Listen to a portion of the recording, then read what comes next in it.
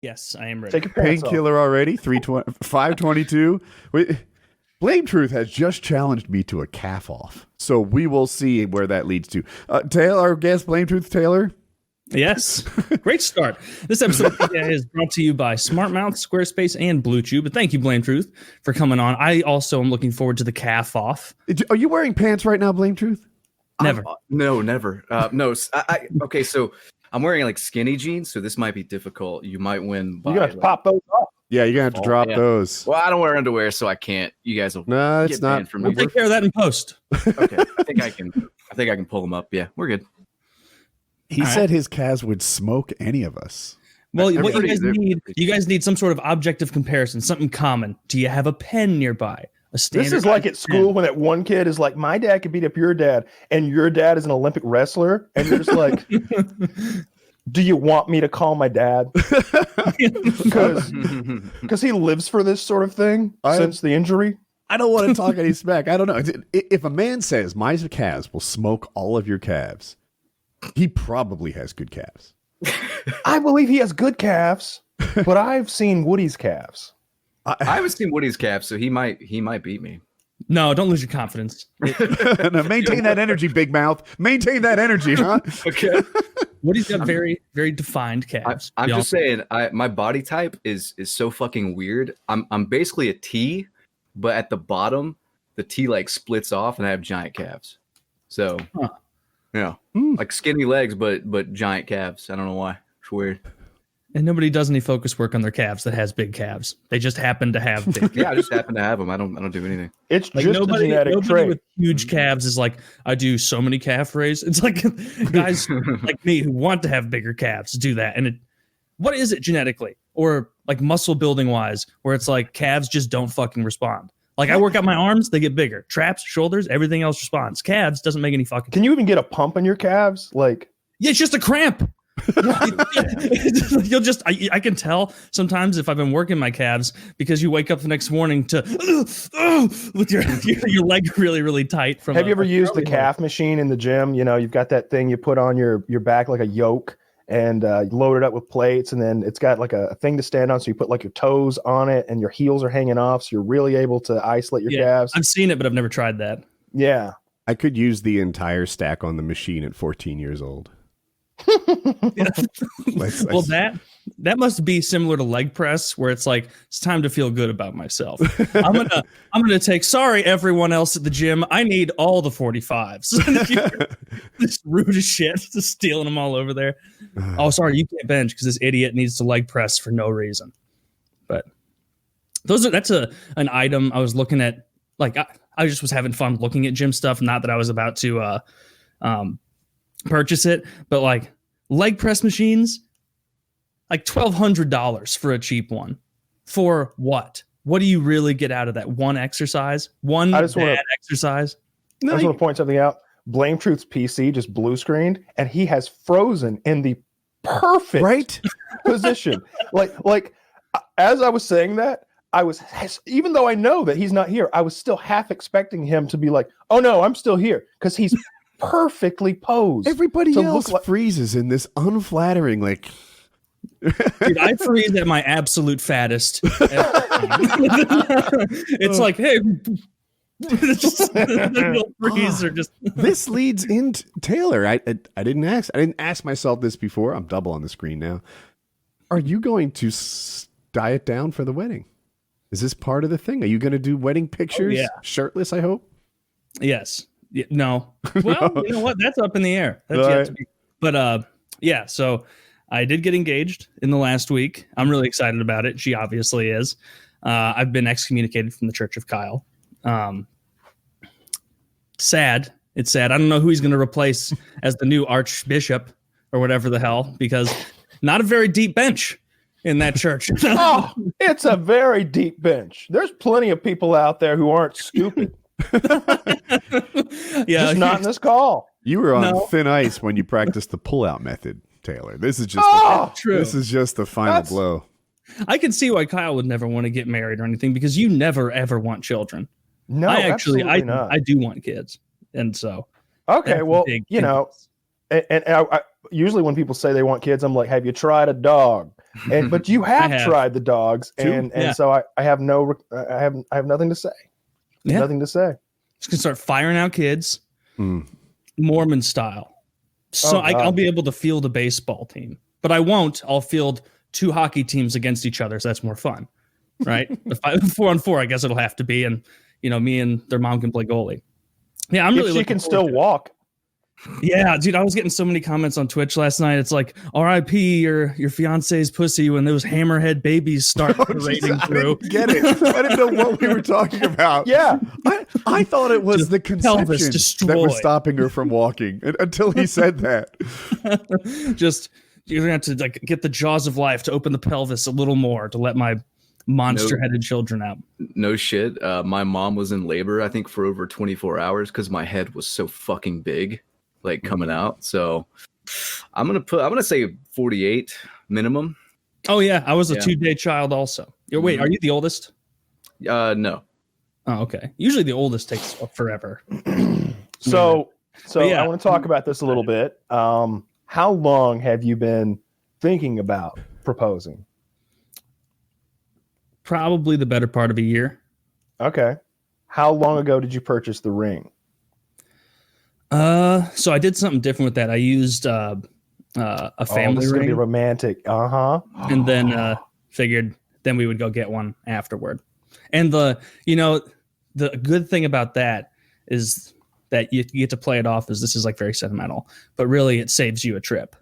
Okay, so follow-up question. How long ago did you acquire the family ring? Oh, well, it came from my grandma. And so it was never I got to pick it up. It was just the last time I saw her before I was doing it. It's oh yeah, you got that by the way that we talked about using? She's like, oh, here you go. But so, it's Thanksgiving for a while. Is that yeah, I answer? guess that's when I grabbed it. It was around Thanksgiving. Okay, so how long were you carrying it around, perhaps in your pocket, before you pop the question? Oh, not very long at all. Okay. Yeah, hardly any time. It was a big annoying box, and you look like an asshole walking around with that giant bulge in your pocket. And so I was like, "What am I going to go to a fancy dinner?"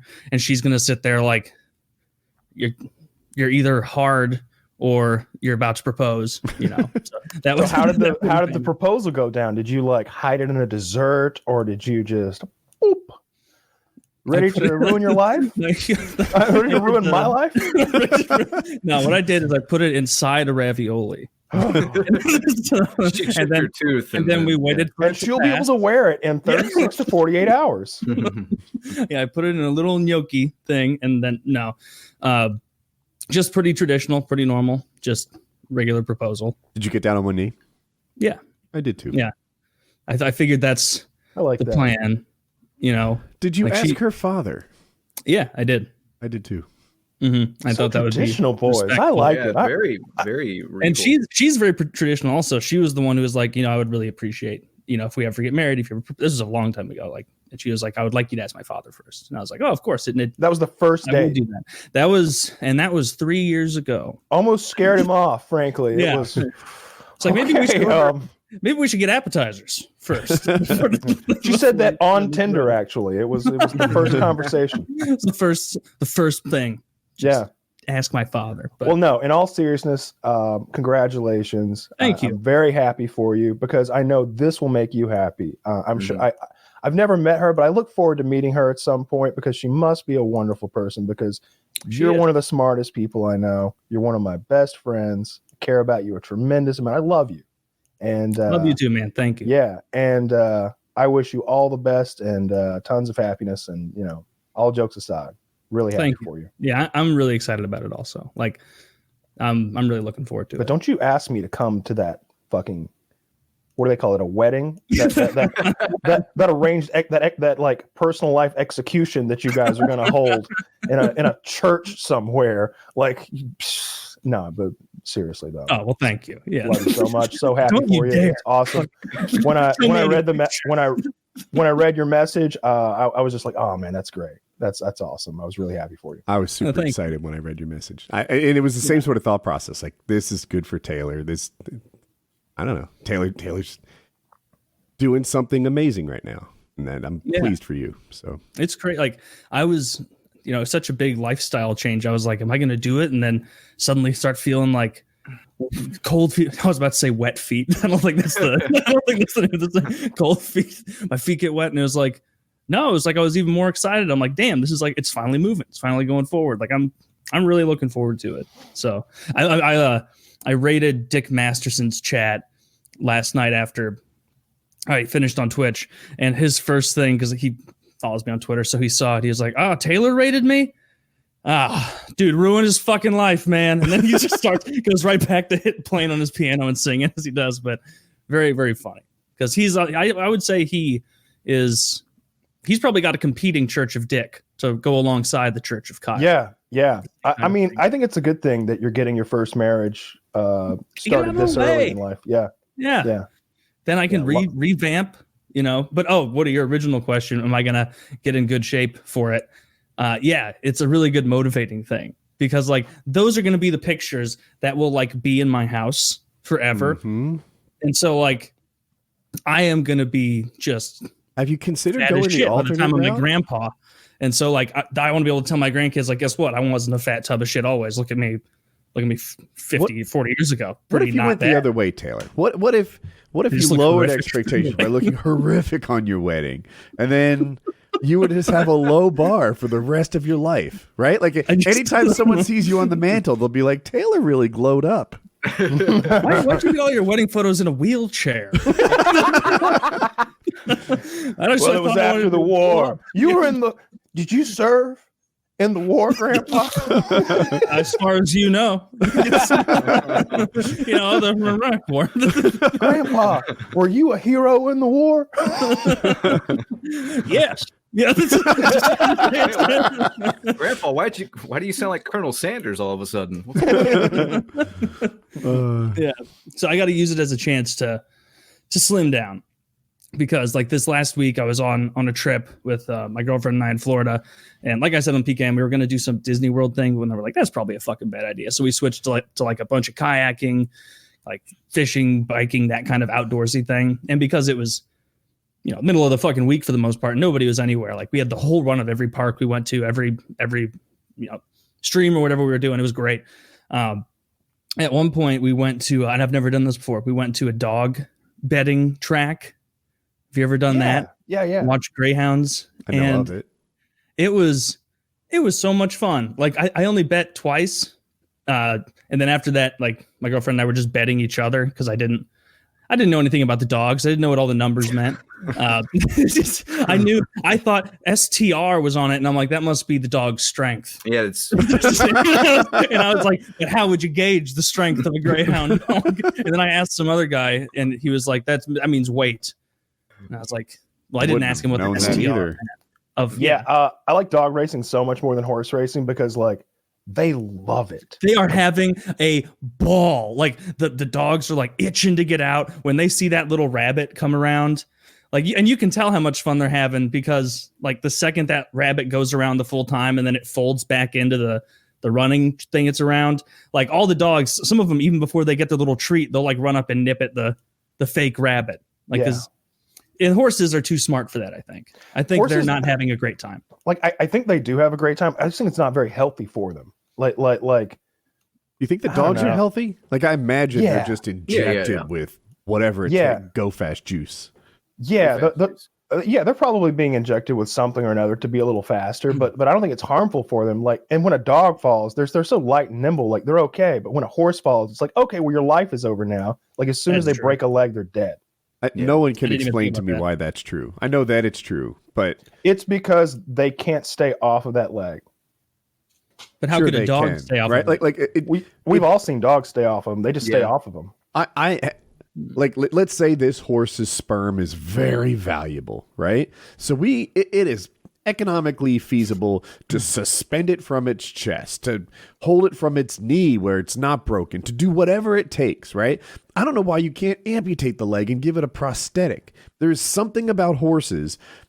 Maybe their heart is in their feet. I don't know. I'm not a vet, but it seems like thank God. It seems like you break a horse's leg and no one can explain to me why you just can't keep it alive long enough to heal. It's got to be because they're so top heavy. You know what I mean? Like, they're very muscular broad creatures up top. I mean, so they're descendants of giraffes, right? Like evolutionary wise. It looks right. I believe that. Yeah. Okay, we'll go with that. I mean, have you ever kicked a giraffe in a leg? In its leg, sure, all the time. Yeah. So it's got to be something like that. Like it is too top heavy or something. But a dog's like more even keeled. They just won't stay off of that leg. They can't. And like even if you could like suspend it during the day, like it's got to sleep at night. And like you could keep it in a tub of water and make the horse weigh 3 pounds. Right? I broke my leg. What does it do at night? How does it sleep in the water? It floats. It has a blanket under its belly where it's like forced to stay upright. Oh, okay. What happens when its skin starts slothing off because horses are not naturally aquatic? You just have to suspend him. Bill, Prancer's getting a little soggy. So I've noticed. In people, it takes about, I think, 2 weeks to get like soft cartilage. Now the bones are touching and form, but it's not strong. And then it takes like 2 more weeks to get like weak bone. And then I forget the names of it. When I broke my leg. Then it goes to strong bone. I think it's called soft and then hard and then like post or something. You're right. And that's so funny. You said like the soft tissue thing, because like apparently humans have a lot more access to the soft tissue that grows first, whereas horses in their legs, it's mostly hard tissue. And so like, even if it manages to regrow the bone, it's going to be like badly bent and mangled because there's not soft tissue to like put it back in place. It'll just start growing incorrectly. And because their bones are thinner, it says that when they break, a lot of shards get into their flesh and like can travel around and they get infected. So like, I get why it might not be economically feasible, right? But if there were a $6 million horse and we had all the king's horses and all the king's men, I don't know why they can't, like with my leg, they put some plates on it and they put everything back in position so that when it healed, it was, sort of touching. It was that, you break a pencil, you put it back together the way it was, and then it grows and heals. Not the pencil, but work with me. I don't know why on the horse, like that just doesn't, it can't be done. Even this thing could win the, what is the Kentucky Derby Grand Slam called when you win all like, 3? The Grand Prix? It's partially, I bet, backwards engineering from horse owners who are like, this thing is now a money pit. Like, yeah, I guess we could put it in horsey hospice for a while and try and get him, or at least give him a comfortable death. But it's like, no, it's unfixable. Just shoot him on the track. So, I wouldn't be surprised. But when there's sperm cells for like $250,000 of load, now that counters that theory. Just get a final bust as he lays on his side. I wouldn't be surprised if a horse that's had a broken leg, their sperm isn't worth as much now because that maybe that's a sign of something genetic. Sure. And also like I bet those horses are heavily insured, and shooting the horse means we get a $10 million payday right now, or we can try to like limp him through some sort of experimental horse rehab. Dude, it seems like that should be, shooting your own horse if it gets a broken leg is like burning my car if I get a flat tire and demanding a payout from the insurance company. That seems like circle back to burn the truck. Yeah. No, we're not paying for your whole car, sir. The tire was down. It wasn't even top, but it was down. The notification light. The tire was low. It was only cold out, sir. The light was coming on sometime. Cold weather, it would come on. So I burnt it. Why'd you do it in a resident? Why'd you do it in a school zone? I need to make sure medics are close. So Twitch has new rules. You can't say simp, incel, or virgin anymore. That was like half of my fucking vocabulary for my Twitch streams. My chat has never said simp, incel, and burden as much as it did last night. Last night was all just incel, simp, virgin, nonstop. And I'm over there like, and I got repeated questions about it, and I'm trying to answer it without using simp, incel, or virgin in my response. I thought people those aren't really 3 of my insult repertoire, really, so I didn't mind as much. But when they come from retarded, I'm going to be pretty frustrated. But they're coming for it. People were saying it the entire time last night in my chat too, and it was so silly, especially the simp. Well, all simp, incel, and virgin. I thought it was a meme, like a joke at first, until I saw that They literally picked those three. Why? Why those? So I heard her explain it, and she was like, people use these words as an insult, and we don't want people to be so mean to each other. And like, I kind of get it. Like from where she's coming from, I don't hate it. Like, I don't hate that she's trying to do a good thing. I don't think she did a good thing. In my chat, we use simp a lot, but it really just means like supporter or fan, or like, it's not. It didn't have a nasty connotation in my chat. Maybe elsewhere, I don't think so. Well, I think I got a message for all the simps, incels, and virgins out there. The Belle Delphine fuck show begins in T-minus 13 days, boys. All right. And someone needs to purchase that thing, one of you simps, incels, or virgins out there, so that I don't have to plop down the $35, I think it is, just to be part of her OnlyFans. Do you think she's 3 times as good as Hulu with no ads? She's fair enough. Yeah, fair no. Or twice as good as Netflix. The problem is how much she drains you. Like so is it? You say it's 35 all the way. $30. All right, 5-6 times a day. So $30, right? I find her amazing. I don't know how much it is, but like there's a monthly fee, and the monthly fee gives you access to buy the individual things. So by paying $30 or $35 a month, you are now eligible to buy more pictures and videos. Yeah. And apparently this woman is a marketing genius. She's so smart. I don't know. Like, to me, all right, so she's super hot, right? But I don't find her super hotness to be that much of a distinguishing characteristic over half a chatterbait, right? She's really tapped into a very niche group of people that are like perfect for this. Like she's really into gamers. I'm not saying she's legitimately into it. She leans into gamer culture and sort of like edgelord culture and that sort of thing. And like she knows her audience really well. And she's garnered like a massive audience of a very unique group of people who are into all sorts of anime and game nerds. Basically. Anime and game nerds. Yeah, for sure. You nailed it. Yeah, I tip my hat to her, right? Like she's hot, but she has done more with her hot. Look, she's super hot. But you could go to UNC's campus and find 400 women as hot as she is. Probably so. Absolutely. I'll agree with you 100% on that.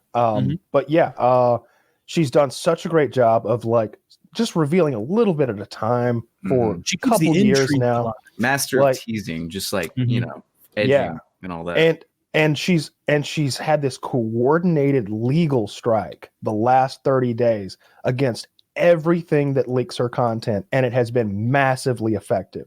She has gotten rid of every subreddit that I was subscribed to, all like 4 of them. Like I was on 4 different subreddits that just leaked her content, and they had been active for like ever. And like all of her content would be there, and all of the like pro leakers were there, and they would constantly be like, "Hey, there's a mega upload file here. It's 37 gigs of just everything she's ever done. Just get after it, boys."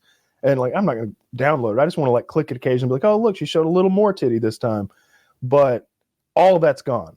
And all of the discords that were like working coordinatedly to like leak her content, they're gone. And many of the users permanently banned from the Discord service. Like they went after anybody and everybody that was sharing or leaking her content that they could find, and they're gone. I wonder how much money she's pulling down. It's got to be. Until you said it, I had no idea. I thought $35 meant that it was like, all right, now you're into Disneyland. You can ride all the rides. Like I didn't know it was additional pay. Like, oh, here's $5 more for a nip shot. If you guys want to know what she looks like, you can Bing Belle Delphine, and you'll see. Make sure you have safe search on if you're doing it from work. The safe search on. I follow a few girls on OnlyFans. The streaming, like the Twitch streaming industry and the like, I guess cam girl industry isn't that much different, except they get naked and I don't. Mm-hmm. So I'm friends with a lot of them. So I follow them on OnlyFans. They give me discounts and stuff. And how it works is, they charge like a fee, usually between $5 and $15 most of the time, unless you're like premium like her. Then you can charge fucking $35 for a few pictures of her crossing her eyes and sticking her tongue out. But Yeah, they make bank on, they'll send you DMs with like pay-per-view content, and they'll describe what's in that video, and then you pay to unlock it. And that's where the big bucks are. Do they ever fail to deliver? Like, do they ever say like blowjob video and then they're sucking on a dildo or something? It's not what you hoped it was. If they do, they're less likely to get repeat buyers. So they like, typically the girls I follow describe it in detail. They'll be like blowjob video, no cum shot, you know, a minute and 30 seconds. Like they'll describe it like that 100%. And then that way, you know exactly what you're getting, you know? Okay. Oh, and also in porn news, I'm sorry if you had any. I know where this is coming. No. Pornhub has been under attack, under pressure, I should say, for a while, because a lot of people have been uploading all sorts of content on there that is either illegal or borders upon illegal, whether it's literally rape or underage content or something like that. And so to combat that, they have deleted Let me take over from here. So what happened, like Kyle said, there were videos where they just didn't know the source, right? Anyone could upload to it. There are PKA episodes on there. They got pressure from their credit card companies, and that's why they took these actions. They feel like it's unfair because all the other porn sites also have like unverified content. But go ahead. Did you want to jump in? All the other porn sites thing is very interesting because a lot of people don't know this. Pornhub over the years has bought up virtually every porn site in the world. I think it's all owned by an umbrella called MindGeek. Like they've bought up just off the top of my head, I'm pretty sure they own like ujiz.com and like a ton of them. The only one that I'm sure that they don't own and is under a completely different situation is Xhamster, which is my porn site of choice. Don't get mixed up with the name. It's nothing weird. There are no hamsters involved. It's just their mascot. Okay. This site dates back to early internet days. It's the letter X plus the word hamster, no dashes, no spaces. It is an excellent porn site. They have user generated content, which is what I like. I like amateur pornography. I don't want to see some people getting paid to fuck. No, thank you. I want people that are in their own homes having a good old time. I want people who don't even know they're being filmed. So yeah. what happened was the credit card companies took away Pornhub's ability to process payments. So all that, I don't have a Pornhub premium account, but I guess you pay monthly and get access to the videos with the stars on them or something. And when they couldn't process credit card payments anymore, the only way to pay Pornhub now for them to make money outside of ads was Bitcoin, which, as you know, is this huge like barrier to entry in terms like a lot of people don't have Bitcoin that they can easily buy with. So so anyway, that's like the big thing. The credit card company shook them down, and in an effort to get back in their good graces, I don't know if that happened, they went from I think about 11 million videos to under 3. The huge drop. What was the qualification for what they deleted? They deleted all of the content from unverified users, people who don't have accounts and are essentially like, it would be like if YouTube deleted everything that didn't come from a partner. Yeah. Okay. Yeah. So all like everything that was actually amateur is gone. Now, amateur, what's an amateur porn star? You know, like I guess like some girl with a webcam in her office could be a non-amateur, but yeah. Yeah, there's plenty of content that is essentially like a couple who fuck and they've got a verified account and they put in, they show their ID to Pornhub and set up a whole system. But that to me is borderline amateur. It's like, okay, like it's amateur in the fact that they're not like working for Vivid Video or Bang Bros or something like that. But it's still some people who are like, honey, are you ready for the shoot today? Yeah. I took my lock and load. I'm ready to go. All right. Well, we'll start shooting at 8. They're setting up. It's not exactly amateur anymore. Amateur to me is filmed on a fucking cell phone. They're having, it's impromptu. Quality should be bad, and I shouldn't be able to tell exactly what movie is playing in the background. I should know. That sounds familiar, but I shouldn't know exactly. Yeah. Or which show. Yeah. So Pornhub, I also like knew in quotes that they owned a bunch of other sites, but it's not here. I have a list. They own GayTube, Peepers, Porn IQ, Porn MD, Pornhub, RedTube, Thumbzilla, Tube8, and YouPorn. So pretty much everything. Is that everything? Like Spankwire is a thing, Chatterbait is a thing, OnlyFans is a thing. I use videos. Well, Woody, it's not, Pornhub doesn't own these things. It's the umbrella corp. Well, MindGeek does owns Pornhub, RedTube, YouPorn. And some of these are just search engines. Like one of those. I don't know if just PornMD is a search engine, but yeah, I don't know. I guess I had in my head that MindGeek owned like virtually everything. And I'm like, oh no, they own Pornhub and then a couple second raters. Yeah. So. Well, it's a real shame. It's a dark day for the internet, if you ask me. When on one corner of the internet you can no longer call someone a virgin, and on the other, you can't watch a little amateur pornography. I'll be honest. I went to Pornhub just the other day, and I 5 minutes into searching for videos, I got frustrated with its terrible search system. And you just decided not to masturbate. Yeah, I put my cock away in disgust. All right, you just were like, "This is ruined for me." The sir.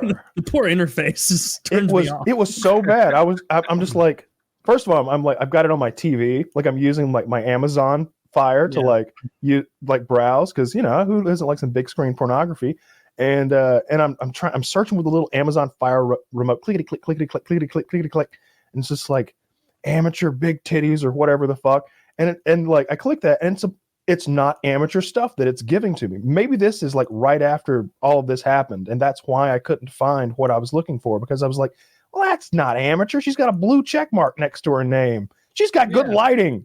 She's got better lighting than I've got. Like, what's going on here? I can see the craft food service. That guy's got one of those like chop boards. He's like tuna salad at a porn shoot. Oh Christ!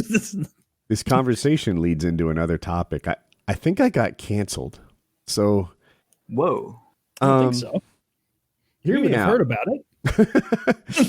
So I don't know. A week or two ago, the New York Times did an article on a young guy, and he had watched this video I made like 6 years ago called "How to Get Rich in 22 Years." And they were talking about the saving habits of millennials. And the New York Times article kicks off with like, you wouldn't think your favorite Call of Duty YouTuber is a good place to get financial advice, but sure enough. And I'm like, is he talking about me? Like people said it was me, but I was still open to the idea that maybe some other Call of Duty YouTuber also made financial advice videos. But then they linked to my video later on. It was called "How to Get Rich in 22 Years" or something like that. And New York Times did a little article, and I was tangentially related to it. So then CNBC reaches out to me, and they're like, Mr. Woodworth, we're doing this like financial education thing, and we'd like you to make some content with us. And I was like, I'm interested. This sounds kind of neat. I don't think it's a big financial opportunity, or even I don't even know if it's paid. But it just seemed kind of neat to be working with CNBC, and they were going to have their graphics department like your heroes. Put my heroes at CNBC. You're thinking of MSNBC, maybe. CNBC is a financial news network. Oh, MSNBC is your heroes. I understand. Okay. Okay. So will Rachel Maddow be there? MSNBC. How funny would it be if you saved like her from bankruptcy? I don't think CNBC is political at all. But anyway, back on topic. So then they were like, "Hey, questions about PKA," and I was like, "What is that?" I'm like, it's a comedy podcast. And she asked if it was blue comedy, which is a term I heard before. And she's like, is it R-rated? And I was like, yeah, I think it's blue. And she's like, is it X-rated? I'm like, no, not X-rated. Like, we have to, this YouTube's terms of service, we can't get like, shut down or anything. But it's R-rated. I gave an example where like, a female teacher has sex with a student, and we all agree that it's not that bad because she was. That's hot. Your example you gave to MSNBC. Look, I didn't want to. Oh man, I didn't want to surprise anyone. Like I was honest about this whole thing. I wasn't trying to. I didn't want to be like, oh, sometimes we use a bad word, and and then have her find out later that like Milo's on there talking about pedophiles or something like that. So someone affiliated with you called Helen Keller a fucking retard. that would have been a funny example too. But so anyway, they asked for a link. I gave them the link to the most recent PKA, and in the title of it is something about me fighting dirty. And I don't know where it goes from there. I guess they'll watch it and decide if it's too much for them or not. They will not be hit. This is the end of the CNBC. You can't cancel me because I don't work anyway. So, yep. What are you gonna do? Well, if anything, you're canceled from CNBC. I think that's good.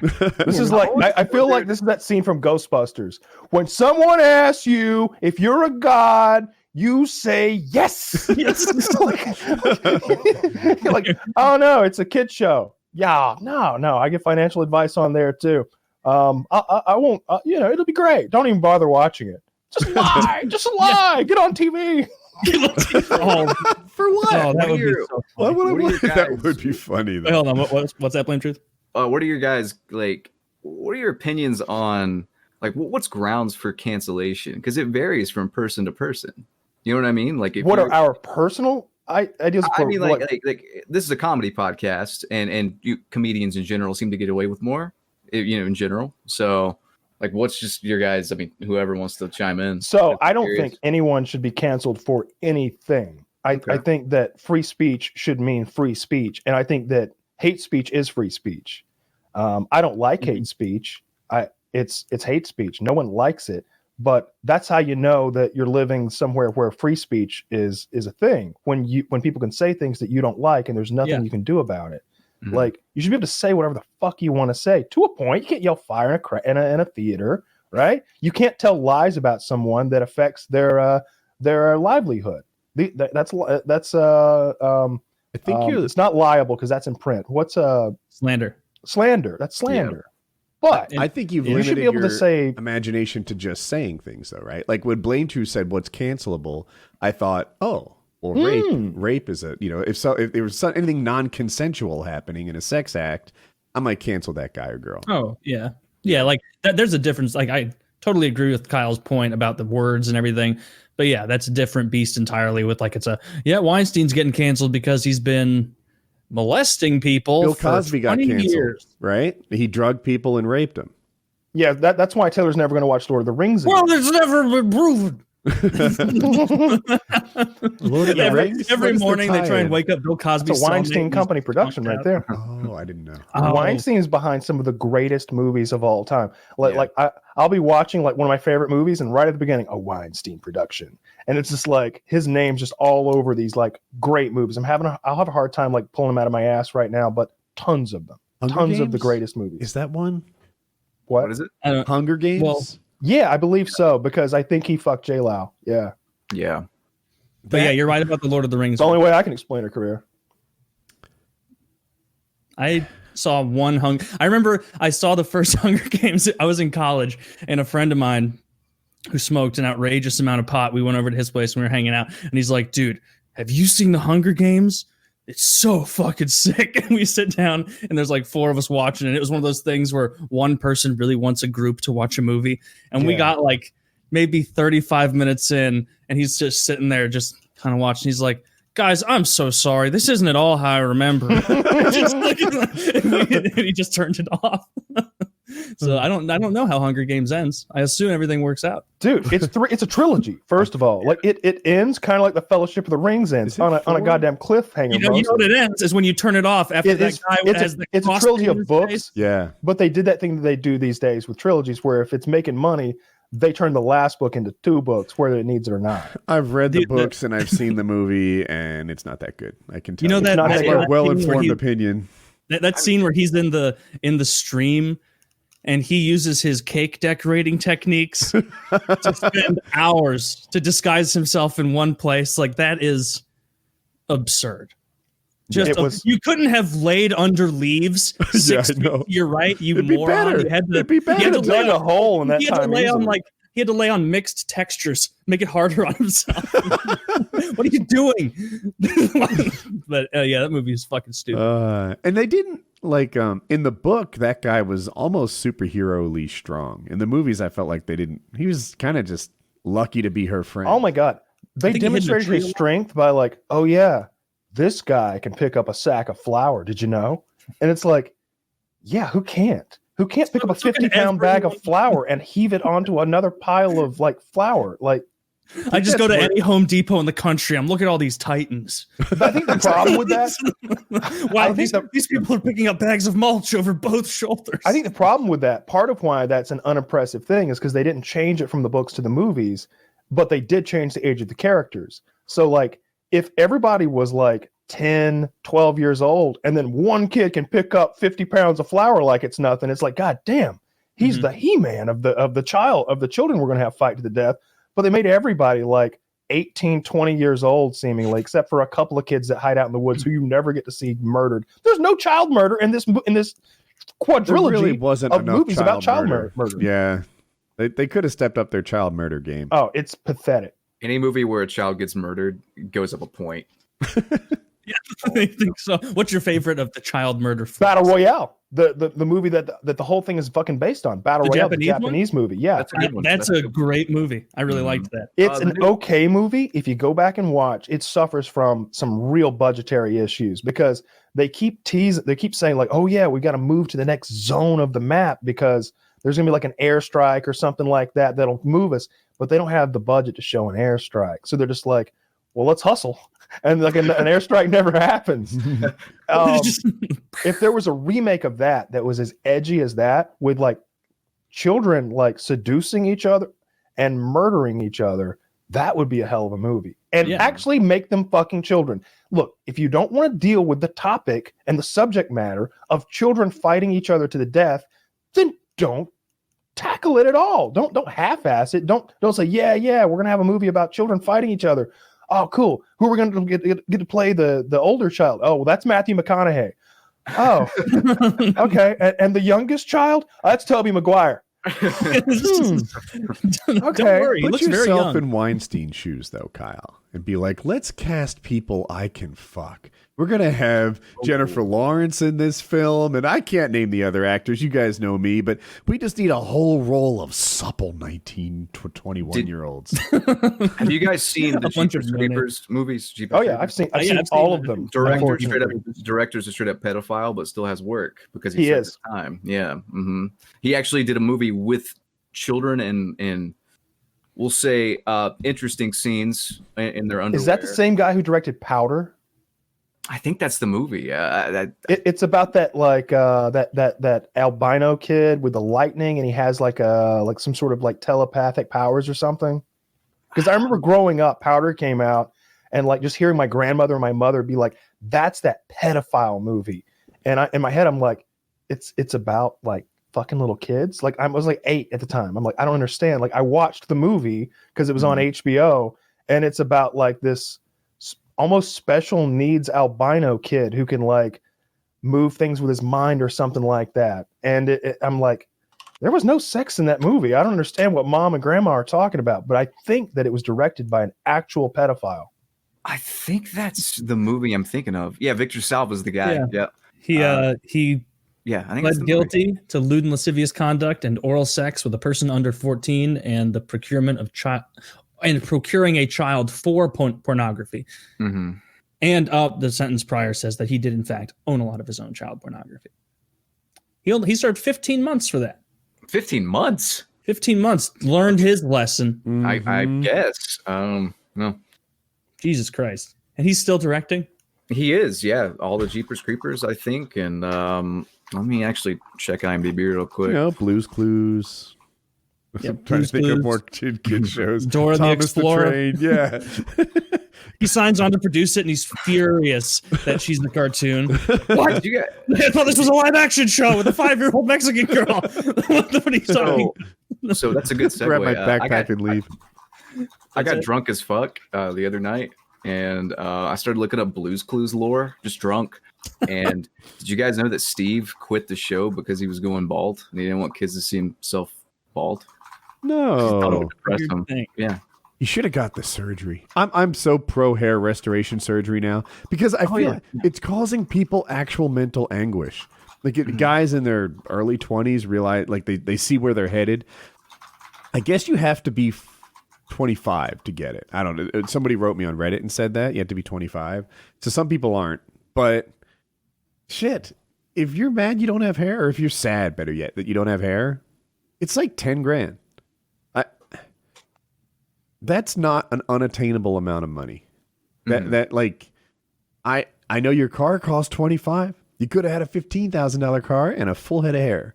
You know, like you can find 10 grand. You know, like I didn't know it was that cheap. Yeah, that's. Oh, I'm going by a more plates, more dates video. It's not, you know, like I sourced it, but yeah, and I think he said 8 to 12 actually, so I just made it 10. But that's not like, I don't know. I don't want to be. Look, I know 10 grand is an unattainable amount of money for some people, but shit, for a lot of people it's not. And if you want to do it, knock yourself out.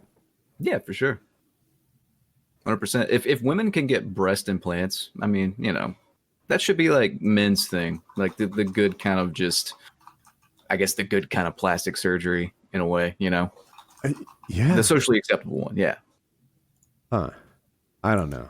Now I'm looking at the Blue's Clues lore. It's so interesting. It's the Spice family. The Spice family is called the Shakers, and they were just 3 or 4 of them until Sage and Ginger were born. But they also are going out of their way on the Blue's Clues wiki to make sure that you know that the Spice family are merely the containers, not the actual spicers. And if they preferred, they could change the spice they contain at any time, but that they choose to all contain different spices.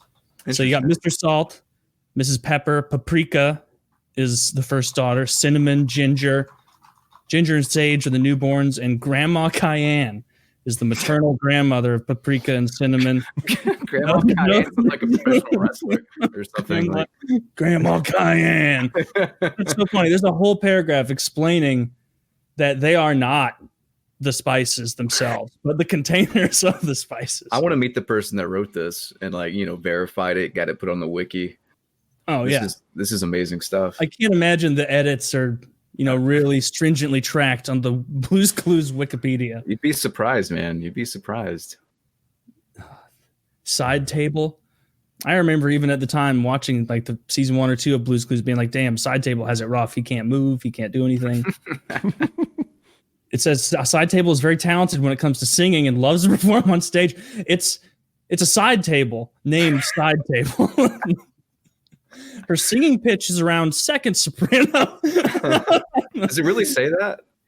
Her singing pitch is around second soprano. She can be shy at times and can unfortunately let her shyness get in the way of her singing dreams. She loves all kind of music, especially rap. Whoa. She loves rap music.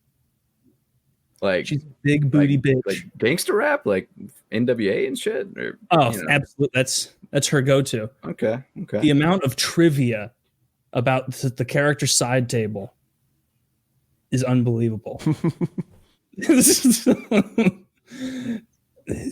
Appears on screen once, so I can buy a magnet. Good to see they got marketing in there. Oh, did you see Derek did included us in his in that? Oh, we talked about that. Yeah. My bad. Oh, I've got a topic. Okay. Man, we can't get all porn. Mailbox loves to make others laugh and wants to be a comedian when he grows up. He speaks with a thick New York accent.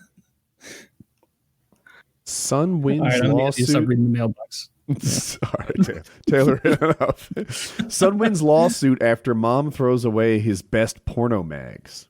Whoa. Right? Okay, I was expecting him to be like 18, but he's 42. What a fucking loser. Using magazines. It's 2020, man. Like, there's no reset. Contends damages around 25,000. Who is buying used pornography magazines from a 42-year-old? Well, probably another 42-year-old pornography addict, I would guess. All right. Bad point. Buy them? No, they threw them away. Yeah, no, I was saying that his point is I could have sold those. That's $25,000 in damages. It was a trove of pornography and an array of sex toys that he thinks is worth $25,000. I mean, it's his property, and I would be pissed if, like, my mom just came over to my house that I own that she's not a part of, and, like, I don't know, took my PS5 and threw it in the trash, you know? I don't think I would sue her over it. I'd probably just I don't know, challenge her to a duel or something. You Like a demand gentleman. satisfaction.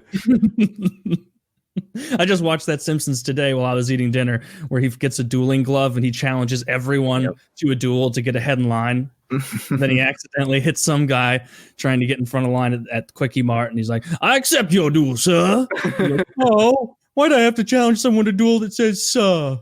Like a duel, and like he shows up, and the guy's got like Winchester Dueling Academy, the dueling club on the back. Yeah, very funny. Love that show. Oh, speaking of my mom, I thought about doing a YouTube video this Christmas where I invite my mom on to do like a dual commentary, like old school dual commentary on Call of Duty.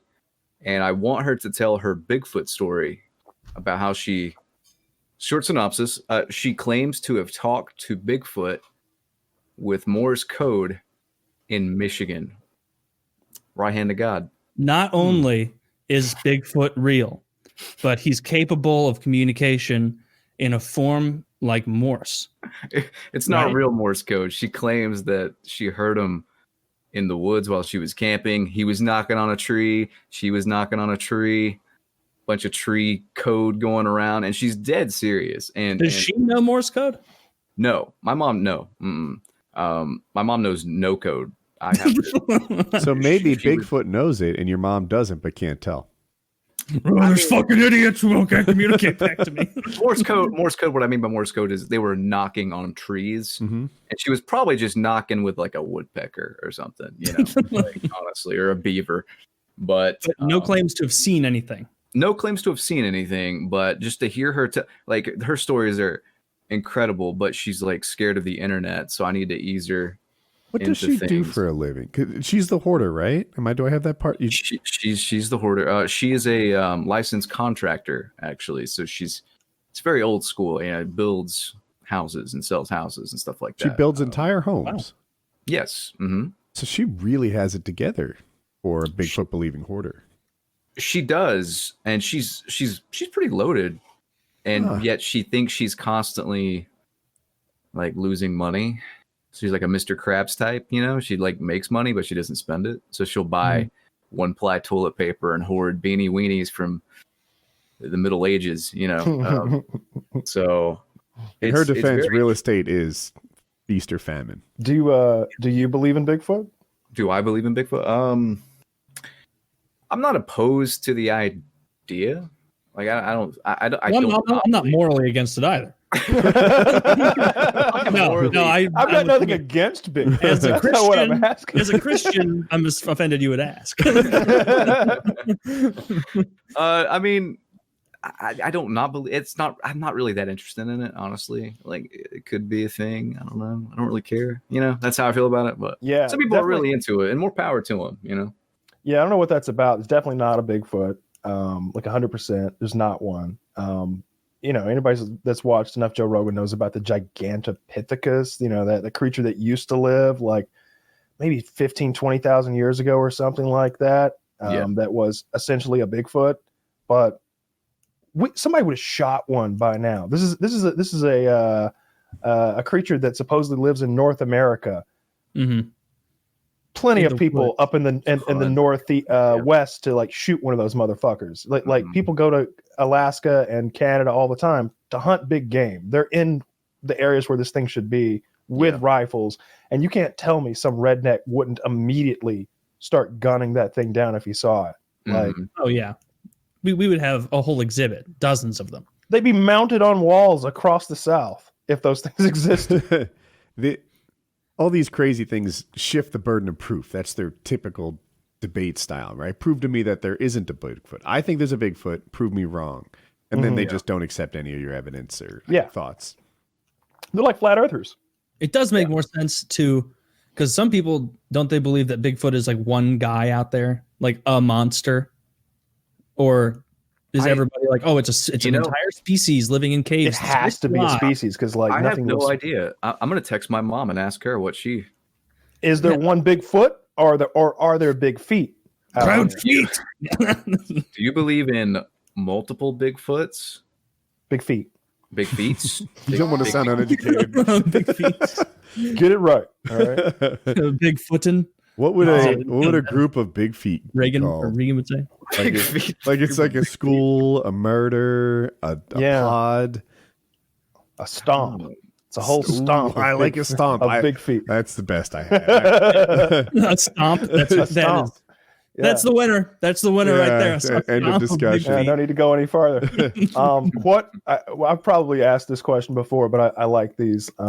What crypto creature, or just it could be aliens, could be ghosts, like what supernatural thing do you think has the best shot of being legit?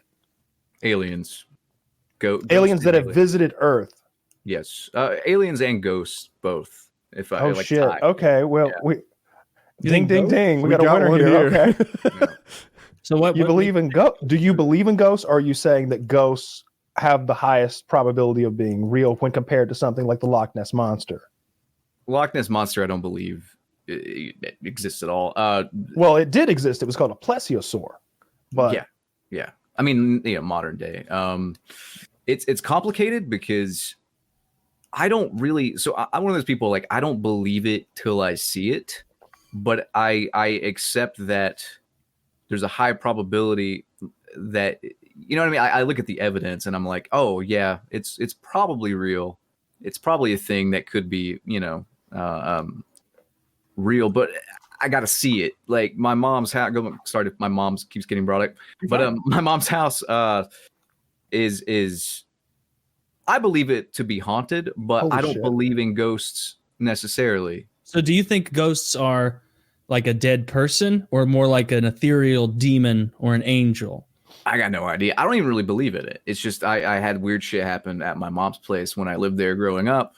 And does your mother believe in ghosts? 100%. She's like conspiracy theory out the ass, man. Dude, ghosts is 10 stops before Bigfoot. She thinks, Yeah, she legit thinks that Barack Obama and Michelle Obama are, she legit thinks that Barack Obama and Michelle Obama are gay, and that Barack Obama calls Michelle Obama Michael because she saw a video online. That's how like out there that is. Well, actually, my mom thinks that too. Yeah, so it's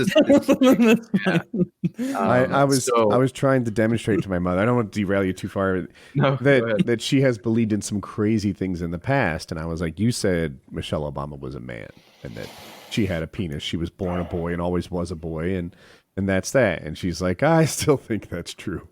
Like, all right, Right, sticking by her guns. Just don't care. Just I want to stay on the ghosts and demons thing. Yeah. What you said that there was some stuff that happened at your mom's house when you were growing up. What was that? Like a couple things you recall? Probably the weirdest one was the way my dog's here.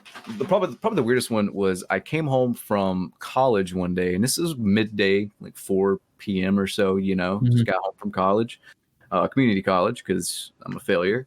And I get home and I walk in, and the way my mom's place is laid out, it's like an old farmhouse kind of thing. So all the rooms are kind of connected. Like the kitchen's connected to the guest room, which is connected to a bedroom, which is connected to the hallway. It's like a circle, like you could run around in it and make a Tom and Jerry cartoon almost. And I come through the door, and I come through the kitchen door and like the side door, and the guest room door is open. And there's a bed behind that door, and you can see through the crack in the door, like the bed, right? And I walk in, how you walk in and you can kind of just like, if somebody's in a house and you walk in, you can kind of sense it. It's almost like a sixth sense, but you can, like if somebody was here in my house, like I could feel it. You feel that something's off. Yeah, you feel like something's off or whatever. So I come home and I'm thinking it's just my mom, whatever. And I'm like, Mom, is that you? And I look through the crack in the door, and I see someone sitting on the bed, like through the crack. I can't get a good look at it, but it looks like somebody's sitting on the fucking bed, like sitting up on the bed. And I slowly round the corner, and there's nothing there. And I look back through the door, and it looks different. There's nobody there. Footsteps, loud fucking clomping footsteps. Heard a woman crying one night at like what happened when you heard someone crying? Were you sleeping? or was it coming from your room? I spilled soy sauce on my sock, so I went to the bathroom to wash my sock. I'm dead serious. And after I turned the water off, like I was just doing it in the bathtub, you know, and after I turned the water off, I heard a woman crying, and I'm thinking, is that the pipes? And I'm thinking logically, like, is that the pipes? Like, what's going on here? And it's like a, you know, a murmur, like a whimper, like a at first. And then I stand up and I'm completely still. And then 10 seconds later, it happens again. And it's coming from right underneath me, which is the basement. And it was just, I just went back to my room and went to sleep because I was like, this is terrifying. Like, I'm not going to fuck with it. I couldn't go back to sleep if there was a woman crying in my home. It took a while. You didn't investigate more. You didn't grab a bat. I'll give you a reason to cry. Dude, shit would get knocked out of the cupboard, and I don't know if that's the ghost trying to tell my mom, like, "Hey, this shit's expired. Get it the fuck out of here." But reasonable ghost. It's all of this is crap. Throw it away. It's the ghost of a body that she's hoarding somewhere. It could be me or a priest. She's got a hidden It's the ghost of a flattened, fossilized cat. Come back to seek vengeance upon me. Did the crying sound like? You know, come to think of it, a little bit.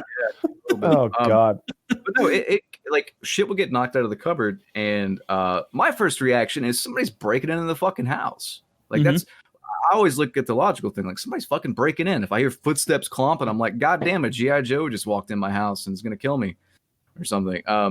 So I would, you know, go through the house and flip on the lights with a fucking bat. I actually used one of those cheap ass like flea market samurai swords one time because I couldn't find the bat, you know, and because I don't know what to fucking do. Like that's my first reaction. Never found anything. So at a certain point, I just quit investigating and like going through the house with a bat because I'm just like shit's just gonna make noise and weird shit's gonna happen, you know, whatever. But yeah, I never actually saw anything except that. Are you religious? No, not at all. So you're from North Carolina and you don't have a gun? I have a gun. Yeah, I was like 17. Okay. You're gonna want to load that up with salt, rock salt. That's all that works against those ghosts. I've seen enough Supernatural to know. Rock salt, and rock salt, and shit. Yeah, no, garlic doesn't work. That's a myth. That's a myth. Let's try to keep things factual. Right? You're gonna need rock salt for the ghosts. Don't even bother with the garlic for the vampires. That doesn't work. That's for I don't remember. I haven't seen Supernatural lately. Okay. Was there anything? Have you had any supernatural feelings or vibes in where you're currently living, or no? Not really. No. No, nothing really. It's almost like little things that scurry in piles of trash are more common in the hoarder's house. Mm-hmm. Yeah, that's a good point. Could definitely be a raccoon situation or something, you know. I don't know. It's a weird place. It's just an old farmhouse from like the 40s, 50s, something like that. She actually fixed it up, which, I mean, if you're into the haunting lore, when you disturb an old place, that's when shit happens. And it's actually right near a creek, which is another like haunting lore thing, like any sort of running water. Mineral deposits like quartz, something that can provide energy. I mean, it's all, you know, I'm not getting that into it. I always go skeptic on it because my wife and I did this ghost tour, and there were people who honestly believed in ghosts telling us about their stories, and the renovation is part of it. They're like this, so there I was, and then suddenly I felt a chill. It's like the temperature dropped 15 degrees. Like, yeah, because there's a hole in the wall, right? Like that would cause this, and the renovation kicking it off, it was like, yeah, that's when you have like air that blows door closed or things that make it cold. It makes perfect sense. I can remember in the past, like waking up at night and hearing a noise somewhere in the house and being like, all right, there is no way I can go back to sleep. This noise has to be found out. Like, there's no way. Like, I'm afraid because I don't know what that noise was. And I would get a gun and I would like... I would be angry at the noise for scaring me. I'd be like, I'm going to find you, motherfucker. Like, and you better not be an intruder. I'm going to murder you right now. Like I'd be so upset that something has frightened me out of my sleep. And I would go room to room and like closet to closet and look in all the scary places. I'd go up in the attic, the last place in the world I wanted to go. And I'd just be like, someone's going to pay. I hope it's not a ghost. I hope it's something that bullets affect, but something's going to go down. You know, that happened to me recently. You never in the last year or so when so the things that I have found that were like making the noise, most of the time it's a situation where a window's been left open and the wind is kind of making the blinds move enough that occasionally it's making a noise. Okay. Or like there's a piece of aluminum foil that's like sitting on the kitchen counter and the air vent is such that it's making it wobble every 2 minutes and it's making a noise. And I found there was a bat in the attic once. Okay. And I think there was a possum one time outside, like in the garage, that was stuck in a garbage can. Like it's always but I always had to like find out what the fuck is going on. Because I do the same thing you said, where like you're walking around like making threatening gestures, and part of it is because like I'm amping myself up because I'm like afraid if something were to happen. I remember like because my girlfriend will be sometimes like there was a noise in the basement, and I'm like there absolutely wasn't, and she's like you have to go check, and like to keep myself feeling light, like I'll be going in the basement. It's like when I find you, I'm gonna rape you, and that made me and her both laugh, and it's like it's gonna be fine. I'm glad they're here.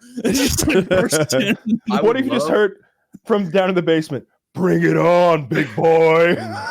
I would love if you just hear running after that. Like if you're down there, I'm gonna rape you, and you just hear like footsteps just bolting out. But they're getting closer. He called my bluff. He called my bluff. Sprinting out of the house.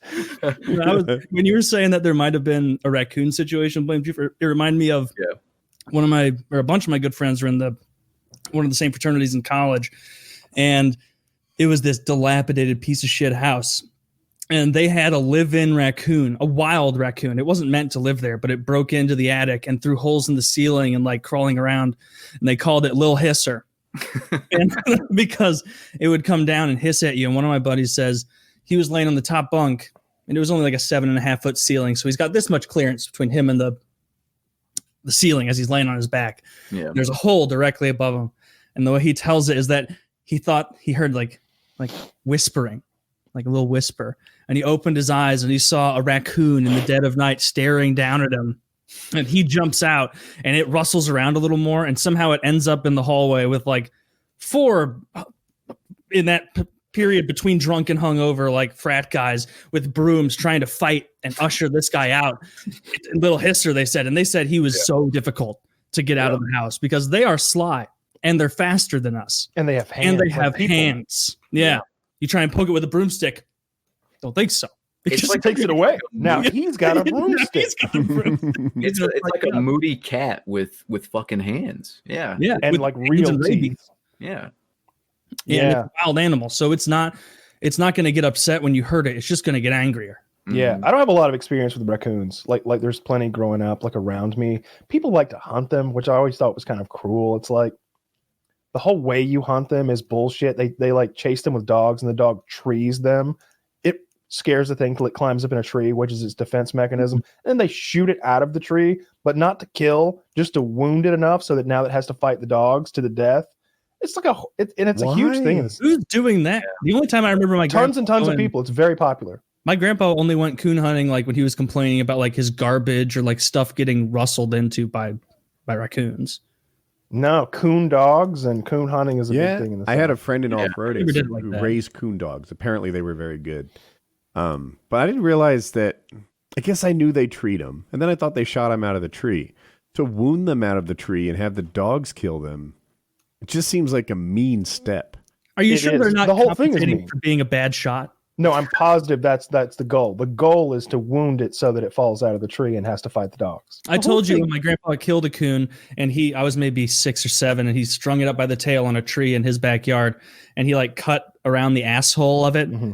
And he was like, Taylor, come here.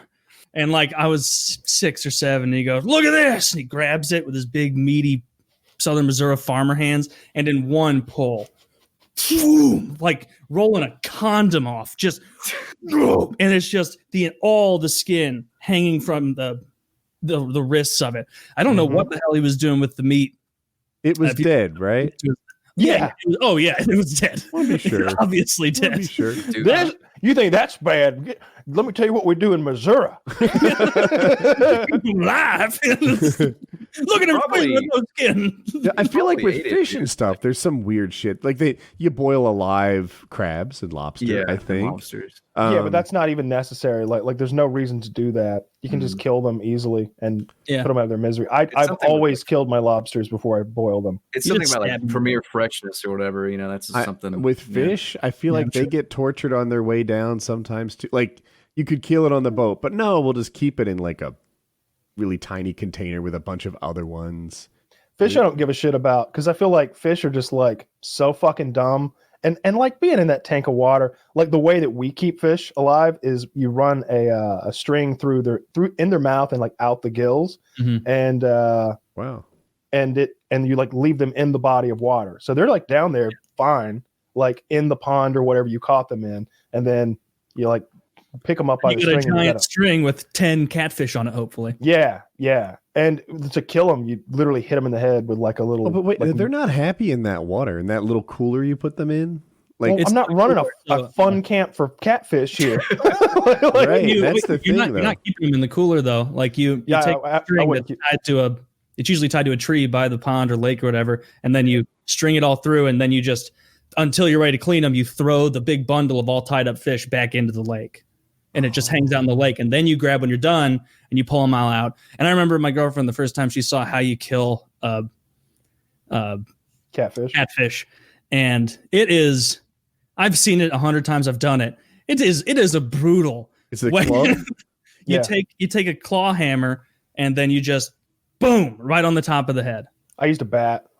A bat. Claw Well, hammer the- seems to be smaller. The St. Louis boys use hammers, Kyle. Yeah, this is a claw hammer. For all sorts of things. Yeah. No, I was thinking more of the boat situation where you catch a fish and then you torture it in this little cooler where they slowly suffocate because it is not enough water for them.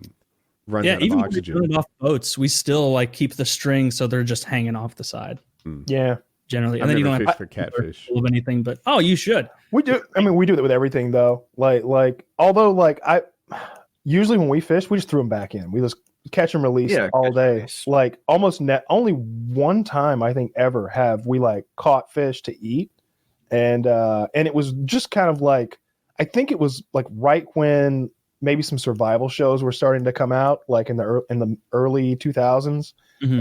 And my cousin and I were literally like, "Hey, let's catch our dinner tonight. Let's catch a fish, kill it, skin it, cook it. Let's make that our Why dinner." wouldn't you eat what you catch? We just throw them Some back people in just the pond. It's why- like the sport of it. Yeah, it's just like a competition kind of deal. Like, Yeah, it's I just can fun to catch them. Yeah, Like, and it was our pond that was like stocked with cat. You Mhm. know, we bought the catfish and put them into the pond to begin with. We bought like 2,000 catfish that were like 6 or 8 inches long, and put them in the pond. And then 5 years later, you've got it's just so easy to catch them. And they're enormous. Yeah, my 'Cause they're experience like is different. dinosaurs. They just keep getting bigger. So I would fish in the ocean. That's where I grew up. And we always ate what we caught. We go fishing or crabbing. And I'm not an experienced guy, but it'd be like, yes, Woody, the hunter-gatherer who looks forward to puberty has fed us all tonight. Like that was my thing. Dude, I was the same way. I imagine more like Kramer when he found those lobster pots and just stole all the lobster out of them. They were just sitting there down by the beach. I always wanted to cook what I caught too. Well, I wouldn't cook it, but my grandma always had like a standing order where it's like, whatever you cook or whatever you catch, bring it in here. I'll fry it up for you right away. And it was like, and it's so fucking good. And so like every time I'd catch a catfish or a sunfish or whatever it was that was in there, it's just like, damn.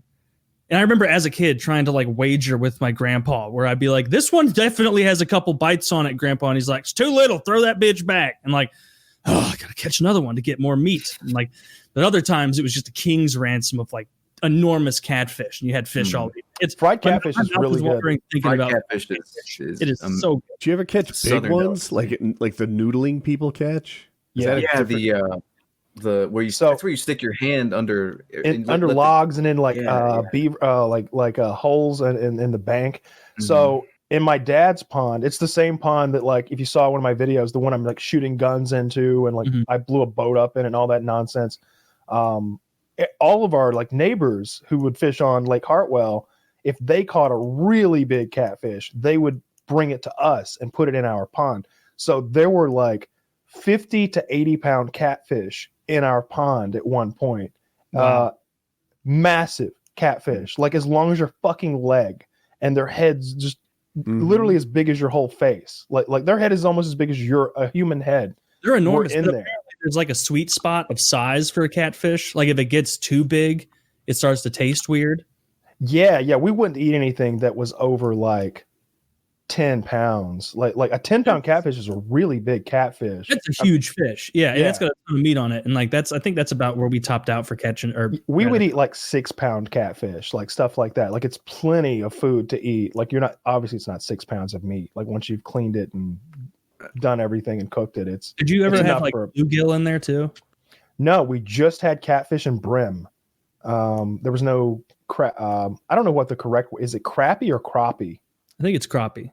Yeah, there were none of those in there. Some of our neighbors had that stuff in their ponds, but we had all blue catfish and channel catfish and what we called mud cats, which were like a dark brown color. Yeah. We had all kinds of those. Still do, I guess, in their ponds.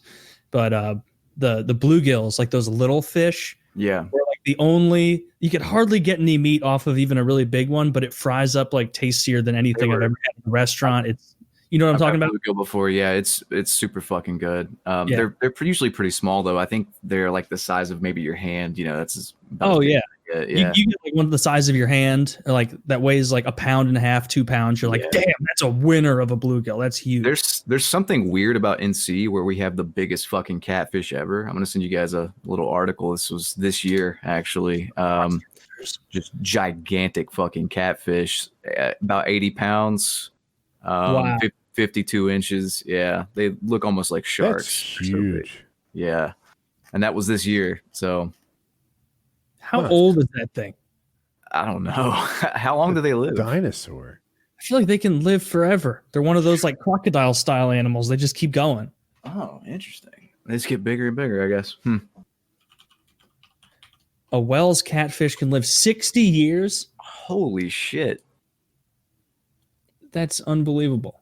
It seems like if they get big enough that they just outgrow any predator other than us, they just kind of keep living until they're too big to even function or swim around. Yeah, I mean, these are huge. 120 pounds, fucking 60 inches long. God damn. Yeah, enormous. That's too big, though. It wouldn't taste very good. No, that would taste like shit. That's the other thing. Like catfish are like the scavengers of freshwater bodies. They eat like everything that floats to the or sinks to the bottom of the water. They're eating all that dead things. That's why you got to fry them. Nobody would ever saute a fillet of catfish. Only a smell. Can you imagine? Oh, and this is something that people don't know. Like some people are like, "Oh, catfish is disgusting." And it's like, what you need to do is after you fillet it and clean it, you leave it for like an hour plus in ice cold salt water, and that'll leach out a lot of that fish taste, or all the blood and the leach, you know, and the kind of fishy taste of it, and it'll be 10 times better. Don't they breathe do they breathe air, catfish? I feel like they can survive on the side of a lake, like in the dirt, for 10 hours or something. They can survive up until the hammer comes out, and sometimes that's a long time. We hit them a long time before 10 hours can transpire, but no, I know what you're talking about. I think there's some African catfish that does this thing because they have all of them. I don't know. Okay. But I know that's particular. There's that African catfish that because like in the dry season, the bodies of water shrink. They'll like hop over to like the next pond or whatever. Oh, like the vestigial legs, that kind of. Yeah. I think so. But yeah, that was a big part of growing up was like fishing for catfish, but only like caught, killed, and ate one that one time, and it did not end well. So before we jump to the next thing, they can survive as long as their skin's moist. I'm sorry, Taylor. Oh, it's okay. We're going to hear from a couple wonderful sponsors. This episode of PKA is brought to you by our good friends over at Squarespace. From personal blogs and e-commerce destinations to marketing tools and analytics that'll help your business succeed, Squarespace is the all-in-one platform where you can build and establish a beautiful online presence and run your business with ease. Don't have a domain yet? No problem, because in addition to configuring third-party domains, customers can also purchase domains directly through Squarespace. Over 200 TLDs are currently available for purchase, and each domain with Squarespace comes with a beautiful parking page and free Whois privacy. There's nothing to install, patch, or upgrade ever. You won't need any plugins to get going. You can hit the ground running with your new website by utilizing Squarespace's, sorry about my mic. You can hit the ground running with your new website by utilizing Squarespace's award-winning templates. Everyone should have their own corner of the internet, and with that, you'll want to flesh out your online community. Now you can do just that with ease, since Squarespace sites are fully integrated with commenting systems that support fully threaded comments, replies, and likes. Squarespace is trusted by millions of people and some of the most respected brands in the world. They're used by a wide range of creatives and people, musicians, designers, artists, restaurants, and more. In addition to some of the largest e-commerce sites you'll find conducting business online today. So don't wait any longer. Get started today. Head on over to squarespace.com for a free trial. And when you're ready to launch, go to squarespace.com/PKA to save 10% off your first purchase of a website or domain. That is squarespace.com/PKA to save 10% off your first purchase of a website or domain. Check them out. Very cool there. This episode of PKA is also brought to you by Blue Chew. Let's talk about something we could all use more of right now. Sex. Great sex. Guys, now you can increase your performance and get that extra confidence in bed. Listen up. BlueChew.com. That's blue like the color blue. Blue Chew brings you the first chewable with the same FDA-approved active ingredients as Viagra and Cialis. You can take them anytime, day or night, even on a full stomach, so you can be ready whenever the opportunity arises. Blue Chew is made in the USA. It's prescribed online by licensed physicians, so you don't have to go to a doctor or wait in line. It's even cheaper than a pharmacy, and they prepare and ship it right to you in a discreet package. No awkwardness, and you don't need to leave the house. If you could benefit from more confidence where it counts, Blue Chew is the fast and easy way to enhance your performance. Right now, we've got a special deal for our listeners. Visit BlueChew.com and get your first shipment free when you use our special promo code PKA. Just pay the $5 of shipping. Again, that is BLUEChew.com, promo code PKA to try it out for free. Blue Chew is the better, cheaper choice, and we thank them for sponsoring the podcast. And remember, when you support our sponsors, you help make this podcast possible. So please be sure to use our promo code PKA at BlueChew.com. I will probably be doing that myself, actually. Well, we'll get you a nice hard penis. And I would recommend. We're going to get you a brand new website, a hard penis, and some tremendous breath, because this episode of PKA is also brought to you by Smart Mouth. Everybody hates talking to someone with bad breath. That awful smell keeps you from focusing on anything other than wanting to leave. Now just think about all the times you were the gross smelly one and the other person was thinking about trying to get away. You probably can't think of any examples, and that's because we rarely have a good read on our own breath odor. In other words, you could be walking around with trash mouth, not even realize you're grossing everyone out.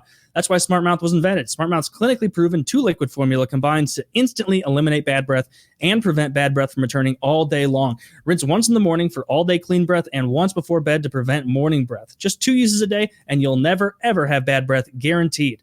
Whether the boardroom or the bedroom, having confidence in your breath spells success. Go to smartmouth.com/PKA now for a free coupon. You can find Smart Mouth products in the oral health aisle at Walgreens, CVS, Target, Rite Aid, Amazon, Walmart, or wherever you shop.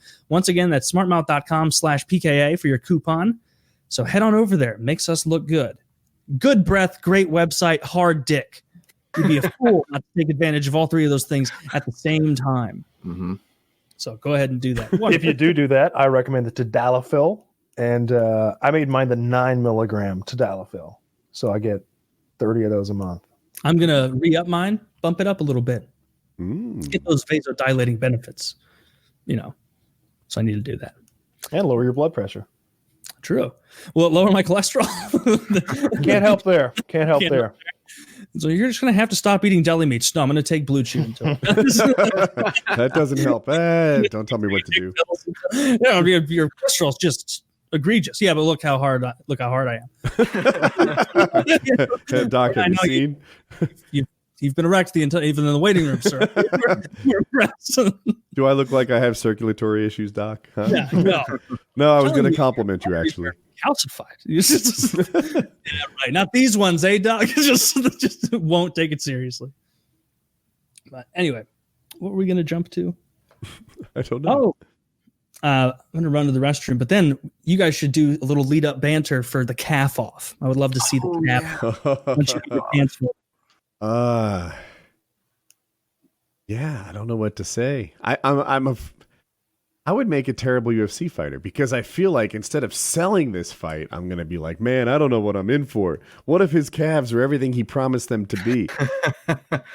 I mean, John Jones has the worst calves I've ever seen, and he's the fucking best. So, yeah, he's deadlifting like 750, 850 pounds or something like that with like seemingly no calves. Yeah, he's got none. Does it take much calves to do deadlifting? I mean, stabilization. It's not like it does. No, right. You know, it's a lot of back and quads and glutes, but still, like you would think. I mean, he squats a ton too. I mean, there's some calves need to be there, but I guess yeah, it's just like you wouldn't expect someone who's like doing those heavy ass leg exercises to essentially have no calves. He has those long legs. They're very long. I think maybe it's deceiving because I don't know what I'm running into here with Blame Truth, but if there was a calf off with John Jones, I'd be talking mad smack. Oh yeah, dude, you totally win. See, my thing is that I'm not that short for a male. I'm 5'8" or so, but for whatever reason, I have a really long torso, but like fucking, I don't know, just short ass legs. Like, so rather than take your muscles and stretch them out and look skinny, they're squat and packed. Yeah, like my legs are really just compact. So fire hydrant legs. Yeah. How are you going to show your calves? I was going to pull a chair over and get them on camera. I mean, I can just stretch my leg up. I mean, I got many ways I could do it. I'm trying to look for something I could prop them up on, but we'll figure out something. I mean, I think I got you beat though. They're pretty nuts. They're pretty nuts, huh? I mean, I'm not trying to brag, but they're pretty nuts. Yeah. We may have to end up measuring calves at some point. Like I wish that you both had tape measures. Yeah. I could come up with a tape measure. I don't know how accurately I'd measure them, but you know, my wife has them for clothing and stuff. You know, the flexible tape measure that like a seamstress would have. The one that's like, that's like floppy. Yeah. I may have one in my toolkit, but I'll have to check. I'm looking around here actually. I don't know. And what is the judging criteria? Are we looking for the dual heads? Circumference. Just circumference. Well, at least see, I don't agree actually, because in a measurement like that, I think Wings of Redemption would be both of us in terms of just pure mass. He has really big calves, but I would argue that I have nicer calves because it's got the like butt formation. Yeah, I mean, like if Wings of Redemption challenges Taylor to a bicep competition. I guess you're right. I guess we can't really go by a measurement because Wings probably has like 30-inch biceps, but I'm not sure. But he can't curl 30 pounds. So it's like, I guess like a bodybuilding thing, like aesthetic and size combination of the two. Yeah. I think because you guys are like both, you know, fit, that like circumference should really knock this out of the park because we're not going to deal with any fat content on your leg. You know, you're not, you know, a Wings Redemption scenario. Although his calves are like absurd. He held an Xbox controller up to him once, and I was like, "Oh, he does have big calves." Like a marble statue or something. Like that isn't quite finished yet. Like, are you ready to do this, Blame Truth? I think the time for talk is over. Yeah, let's do it. Let's do it. Okay. Do you have a ruler? We're going to go with we're going to eyeball this first. Let's eyeball it and see if it's even close enough to measure. Or a tape measure? All right. Here we go. All right, gentlemen, present your calves. I'm going to try to angle this properly. Let me Captain Morgan this, actually. Obviously, Kyle and I will be the judges. The judging criteria will include aesthetic, circumference, and personal likability. It's over. It's over. Ooh, Blame Truth's got some good calves. Yeah, I don't do anything to them. They just are like that. Yeah, just wait. Just wait. I know. Okay. I know. But keep flexing. Keep it up. Yeah, keep it up there. Because we need to see. See, that's what I'm talking about. Those are good. That's the calf champion of the world right over there. That man can step on stage, and as long as they only look at his calves, he's going to the top 3. Goodness. Calf look at those. Yeah, those. I concede. I can see. He's got separation. Like He's got muscle insertion for his calf. Yes. It's a V. That man has horseshoe calves. Go for on their tricep back here. I told you when I saw, look, you have nice calves, BlameTruth. They're much better than my calves. My calves Thank are you. like, Thank I have John Jones calves. But when I saw those calves, I was like, it's all over I'm here. shocked. Yeah. I'm Both shocked. of you have better calves than Kyle and I, but Woody's deep V muscle insertion in the Looks like- calf, like it looks like you've been only training calves. Yeah, it does. Like if you were like, all right, Monday, calf day. Like, it's like, what's your regimen? I'm doing a 4-day calf split. I do a CCC split. Today is calf pushes. Tomorrow's calf pulls. I had my headset off and I couldn't really see BlameTruth too well because I didn't want to take forever to get up on my chair.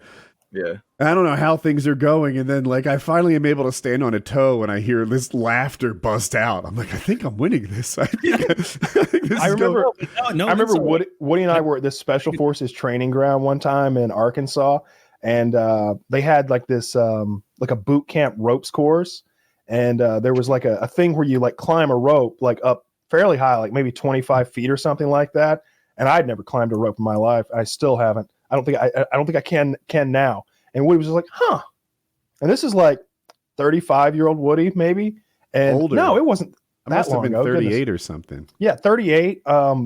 39-year-old Woody. And he's like, a rope, huh?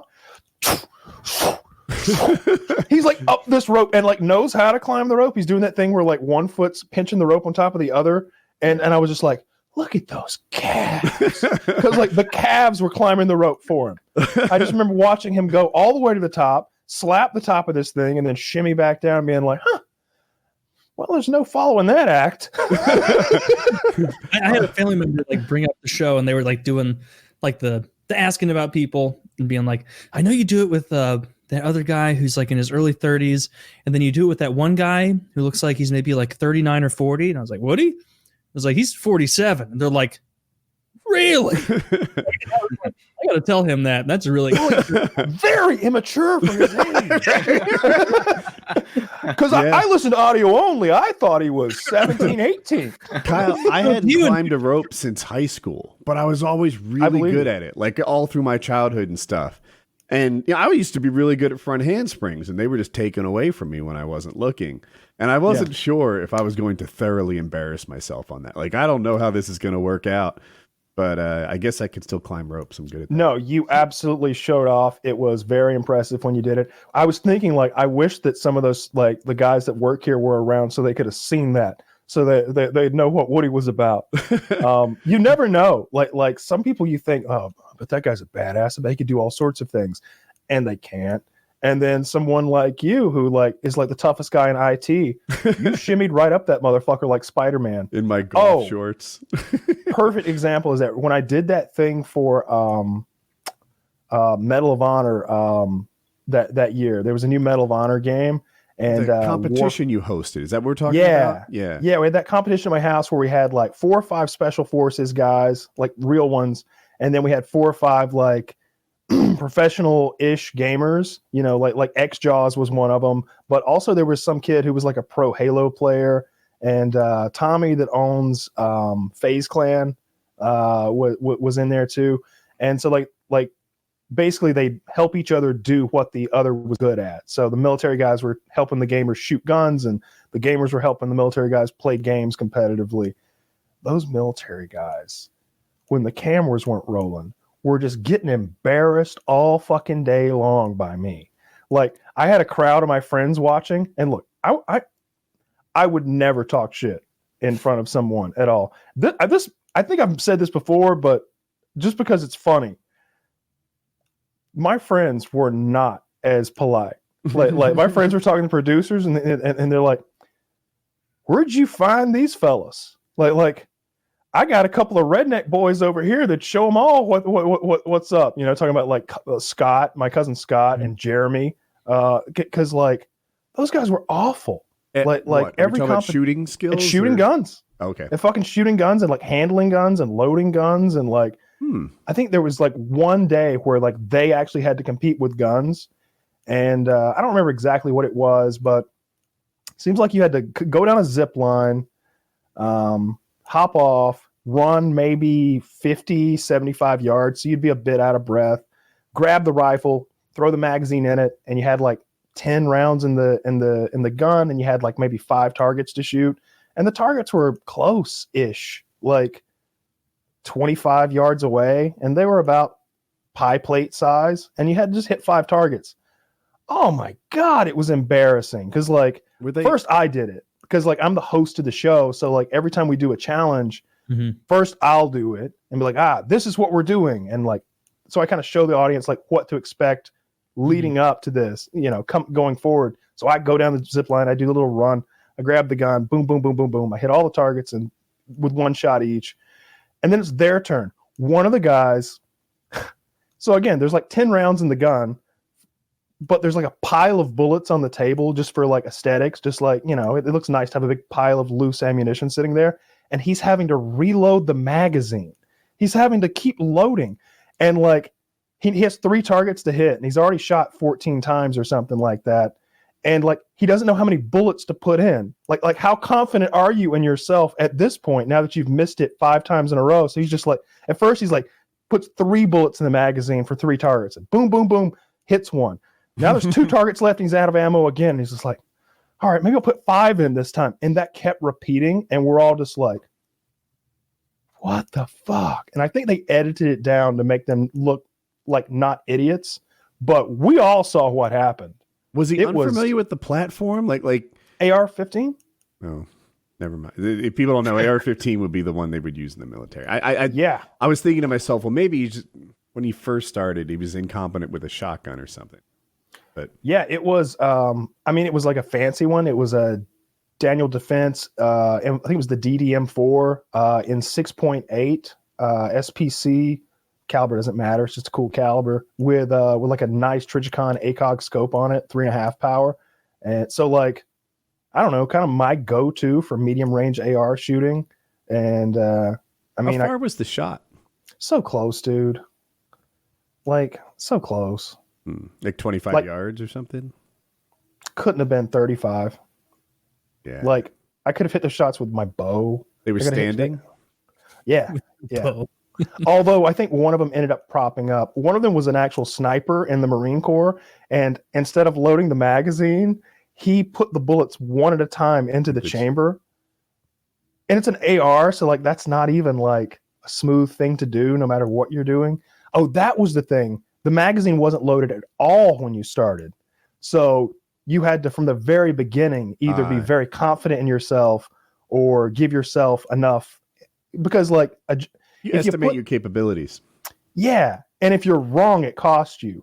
But if you underestimate, it also costs you. So it's this sort of mental game that we mixed in. Yeah, that was embarrassing. That was super embarrassing. Like plenty of the gamers struggled as we went through it, but it was like, these guys have never shot a gun before. Like nobody's going to judge them. I remember Tommy was just like real upset one day because, he's the leader of FaZe Clan. He's supposed to be like the most elite sniper in COD.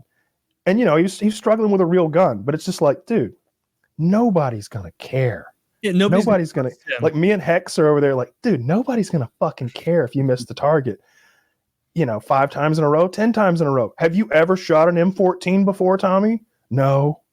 Exactly. Like nobody fucking cares. But when those guys got up and just, but seriously, don't fuck this up, dude. I'm gonna say something nice no matter what. I'm not an asshole. But like when those guys went out there, it was just absurd. That was the most embarrassing thing I'd ever seen. Well, who would have thought they wouldn't send their SEAL Team 6 sniper out to the gaming event? Shooting Iranian scientists, apparently. He's out doing it. Wait, I thought that was... Did they use a drone for that or not? I heard they did, and now I don't know. I heard they used some sort of remote shooting platform that was controlled by a satellite. That is what I heard. That would work with my joke format. I've got a video up that's from a very similar thing, that remote shooting thing. It's you've got like I'm sure I don't have what they had, or they don't have what I had, but I got this big remote control with like a TV screen on it or an LCD screen on it. And from really any range for that receiver, I can control really accurately a machine gun. It's just like playing a video game. So they think Israel shot the guy. Yeah, Israel came out. Yeah, I assumed it was us at first. Well, I mean, Israel does those things for us. That's why we pay them. Mossad and That sounds right. the CIA work together all the time on everything. But I was interested in so BlameTruth, I follow your Twitter obviously, and every time the new COD comes out, you are like the roast master general of the new Call of Duty. And like, I think I haven't played any multiplayer. Kyle's maybe played a little bit. I think Woody's only played zombies also. No, I played a little. You played a little bit. What is, because I know a lot of listeners are interested in this. What is so fucking bad about this that you hated? Because I've never done zombies is cool. I like zombies is great. Yeah, zombies is fucking great. The multiplayer is, oh god, where to begin? Where to begin? It's complete fucking ass. It's, for one, they had to make the game. Treyarch didn't make all of it. Sledgehammer was making it, and then Treyarch took over like 7 months before release. So we essentially bought a beta, like multiplayer wise. Like I think there's 8 maps at launch, something like that, 9 maps, something like that. Ran like shit, skill-based matchmaking, which is a big problem. Nobody likes it. They ramped it up. Bad thing. Why is it a bad thing? Best way I can put it is everybody here's played COD. Before you would hop into a multiplayer game, you could play with whoever. If you were playing with somebody shitty, you could carry him. If you were playing with somebody better, they could carry you. Whatever. It's just casual, very casual. Now they've included skill-based matchmaking where you're playing like clones of yourself. Essentially, the game tries to get the most even match possible. So everybody's KD is 1. Everybody's KD is 1. That's what the game's trying to do. But the problem with that is I don't necessarily hate that, but you don't get anything for it. It's still the same casual COD level up system. So you're going to level up whether you know what I mean? Like you're going to level up no matter what. Mm-hmm. Why do I not get rewarded for putting in the time for the past 12 years to get better with some kind of in-game reward, something? It's like they don't know what they want to be. They have this, and they're not talking about it. It's hidden. It's a hidden system.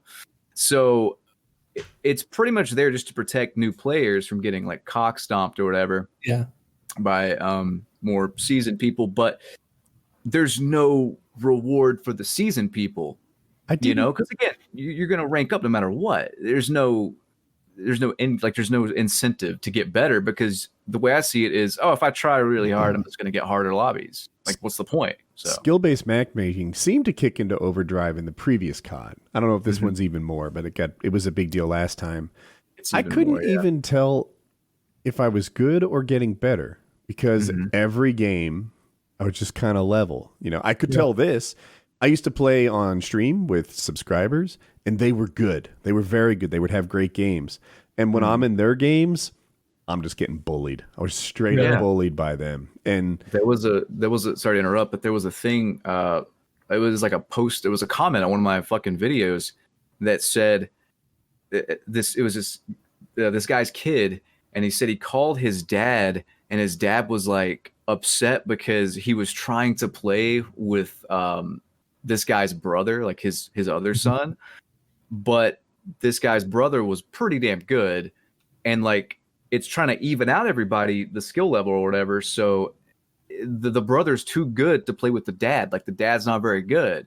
So the brother can't just carry him because it's just trying to match everybody up to the point where everybody gets a 1 KD and the final score is 99-99 in TDM, And he said like his dad basically just swore off the series after that. He's just like, I can't even play with my son to enjoy myself because of the system.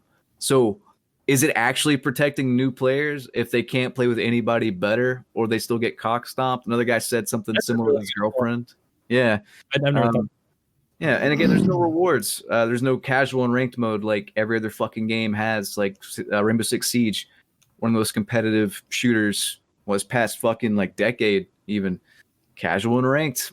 Why doesn't COD have it? I bought the game on release, and I haven't touched multiplayer, and I don't plan to. I've been playing a shit ton of zombies, and at some point I'll knock the campaign out, just because I've beaten every COD campaign since 2.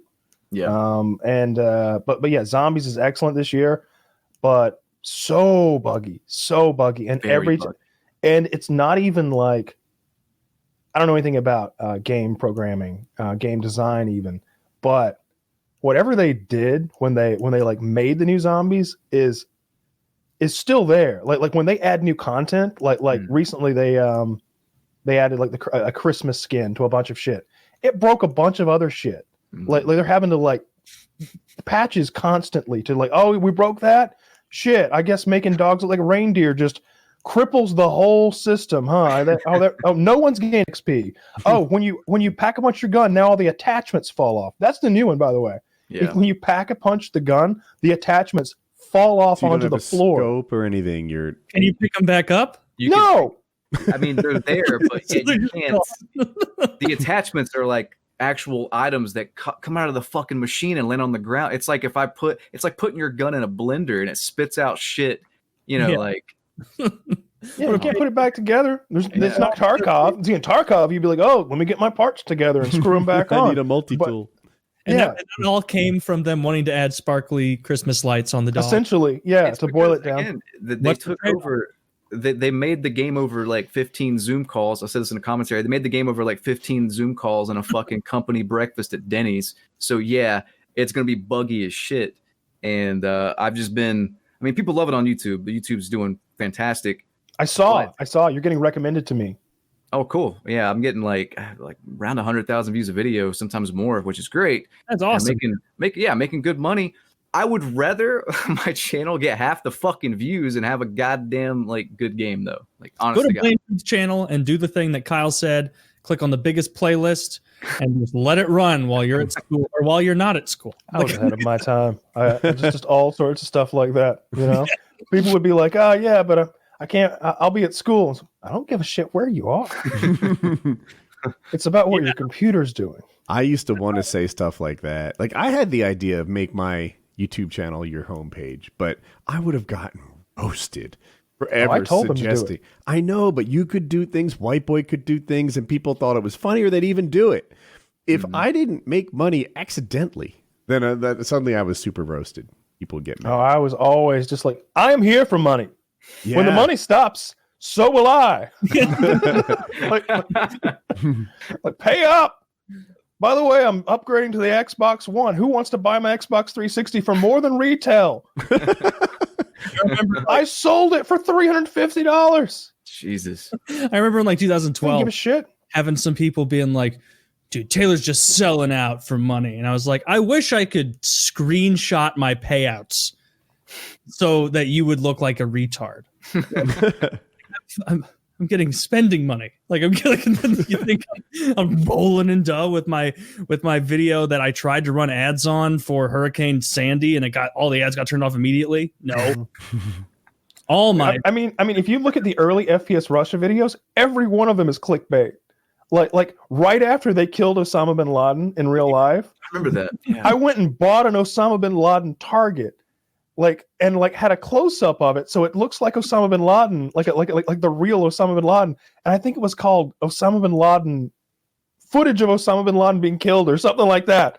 Like Osama gets shot, extra, and it made it the front page. Do you know how many people clicked that, thinking that it was related to the Obama administration taking out Osama bin Laden? Yeah. But no one was disappointed when they got there. That's the trick. Like you can't make bullshit. You can't get there and it's just it's nothing. That's the secret. Yeah, you gotta clickbait, but then you gotta have something that justifies that clickbait. Well, this isn't why I was. Is that a Russian guy?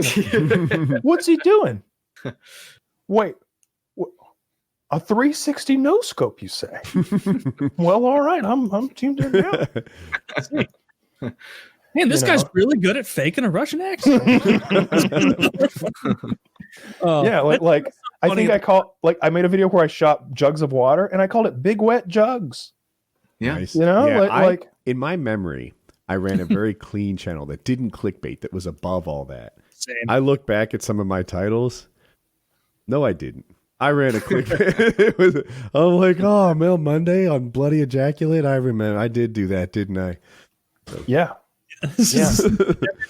Monday it was like something else, and masturbating. I remember when everybody was doing giveaways, I was like, we were all in Boston or Philly or somewhere on some trip, and I was just like, oh, they don't even know. Oh, they're giving away gift cards? We're going to give a car away when I get home. And then like Freddie W and a bunch of people got together and like came down on fucking giveaways. And I was like, all right, well, now we can't give away a car. But I was just like, we're just going to run YouTube into the ground for 30 days. We're like, all right, giving a car away this month. We're making daily videos to sending everyone to the front page about how we're giving away a Hyundai. Like I was ready to go. I was like, yeah, we'll just buy a new, like cheapest Hyundai they make. They're like $9,999 on those sales. We're $10,000 into a car. We're going to make $60,000 this month just on these videos. We're gold. It's going to be great. We'll give a car away every month forever. And then Freddie W, that bastard. I don't think half those guys ever gave away the gift cards. Yeah, there was a rumor that nobody gave away shit. I did a giveaway for a Series S just recently. I just bought one and was like, hey, I'll give it away if you guys follow me on Instagram because I don't have tits. So I got to do something to get people out to my Instagram. So I did it, and I made sure to screenshot like the fucking tracking number when I shipped it, the DM to the guy I sent it to, because I'm like, somebody's gonna fucking call me out for not sending this shit because, you know, like I don't know, I'm not gonna name names who didn't send stuff. I don't know, but you know, just because somebody didn't send stuff in the past, so we know though. We know. I almost said somebody, but I'm like, bygones, bygones. That's your Instagram. You love layering clothes. Okay, so true story. About a year ago, a little bit over a year ago, when I really started losing weight, getting in shape, I had a viewer of mine DM me on Instagram, gay dude, right? And he was like, hey, BT, I see you're losing a bunch of weight. You're probably going to buy some new clothes. Your style sucks, dude. I'm just being honest. Like, you got to work on that. And I think I looked down and I was wearing like work boots, and I don't fucking work, you know? And I'm wearing like a flannel that's too fucking big because I've lost like 20 pounds at this point, and wearing like a Mr. T shirt. And I'm like, nobody knows who Mr. T is in 2020. So he gave me some tips, and I kind of just ran with it all year and redid my whole wardrobe and got nice and stylish. So flannels, always. I mean, flannels are a staple. Always. Yeah. Flannels are a staple. Always. Mm. I mean, I wonder what your gay fan would think of my style. Buying 35 of the same shirt off Amazon because some idiot accidentally listed them for $3.88. You've been dressing like a married man for years now. It's true. I've been dressing like a video game character or a television show character that always wears the same thing for a while. I think it's the better part of probably over a year that I just found like, damn, these shirts rock. They don't shrink. They're tough. What shirts are they? Carhartt tees. But they're not normally $4. No, they're. I mean, it's not like they're expensive. They're normally like $15 to $18. But think that adds of up when you get two of them. Yeah, Woody's wearing Colin's clothes from 5 years ago. You trying to get him to buy a $15 T-shirt? $15 T-shirt. Must be nice to be you. Pretty close to like going into Colin's closet and being like, "You still wear this?" Usually it's children who get hand-me-downs. Dude. It's the opposite at Woody's house. He's a hugger, and he alphas me. I know I talked about it before, but it happens all the time. He just comes around my head and hugs from up top, and I'm like, the girl. You got to try and over alpha him, dude. He does it on stream. Like, you know, he comes in and he's like, "Can I hug you?" I'm like, "Okay." He comes from behind.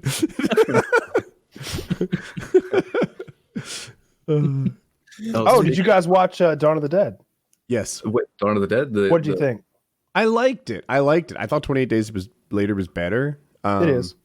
But I was glad I watched it. I watched the original Dawn of the Dead or the remake from like early 2000s. I've seen the remake. I prefer the original, but the remake's good. Yeah.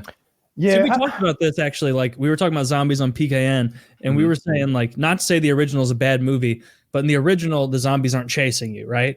Like, Yeah. in order for it to be scary and for me to feel like, oh man, if I were in that situation, I'd be fucked. It's got to be the new Dawn of the Dead or like 28 Days Later, where they're not only sprinting, but like they're magically faster than me now, as if they need magic to be faster than me in a sprint. There's some sort of wizardry. We're not built for speed. Everyone else in my party's 30 yards ahead. It's not tractor beam. Have you seen? Has anybody seen Train to Busan? Yes. No. That's a really good one. And there's a guy in it that has Taylor's build, and he doesn't do running stuff. He fucking slams and suplexes the goddamn zombies, and I'm dead serious. Boom. That's job, what man. I'll be there for. But I guarantee that guy dies. He does. Yeah. Yes. He's really more of a one-on-one zombie attacker. It's more of one of those guys that always happens in zombie movies where it's like there's hundreds of yards between like the survivors and the zombies. And one guy's like, go! And it's like, no, you can come with us. We got lots of time. Get out of here. I'm not gonna tell you again. That's exactly how he dies, actually. He's like fucking bear hugging like 10 zombies. He's like, just go, man. I'm good. I got this. One of my favorite parts He's like, let's go. in almost any zombie movie is the happy moment. You know, when they discover that they're all rich and they can drive any car they want. And in what the hell was Zombieland? Right? Well, they do that in that, but in what was it? Dawn of the Dead? Is that what it was? Yeah, that's the one you just watched. There's a point in there where like the guy becomes a cross dresser, the woman fucks the other one. Both of them are like, I don't know, just they have some meaningless sex and they're down for it. It's fine. And I think they just realize like, oh, we own everything in this mall right now. We're temporarily happy and rich. This is great. Imagine that in 2020, though. It's like, we're stuck in a mall. All right, there's a half-empty Hot Topic and no food court. There's a Wetzel's Pretzels, but I'm pretty sure they're out. There would be nothing. But you could rob a Macy's, and then hang out by a defunct penny fountain. Would be the entirety of the mall. Hopefully, they destroy all the malls and replace those giant areas with parks. Dude, you know what's actually going to happen? Going to become Amazon distribution centers. What if they turned those malls into like giant airsoft or paintball fields? Like that's such a good idea. That would be fucking amazing. Yeah, like an inside goddamn, 2 or 3 story like fucking like airsoft paintball. Make the escalators those inflatable slides they use to get out of aircraft. Yeah, and have like ropes to climb up. And I want them to be giant like, gyms, but like obstacle course marine, with walls and rope climbs and shit like that, where you just do one lap through the mall and that's your workout. It should be hard. And someone's chasing you. I mean, it's a whole mall, so you could have some truly epic paintball game. I haven't played paintball since the last time the 3 of us were at the paintball trip, and that was 2012, 2013.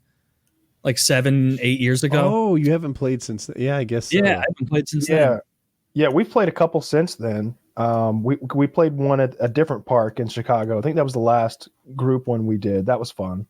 But yeah, I haven't played in, I guess, about 4 years.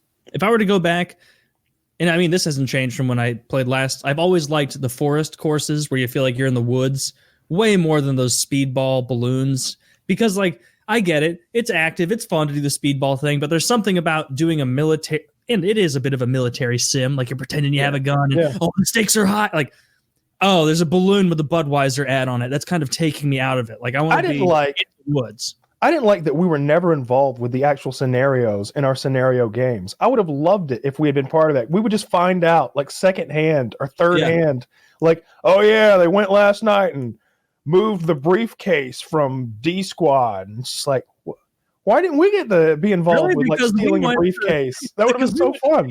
Fridays after we bought weed from the referee. That was our scenario. I think Kyle froze. You need to acquire marijuana from one of the referees. Mission accepted. You're gonna need to go to an Applebee's and order every appetizer twice. Taylor was saying our scenario was to acquire weed from a referee. Mission accomplished.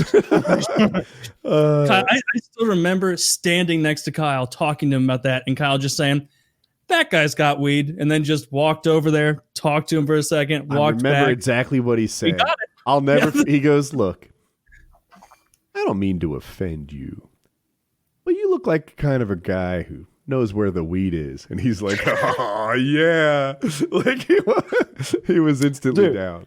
He looked like if I told an artist to like a sketch artist, draw me a weed man. He'd be like, all right, well, some long hair, maybe some rainbow glasses. Woody's got his picture. He knows this guy. I can't. I had an idea to driver look up from- someone like him, so we didn't give him away. So the bus driver from The Simpsons, Otto, he looks like that guy. They're like, Oh, dude. that's pretty good. Whoa, I'm driving the bus, kids. Like he's fucking around. Yeah, that I was so right about that guy, and that was some good weed he had too. That was he's stoned. Yeah, that was some really fucking good weed. I mean, he was an older version of this guy on the left in my head. Minus the hat, you got Yeah, it. sure. Yeah, something like that. Damn, I hope full size adult male overalls come back. That would be a look on you, Taylor. No, You look like Lenny from Mice and Men. just some retarded guy. Dude, he went too hard with the voice and everything in that role. Oh, come on. That thing's killer. Him and Gary Sinise. John Malkovich and Gary Sinise, right? Malkovich plays Lenny, I think. It's Malkovich. I can't picture Gary Sinise. It's Gary Sinise. Yeah, he plays whatever the other guy's name is. It was so long ago that I saw that. I don't remember fucking Dude, anything it's so about that fucking movie. sad. Like I watch sad movies once generally. Like I've seen One Flew Over the Cuckoo's Nest once. I've seen Of Mice and Men once.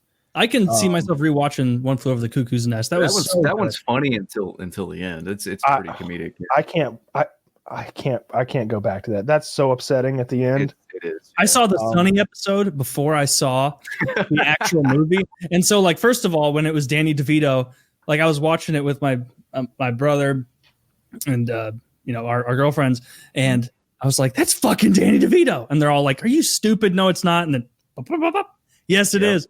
But the whole time I was watching, and I'm like, "When's the part going to happen where Big Chief or whatever throws the water fountain out the door, and then Jack Nicholson can escape?" And it didn't happen.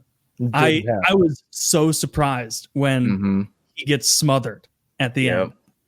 And I couldn't tell. Well, I guess what was supposed to be implied is that he was permanently fucked up forever, and that like that was going to be his new existence because of the electroshock. Yeah. But, like even watching it, I'm like, maybe he's like in a post procedural state right now, and he'll come back. But I guess so awful.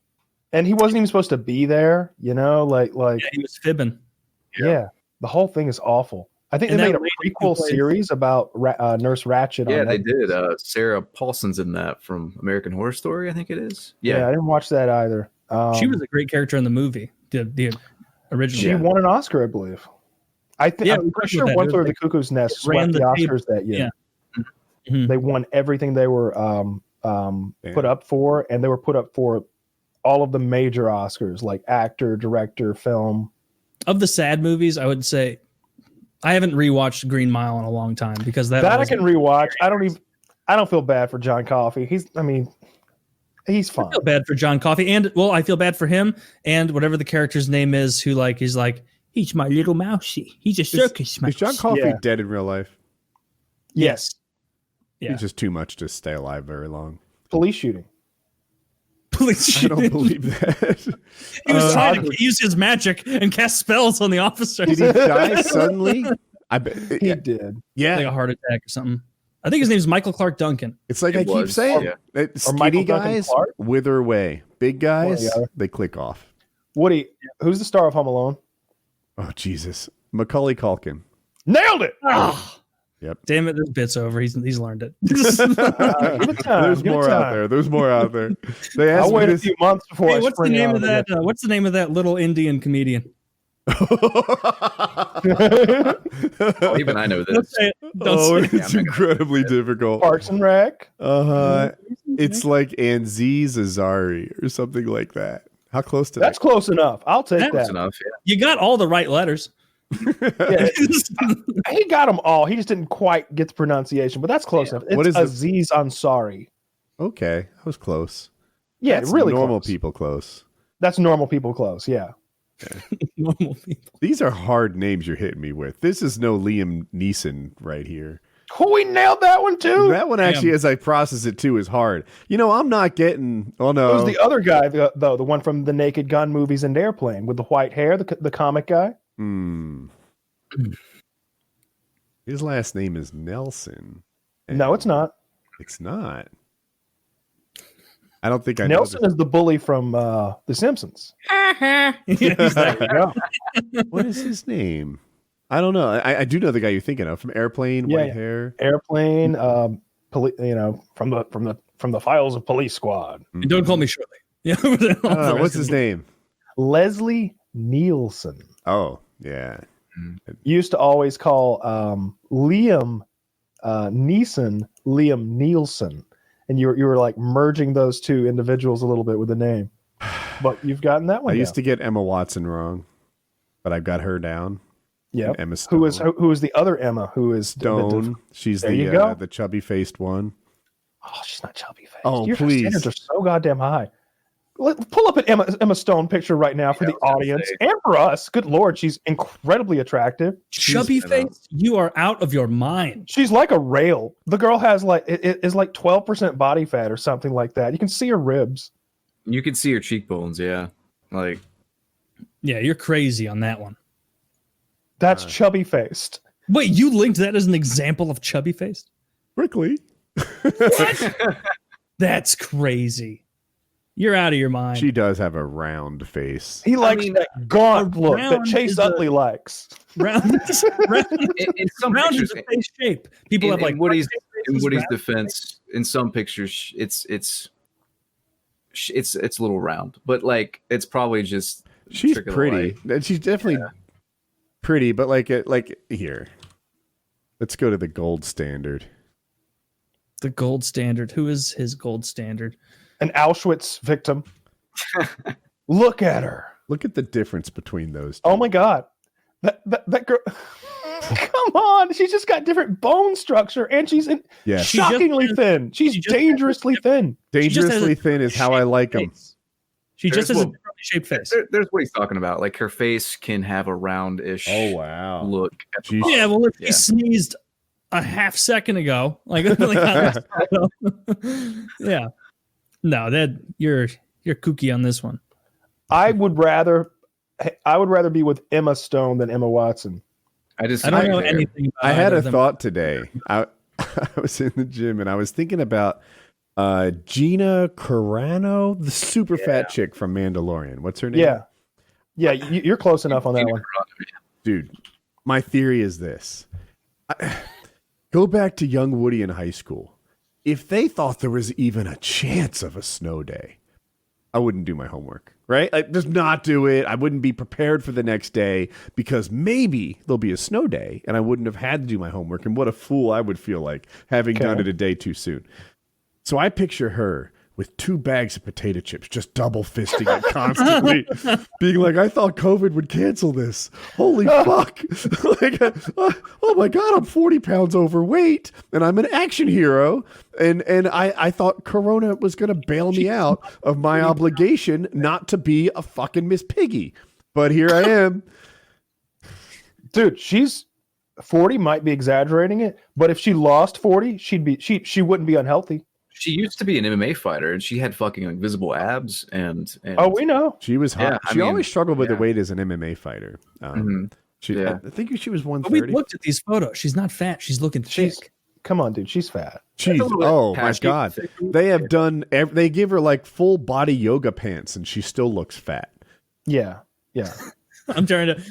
I can't find it on Google Look, Images. Woody has absurd like women body image opinions, and usually I'm on the opposite. I'm like, come on, dude. Like it's a bad angle. It was a bad day. You're being too harsh.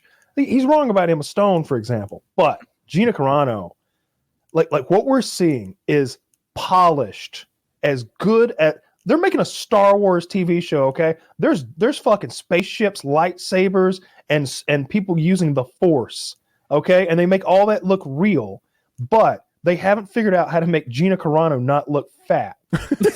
That means when she's off of when she's not being touched up and hit with a perfect angle, perfect lighting, she's just a fucking moo cow.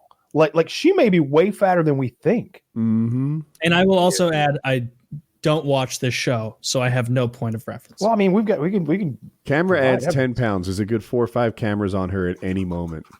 That's fortunate for you. My webcam adds 35 pounds. Mine adds a few as well. I was posing for the calf thing, and there were a few unflattering angles. I'm like, oh fuck. Isn't that the worst? Like you'll see, like we were talking about earlier, like your face freezes and you're just the absolute fattest version of you, and it's like, oh, I couldn't do it. Like if I was like biting both my cheeks at the same time, like just right? My round ass face, a little structure here. Look at her here at a fucking award show or something.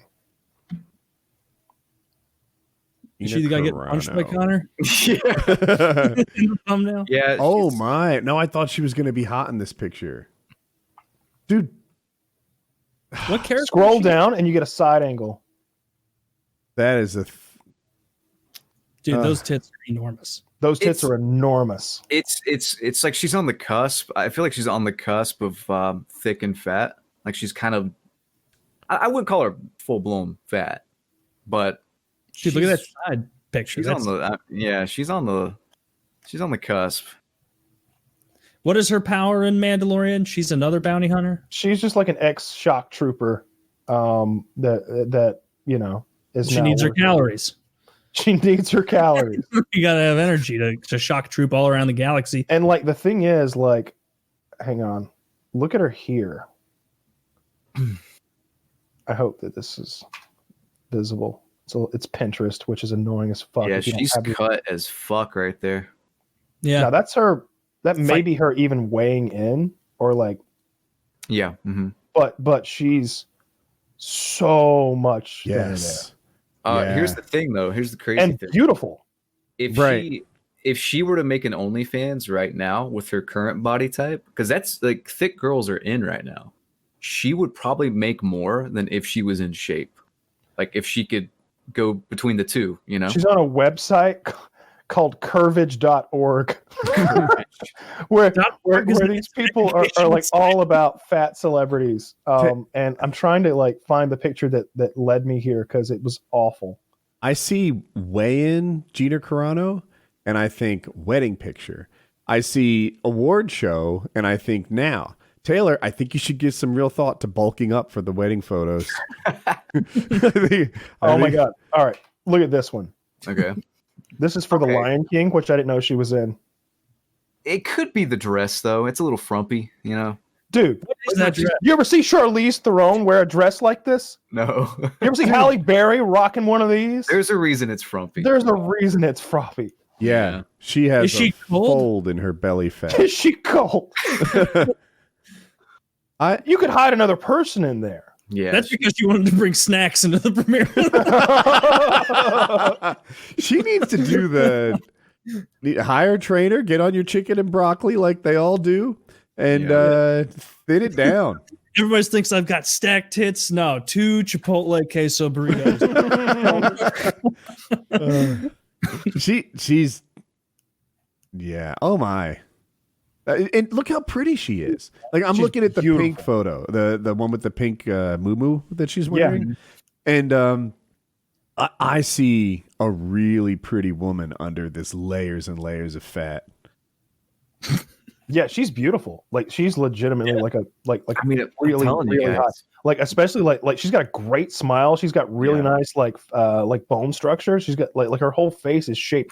She's got like a heart-shaped face. It's perfect. I'm telling you guys, though, if she were to make an OnlyFans right now versus like her old self, her new one would get more traction. I guarantee. No way. Oh no, you're wrong about that. That can't be true. I'll buy that her OnlyFans will be successful regardless of what she looks like. However, I will not buy that in an alternate universe where she still looks like she did at weigh-in day over there. that her current look would be more profitable. I don't know, guys. It's thick girls are fucking. I mean, they're in like goddamn tie dye in the 70s. I'm telling you. I bet you'd be popular over on the Who Cow subreddit. What's Oh, it's this fetish where you like turn a person into a cow. So it's a lot of chicks like wearing like Holstein cows are those milkers, the ones that are like black and white. So it's lots of chicks wearing like either painted like that, but they're often wearing like ears, and they often sometimes they do that fetish porn where they're like chained up and like attached to a milking machine. This isn't real, right? This is 100% real. How do you spell who cow? HUCOW. Subreddit of the week, folks. I think I forgot to have a subreddit of the week last week. Good God. Lovers of cow pet play. Coming back strong with the subreddit of the week. I cannot show people these pictures. Oh, well, I can show here. them this one. Let me be extra careful. Yep. All right, the top one is just a woman. Who cow? Says, milk me. Milk me. I'm going top all time. I need to see what's up here. this is interesting. And she's got a cowbell on. Huh. Except it's not really a cowbell. It's like a jingle bell. I need more cowbell. Moo, would you breed me? No. These women look like Gina Carano, some of them. Like, this is what I think she looks like in a cow bikini. Yo, the second girl with with top of all time or whatever. The second, with the bouncing bikini. Yes, that's a good one. Good in what way? That she produces a lot of dairy products? I mean, not that specifically. The third gift is, you know what? There's some good stuff on here. There's good stuff on there. Yeah. Have I sold you? Have I sold you? Are you now a Who Cow fan? I'm now a Who Cow fan. I'm subscribing. This gift is called Examining the Goods. And she's just like in this restraint situation where she's on all fours and he's just like massaging her udders. Just like, you're going to get a lot of cheese. Just watch that one. Bitch. This one, number 10 all time. It's a woman in a cow bikini and a cowbell. And to be the most like a cow, she has a bunch of grass and leaves in her mouth. Yeah. I think I don't know if I can show that one. I see it. Yeah, look at how much. Scroll down below her to the one called Submissive Cow Katie. That looks painful. Yeah, those are my favorite ones. And they've got that milking machine attached to them, and they look like they're not enjoying it. Oh, that's brutal. Look they haven't even put her in the shackle on the right because she's been beaten into submission. She knows it's futile. The suction power is too much. It'll tear. We're just getting started. You Man, bitch. this is. I'm actually. Look at the comments for this. Fresh milk after I'd like to breed her last. He wants to go last. The next comment, a load of warm milk for me to drink out of those sources. And then he's got like some like squirting and glass of milk emojis and then a devil face. Katie is always a treat to see, but I'd like to see more content on Caprice. He knows the players. Oh my God! The comments are going to be the true gold mine. We need to. I have a kind of a related thing. My ex-girlfriend actually does what's it called? I don't know exactly what it's called. What? No, she does like sex work stuff now, and she does like men drink her piss and pay her. Whatever the hell that is. Is it only piss? No, it's not only piss. It's so she does like she's like a dominatrix. Yeah, that's it. That's the word, dominatrix. Okay. Yeah, she kicks men in the balls and they pay her. Nice. And it's good. It's good money. And do they want her to watch them drink the pee? Preferably. Yeah, she's gotten requests of like dudes asking her to like shit in a cup, and you keep in touch with her. Yeah. It's very interesting, the story. You got a number or anything? I'll get to you. I'll get back to you. That's okay. What if I want to make her drink my piss? I don't think she would do that. No, probably not. She's more of a giver. Yeah. Okay. Full disclosure, I didn't do any of this when we were dating. She What wasn't. What is the price structure like? How much money is she making per piss cup that she's giving? she was in Chicago and she was making bank, and then she moved back to the rural South around these parts, and not so much. Shipping time too long back to Chicago. The piss gets. Yeah. It ferments. It's bad. USPS complains. Yeah, she just needs a friend there who's not attractive to just piss in cups and like send it to men. Yeah, pretty much. So the guy's like, I want to give you $500. I want you to assault me and then force me to drink your pee. And she's like, another day at work. Like that's what what's Jim Norton's into. That's exactly what Jim Norton's into. Oh yeah. Well, Jim Norton seems to be into everything. Yeah, pretty much. Like I remember, like he would have conversations where he's like, no, that's gross. I don't want to like drink sweat or anything, but like that smell, like when a woman's been out running and like her feet just have a little bit of stink, just a little bit of stink, not a lot of stink. And also I want to, like armpits and like smell armpits, but I don't want them to stink a lot, just a little bit. I'm not weird. Even all this. It's just like drawing a very thin line. And he was so honest about it. He'd be like, they could come in and be like, fucking exhausted this morning, and Anthony'd be like, why is that? He's like, edged for 8 hours last night, didn't get any sleep. It's like, you just sat in your apartment and edged for 8 hours, and he's like, I can't drink, I can't do drugs, I have to have something, and I'm addicted to prostitutes and to edging. And then he's like, and at the end of it, every time I finish, it's just, what you doing? I was busting. It's one I still re-listen to this bit all the time where it's little. He calls himself like little impotent Jimmy. He's like, and I couldn't get my TiVo to work because, of course, little fucking fat boy Jimmy can't get anything to work. Nothing works for Jimmy. And then, like, as it's happening, he goes, oh, fucking Christ. And Anthony and Opie are cracking up. It's like, as he was gesturing, he spilled his coffee all over him. And he's like, the little Jimmy, oh, now he has to come in and clean up coffee for little retard Jimmy who can't even do this. And he was like, and then I looked at my TiVo, and then I looked at my 32nd store apartment window, and I told myself, throw yourself through it, you fat piggy. But you know what would happen is I would sprint at it, and my weak little malformed body would bounce right off of it, and I wouldn't even be able to do that. Classic O&A bits are just unbeatable. Wish that show was still around. What's Jimmy Norton doing now? Did he take over the show? Is he still running it? He was like the lead at one point. Yeah, he does a show called Jim and Sam now. So like he and Sam Roberts, who is like an old producer on the O&A show, do a program. Kyle's listened to it before. I've never really listened because it's pretty good. Without Ant there with Jimmy, like that was the magic duo. That's what I was listening for. They had such good, intuitive like. Kumi is really good at that job. When he comes on this podcast, whenever I see that he's booked for this podcast, I'm like, it's gonna be an easy night. He'll contribute half the content. Like it's He knows what he's great. It's like, damn, it's almost like he's been doing this for 30 years. Like, but I don't know that most people get better over time. Howard Stern did this thing. I've talked about it before, but he was listening to older DJs, and Howard is killing it at this point. Like, call it late 90s. And he's like number one in every market on terrestrial radio. And it seemed like every week he's taking on a new big city. And a month later, he's the number one in that city. And he's talking about some older DJs, and he's like, it's sad. Like, no one finishes in this business on top. Nobody does. You just become like this has-been who people kind of pity, and your material's not. And he just painted this really sad picture. Like it's not even a money thing, right? They have money. They've been successful for a long time. It's just they're a shell of what they used to have. Yeah. Now I'm looking at Howard. And how old's Howard Stern? Does anyone have a good guess? I would guess 74. You're joking, though, right?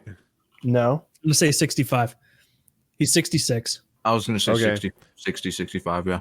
Anyway, now I see Howard, and I'm like, he's the guy he described 20 years ago. Like, I see it. He was 46. He was killing it. He was on top of the world. At 66, he's 66? Is that what he is?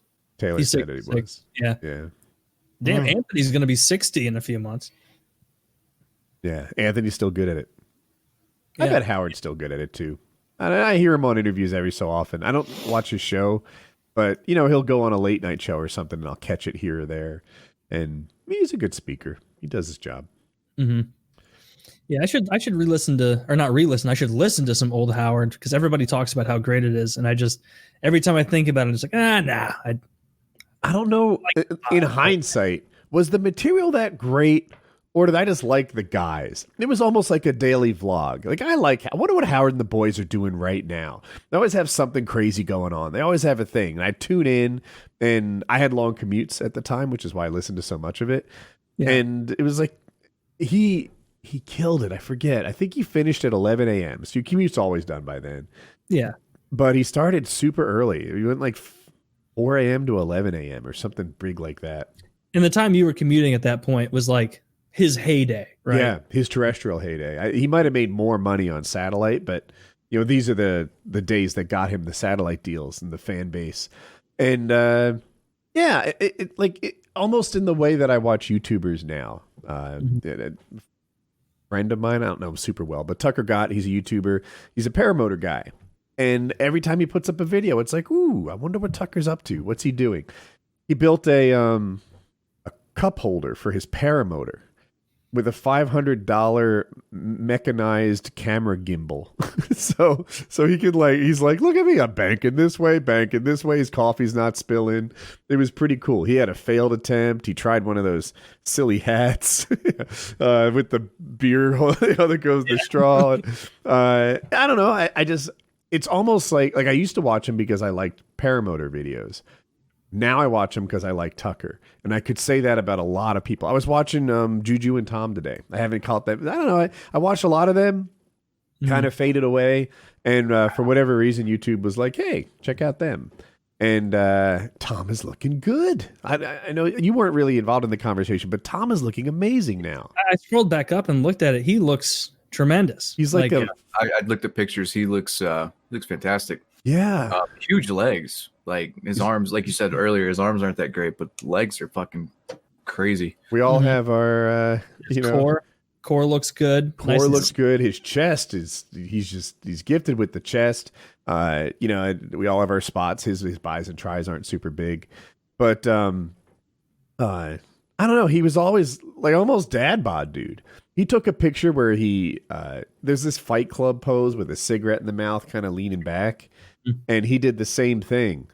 And he was almost Brad Pitt, right? He might have been a little better than Brad Pitt's chest, but maybe overall I just nod to Brad Pitt ever so slightly. And this is Brad perhaps arms, shoulders were a little more developed. And so that gave like the broader appearance. But like as far as you just look at the core section of him, like mid torso, it's like almost a carbon copy. He looks and I think his pecs were better than Brad Pitt's. And anyway, this guy is spitting distance from perhaps the most fuckable character in cinematic history, right? Yeah. The Brad Pitt and Fight Club. Like if you say, what is the ideal male body to a girl? A lot of them will land on that. Brad Pitt Fight Club is almost the cliche answer. Brad Pitt in that old Warrior movie was maybe better. Kyle's going to know it. Troy. Achilles? Troy. Okay. So, Brad Pitt and Troy was maybe even better. But people could... Anyway, you look like Brad Pitt in Fight Club. It is an amazing accomplishment. I don't know. I wrote to Derek. I'm like, was this achievable naturally? Because he mostly just cut fat. I tweeted him. We'll see if he writes back. But you can cut fat with just discipline and exercise and cardio and, raise your metabolism. Cutting fat is, in my opinion, harder than any exercise or like regimen I've stuck to, because I got down to a certain point myself and I was just like, it's mentally like upsetting, I'm not trying to down Taylor's cut or whatever for his wedding, but it's fucking rough. Like it's gonna be grumpy on his wedding day. Yeah, like you get hangry even. Oh, I know hangry. Yeah. You linked Boagrius. Oh, this is Nathan Jones. I was thinking about Troy, and I was like, what's that guy who he fought? And like you scroll down a little bit, and this guy is just that picture of him in the jeans. It's like that guy is a monster. Dude, yeah. I got a funny story about him, actually. I would prefer this build to the Brad Pitt build. Just the hulking monster guy. Would you? Yes. God. I would as well, because he's I feel like you'd pick up some dudes with this body. Right? Yeah. What's wrong with that? Nothing, but it just depends on your target. Like Look, no doubt, this is a hard thing to achieve, right? This is impressive. Yeah. It's just not my personal bullseye. You want to be more lean and have like a swimmer's body type, kind of like a muscular cut. Yeah. Don't let me talk too much shit. This isn't my personal bullseye either. But you and I have a more boxy, broad build. We can't achieve the Brad Pitt lithe look. That's not possible. You got to work with We what also can't achieve this. But but we are closer to that being an ideal in our body type than the Brad Pitt. That's not in the cards. This for us. guy's traps are outrageous. So, these are traps. They're so big in Troy. He is. I remember watching that scene for the first time, and I was like, God damn it, Brad Pitt's gonna kill this guy. But like in my ideal world, they would run to the middle and then become friends, and then he could fight with Agri. But like that wouldn't work for the movie because it'd be like, well, you see in every scene, the 6'10" guy just makes Brad look like a little bitch. Like, Oh, it's that's a pretty good movie. I like Brad Pitt's in a tent with like at least 2 women. I think it was 2, maybe 3, and like he's late to the battle, and they send a boy to go get him, and the boy is like, they need you at the battle. They've got a man that you're supposed to fight, and he's like, okay, he's the biggest man I've ever seen. I wouldn't want to fight him. And Brad Pitt's cold as fuck. He's just like, and that is why no one will remember your name. He like puts his helmet on, gets on his horse. To a child. He's just told To a child. I wouldn't want to fight him, master, and that's why no one will remember you. I just was trying to get you, battle. Just trying to get you for the battle. I'm British now. I woke up on time. Jeez. And then he's like hung over, and then he just goes and fucks him up with that jump, and then like clavicle stab. Yeah, all the way down to like his heart. Yeah, it's awesome. And it's like, Boagrius worked so hard for his physique, and it's like, and it's funny that the other side, Agamemnon or whatever his name, that's who it is. It's like, all right, well, we outnumber them, but we agreed, and so we lose. It's like, no, they just be like, they killed Boagrius! Charge! That would be like nobody. Would they though? Because like maybe if you're on the other side, you're thinking that like, are they all like that guy? Like he might be the best of them, but how much better is he than the average guy over there? Well, clearly fucking not. They had to send a boy to get him. The rest of them were like that. They send another fucking bloke out there and fight him. No, we're not obeying this. But they're not all like Boagrius. Got to get back to my chimney sweep job. Boagrius wasn't even their best. Their best was the bearded dude, right? Maybe? No, Boagrius was their best. Who was I think you're talking about Ajax, who was on Achilles' side. So Ajax, Odysseus, and Achilles were all working together. And so like that was the lore. It's like Ajax was known to have like superhuman strength. He had his shield and his lion mane headdress or whatever. And I think he had a spear instead of a sword. And he just Boagrius was the best from that army, from country. Yeah, Agamemnon's army. Yeah, that's a pretty good movie. It's not bad at all. I can't think of that chick who is Helen, but she's smoking hot and she gets topless. That's always appreciated. She does. And Legolas, he's over there. He's the cause of all this. He does cause problems in that film.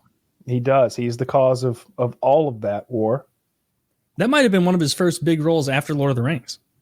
Was it after Lord of the Rings? I did. Yeah, definitely. 2000. Okay. Yeah, that was right when, because Lord of the Rings: Return of the King came out in 2003, I think. And so or 2004 maybe. I'm thinking somewhere of in there. Hector, I think. Yeah, Hector is played by came out in 2003. I know my Lord of the Rings. Hector's the Prince of Troy. Yeah, and he seemed like he was the best fighter that they had. To me. Sure.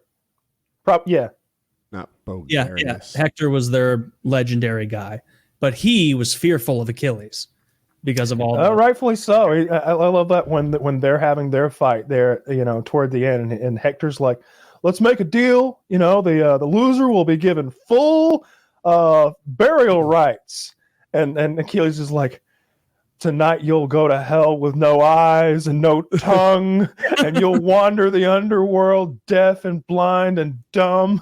And he's like, Well, okay, I guess that's a no then. Everyone, he's afraid. I'm coming. It's like the opposite of afraid. Just hoofing it back to the gates. What if he That's ran? a good movie. I need to rewatch that. Yeah, I haven't seen it in a long, long time.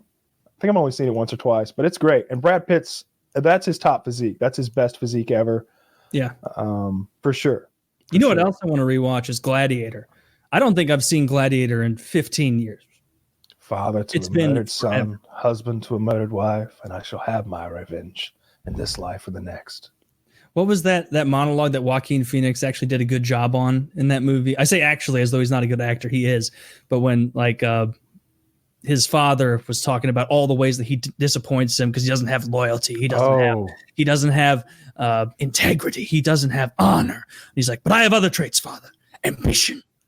And like talks about how all his traits have to acquiring as much power and cementing as much authority as possible. That's actually a really good scene. Yeah, you're right. I'd forgotten about that. Really good one. Joaquin's awesome. He's good in everything he's ever done. I don't know if did you ever see that movie? It might be called He Was Never Really There or something like that. It's where he's like, that is a rough fucking movie. And it is. Man, he kills it. He's like a fixer. Like he's the guy, the bounty hunter. He's kind of a bounty hunter and but he works for a bounty hunter as like the guy who actually goes out and like gets people. And it seemed like there was like a missing girl and he was like there to like save her from like a pedophile ring. And his weapon of choice is a hammer. He just goes in, balls to the wall because the subplot's kind of like he hates himself. Doesn't want anybody else to like be like that. And it's fantastic. I think it's his best role out of everything I've seen him in, even better than Joker. The body transformation is pretty cool. He doesn't get like which movie? like he packed on Joaquin Phoenix. The movie. He was never really here. Thanks. He is so big and bulky in that, and that's only like maybe 2 years before Joker, maybe a year before Joker, as far as filming goes. I don't know. Oh, in a fat way though. Yeah, he puts on a bunch of fat, but a lot of muscle too. Like he just gets big. Like he's certainly not like action star looking, but he's just like big and intimidating looking. He's the kind of big, wide guy where you'd be like, he's not. Yeah, you're right. He's not going to win any competitions, but he looks like he could. He looks like farm boy strong. He looks very powerful, and he just walks headlong into like multiple gangsters with a hammer. And at no point did I think, oh, that's unrealistic. It's like, dude, he just ran up to him with a hammer and went to work. Like, what are they gonna do? Like, dude, if someone runs at me with a hammer, even if I'm armed and I see them 6 feet away, I'm like, ah! It's a 21-foot rule. Struck with a hammer. It's a 21-foot rule. You let somebody. It doesn't matter. You got your gun holstered. They're within 21 feet. You're dead. You're dead. I wonder if that's true. You think that's true? Yeah, I think it's true. Unless you're some kind of a fucking sharpshooter or like a quick draw specialist. I don't know how quickly I can draw a pistol and shoot someone. But if your hand's already on the gun, right? Your hand's on the gun, you're conscious of the threats, right? So you're just everything but having out of the holster. 21 feet? I've always suspected that was kind of a cop. Is a matter like, you know, like, he was within 21 feet. That's the distance at which we think it's okay to shoot. Yeah, you gave yourself a lot of leeway here. You think it's like six big steps. He's on you so fast if he's running. It's a matter of seconds. Yeah, it might be. It's less than 2 seconds, I think. Mm-hmm. If he's sprinting at you with a hammer, doing a war chant, and you got to draw and not only fire, but fire accurate enough so the first shot does something. Mm-hmm. Like, what if you miss him with the first and the second shot? And you might, because he's running at you with a hammer. Like, I would not want to. There's a great scene in that TV show Justified where like the whole like throughout a whole season, one of the main characters who's like that season's bad guy is talking about the 21-foot rule. He's got a big Bowie knife, and he's always talking about, yeah, you want to test it out? How about I step over there and you step over there and we see how it works? And the guy be like, yeah, let's do it. And as the guy stands up, he just starts stabbing him to death. Like you know, he's not going to do that with you. But then at the end, like it actually comes down to it, like with a guy who has a gun. But fortunately, it's the guy, it's the main character of the show, who's played by Timothy Oliphant. You know, the same guy who was in that episode of the Mandalorian. He was the local sheriff wearing the Mando armor, and that whole show is about him being like a modern day cowboy and being happy to quick draw with somebody if they're down, but with a Glock. And they go to do the quick draw thing, but the guy doesn't know that there's like a fucking grave right in front of him, and he goes to run at it with a knife and falls right into a hole, and the knife goes through his own throat and he kills himself accidentally. It's a build up and then just comic relief because like the guy kills himself. Stupid. It's a good show, man. Justified's fun. It's on Hulu. Nah, it's good. I like it. No, I'm gonna rewatch Seinfeld, King of the Hill, and the first 12 or 13 seasons of The Simpsons. You got to get on The Office, man, before Peacock takes it away. I've seen The Office enough, and I know it's one of your like rewatch shows. Big time. It's rare that I put that on as a rewatch show. When you watch a show, Taylor, do you pay attention to it, or do you like watching shows you've seen so that you can come in and out of it? Generally, it's like it's just background noise if I'm rewatching it. Like it's a Seinfeld season 2 episode 4. It's like, oh, I know every line in this one or whatever it is. And so like I'll be working on my computer, or I never listen to music when I'm exercising. Like I'll have old TV shows playing. So like even if it's like, if I can't see the screen, It's Always Sunny playing. It's like I know exactly what's happening in this scene. Like I'm tracking with it, or just old O&A. I see. Never gets old for me. Yeah. My wife rewatches like that too. You know, she's actually folding laundry or doing whatever wife thinks she's doing, and her duties. Yeah. Yeah, right. So she doesn't have to pay attention to the show. She can zone in and out and keep up with it. Yeah, that's how I do it. Like every so often, like I'll sit down and rewatch full attention, like old King of the Hill, old Simpsons, old Family Guy, or whatever, just to be like, oh man, this was so fun. Oh, I was rewatching an old Simpsons, and it was like season 10, so it was like 1998, and they were making fun of like sci-fi cons, and they're like, tonight or at the new sci-fi con, it's the Babylon 5 tough robots versus the Star Wars gay robots. It's just the huge robots, and you're both like, Atu, please help. I'm being defeated. And he's just getting kicked out of fun. But like today, the Simpsons would never make a joke like, versus the gay robots. Like they just wouldn't say that. It was funny to hear like, wow, season 10 of The Simpsons was still making jokes that you couldn't get away with today. I'm rewatching The Sopranos for God knows how many times now. And I pay really close attention because I'm always finding new jokes that I missed the first time through. Because Tony's got a lot of good jokes that can like really slide like by you if you're not paying really close attention to what he's saying. All the characters do. They're really well written. My favorite Tony Soprano line ever though is when they're talking about when Meadow was dating the black kid. He was like half black and half Jewish. And Tony calls him Jamal Ginsburg, the Hasidic homeboy. The fuck, you gonna bring home Jamal Ginsburg, some fucking homeboy? Hasidic homeboy. Hasidic homeboy. It's like such a good line. It's like way too smart for Tony. Like he didn't know what a Hasid was like until like the season 1 because they have to go. They deal with some Hasidic Jews, but like it's still just fucking hilarious. I remember. Yeah, he has a hard time doing business with them, right? Like they don't want to pay or something. The father hires Tony because his son-in-law will not give his daughter a divorce, and the son-in-law wants money. He wants a get to agree to the divorce, and so he's telling Tony, you know, if you can get him to do this, I'll give you money. And so they end up kidnapping this man and beating him for hours, and he's still just like, no, I'm not doing it. I've got principles. Like I put money and time into this. Kill me if you want to. And they're like, yeah, this guy's tough as nails. If we don't end up killing him, we got to put him on the payroll. like he's so tough. And finally, like Tony calls his own Jewish friend, and the guy's like, I told you not to get in business with these people. They're extremists. And he's like, maybe he's ready to go to the afterlife, Tony, but I know one thing no man wants to live without. And Tony's like, what? Oh. Hey, Paulie, go to my trunk and get the bolt cutters. He's like, I know you don't want to talk, but I'm going to cut your cock off. I'm going to cut your cock off if you don't give this girl her divorce. How does it resolve? The guy gives the divorce. However, the father is upset with the way they got the results, because Tony threatened to cut this guy's dick off, and he finds that to be like dishonorable, and he tries to go back on the deal, but Tony will not allow that, and Tony ends up essentially owning the hotel that they were in dispute over the whole time. So like, and wasn't that guy's son, like the older Jewish guy who hired Tony, his son being like, "You've created the golem. You've created the golem, and we can no longer control it." Like the rabbi in the story. They come in there and they fuck with that son, and he's like, "Well, who are you? The Romans are gone and the Jews still survive." And they're like, "Romans are right fucking here. You're looking at him." And he's like screaming at him. Yeah, he tells him the story of Masada.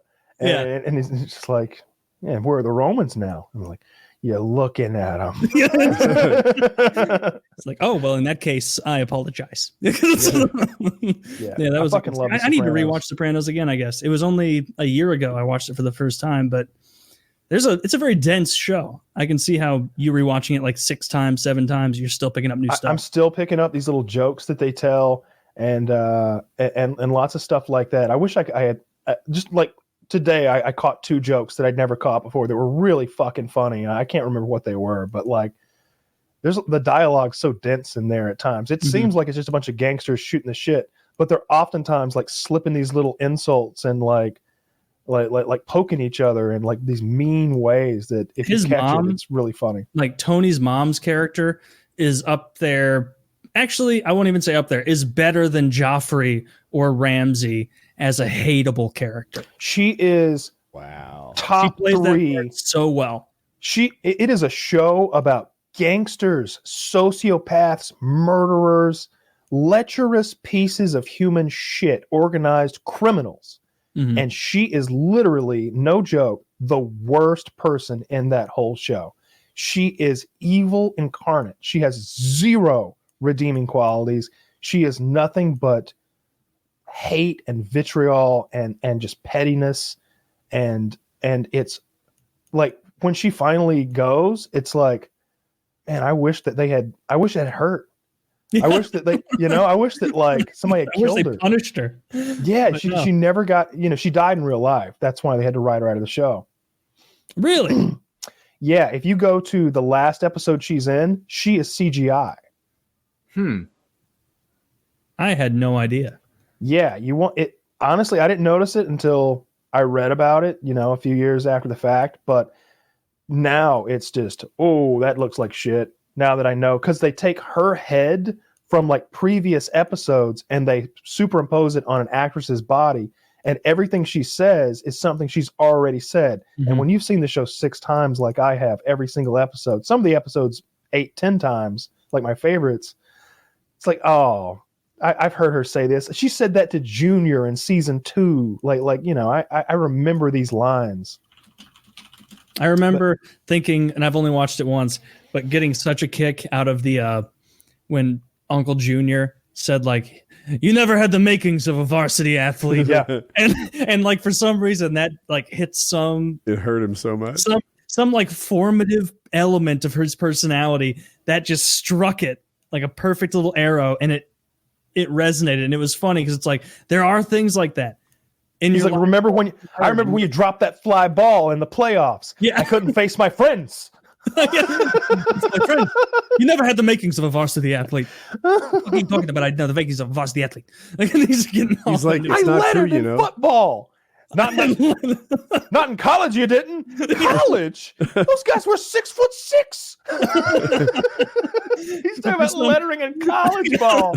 Like, what the fuck? But for some reason, Tony takes such offense to Uncle Junior saying that and that's probably because for his entire life, the only like true masculine person he had in his life as like a role model was Junior. So hearing like a little passive remark like that, even from his, I think at the time he said that he was like not totally senile, but like on that path there. And senile Uncle Junior was a little sad. Yeah, he gets and they play it really well. Like the downward spiral is gradual. You know, you slowly start to see him lose his marbles. They did it really well. He's a good actor. When I like the whole storyline of like Tony imagining like a sexy Italian woman across the way hanging laundry. Yeah, and like he imagines all these scenarios with Carmela and everything. Now we're just describing poorly scenarios in The Sopranos. I watched my favorite episode of all time today. It's called The Pine Barrens, and it is the episode where Christopher and Paulie take the Russian out to the Pine Barrens to murder him, and it turns out that he is a Russian Green Beret. You know, he was a member of the Interior Ministry, and he killed 16 Czechoslovakians single-handedly, as Tony put it. No, as Paulie put it. They were Chechens. Like Tony's like, Tony's like, you don't understand. You're dealing with a Russian Green Beret. Some kind of a Russian Green Beret. He was in the Interior Ministry. He killed 16 Chechens single-handed. And Paulie gets off the phone and looks at Christopher, and he goes, well, this apparently he's an interior decorator. He killed 16 Czechoslovakians. And Christopher goes, really? His apartment looked like shit. And then like they're in that like shitty snowmobile thing later, and Paulie's getting furious because Chris won't share his like tomato sauce packet, his ketchup packet. It's the other way around. Chris does share. Chris is like, I found some ketchup packets, and he like gives half to Paulie, and Paulie's like, yeah, mix it with the relish. It's pretty good. And then like later on, Christopher looks over and Paulie's got Tic Tacs. He's like, are those Tic Tacs? It's like, yeah, give me one. I ate them all. Like he's eaten all the goddamn Tic Tacs. He's hoarded them for himself. Paulie's a real piece of shit. He's one of my favorite characters. Yeah, he's very funny, but he's a piece of shit. Why does Paulie stand out as a piece of shit amongst all the Sopranos? Paulie is more out for himself than anyone, and that's why he is as old as he is and has still like survived this long. Like, he turns on Tony like to like side with New York when he's being manipulated by Johnny Sack at one point, and then at the very end of the show when the war has come with New York, he just leaves. He just drives out of town. Meanwhile, like Syl and Bobby Baclieri and like everybody else is like down to fight with Tony. Like even if they're not all that tight with him, they're like, yeah, I'm gonna fight for my boss. You know, everybody. Yeah. Even Benny, like everybody's there to fight with Tony, and Paulie literally drives away. Of his whole crew, like Bobby Baclieri might be my favorite one because he seemed to be the most of a genuine good guy who was wrapped up in this, and it was like, this is just my lifestyle now. But like he was always trying to be good about it, like skirting little rules, like not being as severe as Tony was hoping. So didn't have a Gumar. Yeah, didn't have a Gumar. Is the only one without a Gumar. And like, so when he died, like, and also not even when he died, the scene where like I could tell the building where he and Tony were going to get in a fist fight. I was like, oh, just keep enjoying playing your game, please. I don't want to see Tony and Bobby Baclieri get mad at each other. They're my favorite characters. And then Bobby beats the fucking shit out of Tony. Only because Tony slipped on that rug. If you watch it, only because Tony wasn't kidding. Rug. Yeah, yeah. If you watch it, Tony really does. Tony's getting the best of him, and then he does slip on the rug, and then things turn the other way. The next morning, they're just Tony seemed out for himself too. Like, Tony is always out for himself. I know, but Tony you called out Paulie as more out for himself than everyone else. But I'm not. Well, Tony's the boss. You know, like Tony's the boss can be looking out for his people. The boss can be making sure that like this is a successful enterprise. A lot of times, looking out for number two when you're number one is the way to ensure that your number twos are loyal. And he turned the screws a whole lot, and he killed his nephew and. He killed the nephew because the nephew was a loose cannon. He was endangering everyone. And what really triggered Tony, because Tony's a sociopath, and they touch on this a bit. Sociopaths have most of their actual like loving like human feelings are directed toward babies and animals. And if you pay attention to Tony, those are the things he loves. And when he looked in the back and he saw that limb had went through the window and into the baby's car seat. Even the baby wasn't there, but he saw the potential for like Chris's behavior is going to kill that baby. Yeah. And that was it. That was it. Chris has got to die right now. I thought I hated that. He never did hook up with Chris's wife, did he? Never. No. But he was about to. He was very tempted. Didn't he get interrupted? Am I right about that? No, they were driving together to go get her some cocaine, and they had a car accident. Was there not a time they were about to hook up in some back room, maybe in the Bada Bing? I think it was them doing cocaine together, and it was more like a cut shot of showing Tony like staring at her ass or something. But they were in the back of the Crazy Horse. Actual thing where they had a little bit of a moment in the back of the Crazy Horse, which was her club. But he never actually it never went anywhere. He was clearly like down. He's not a good guy, Tony. He's a very flawed character. Too. Oh yeah, she was pretty down too. Yeah. He's one of my favorite characters ever. He's great. He's so flawed, and he's much like Bobby. Like Tony kind of got swept into this thing. He kind of took the path of least resistance, but every now and then you see this glimmer of like a good man on the inside that has been corrupted and is just stuck. When he chooses not to kill the soccer coach who had sex with the underage girl on Meadows' soccer team. He comes home all drunk and he's like crying almost to Carmela. He's like, I didn't do anything. I didn't do anything bad. I didn't do anything. Like he's having a moment there where like for once he didn't he didn't murder a man for something. That's one of his best moments, I think. I liked his wife a lot. Carmela. I thought she was pretty loyal. Very loyal. She did cheat on him. Yeah. Well, she was gonna with a wallpaper man. But he cheated a lot, and I think she knew that at that point. And she hid some money from him, but he wasn't doing enough to provide for her security. Well, as far as she knew, he was always doing more than enough to provide for her future. But he couldn't tell her because she'd be an accessory after the fact, and she can't understand that for some reason. So she secretly invested $50,000 that was hidden in the bird feeder. 50 grand is not going to get you too far, Camilla. He's like, what's it earning? 1%? It's just it's a good show. It's a really good show, and it holds up pretty well. Like you could watch it now, and sure, it's dated a touch, but it's good. It's good. I was going to say I've never seen it. So. Oh, dude, you should have said something. We wouldn't have spoiled like 18 plot points. It's a great show, one of the best ever. Whenever you guys were talking about important plot points, I started looking at Hookah, so we're good. Enjoy that. Enjoy The Sopranos. Do you watch The Expanse by any chance? That Amazon space show? I watched the first season. Yeah, I finished the first season. It gets a lot better. So Amazon owns it now. Originally, it was Sci-Fi Channel, and obviously there are budgetary constraints that come along with being on the Sci-Fi Channel, as well as like content restraints as far as violence and especially language, because it was on broadcast, not broadcast, but cable, and cable has to please their sponsors. Yeah. But on Amazon, they're dropping F-bombs left and right, and they're showing a little ass crack, and it's got light years better. Somewhere, it's either season 2 or season 3 when Amazon gets a hold of the property. Now, season 4, which was last year, was a bit of a downturn. I think Woody and I both agree. Woody really hated it. I don't even know if he got all the way through it. Yeah. I just disliked it.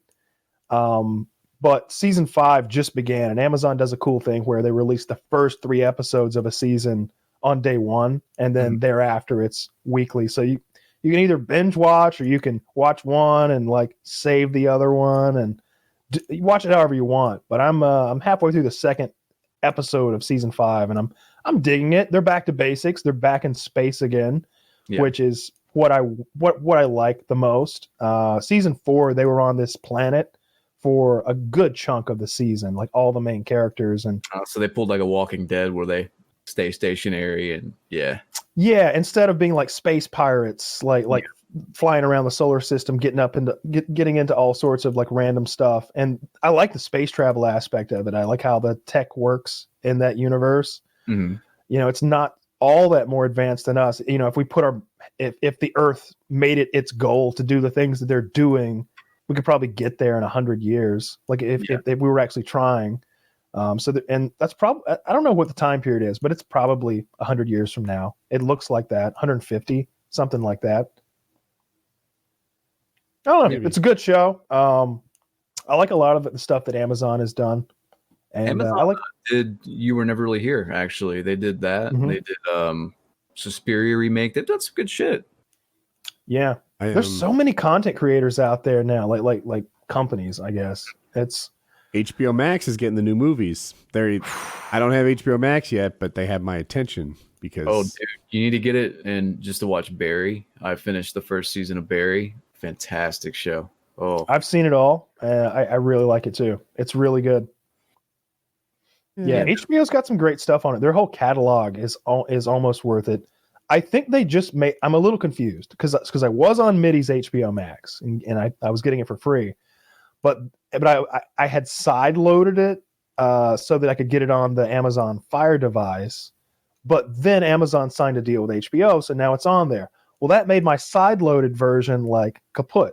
So I had to uninstall it and click HBO again. And it loaded my HBO, but now it's been upgraded to HBO Max. And I don't think I'm paying more. So I'm a little confused. But I have HBO Max nonetheless. All right. my I don't understand. actually, sorry, my ISP gives me HBO Max for free, so I just take it. How Pretty do, sweet. where does Go? HBO Go was the one you wanted for Game of Thrones. Now it's Max. Is think Go they just- still around? How are they different?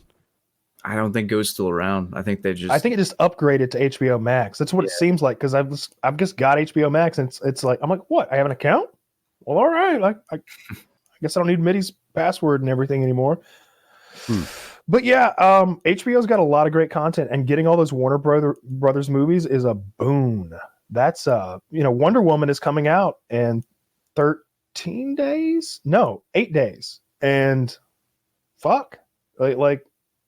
I feel like that alone is worth it. Because like if I wanted to like watch it on even its DVD release, what does it usually cost? Like almost $20 to like they make you buy like At first, the digital content long before you're able to just rent it and then when you rent it, it's going to be like $7 and it's a while before that drops to $4 and this whole fucking scheme. But if you just got HBO Max, you just get it on Christmas Day. you said Wonder Woman was coming out in 8 days, and I'm like, right, there's something else huge about to drop. Belle Delphine. Delphine. Yeah. I'd rather watch Belle Delphine get fucked than Wonder Woman 1984. And Wonder Woman 1984 looks pretty fucking good. We haven't talked. I almost wish Taylor was here for this, but the vaccines are coming out today. They are. As we record this, the second one got approved by the FDA. The Merrick one or something? No, it's closer to Modena or Moderna. Yeah. or something. Okay. So they have 6 million doses or 7 million doses queued up and ready to ship.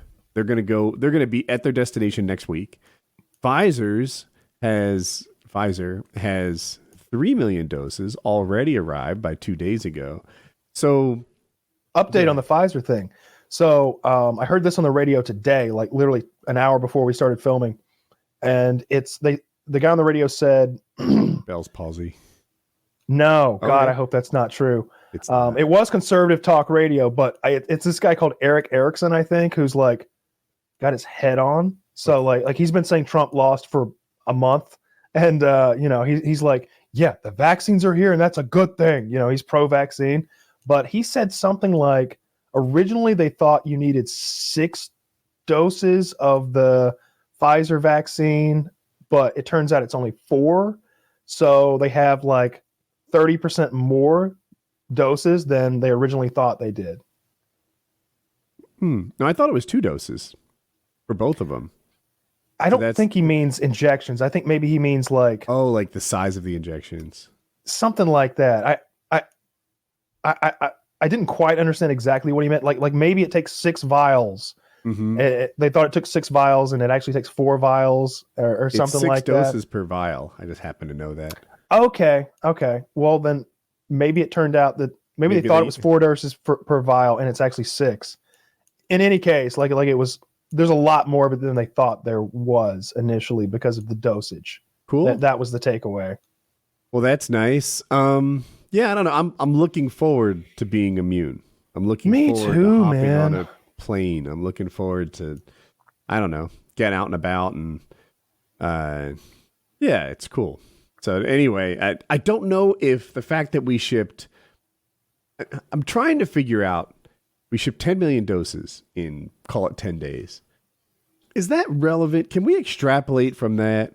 Or I think more likely I'm counting up a bunch of stored doses. You know, they've been manufacturing this for a month and then all of that just shipped this week.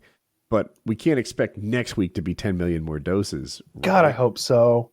I hope they get it. I hope they can get, I hope I can get the vaccine soon. That's what I hope. Right? There's gonna be so many dummies that don't want it. I'm counting on that.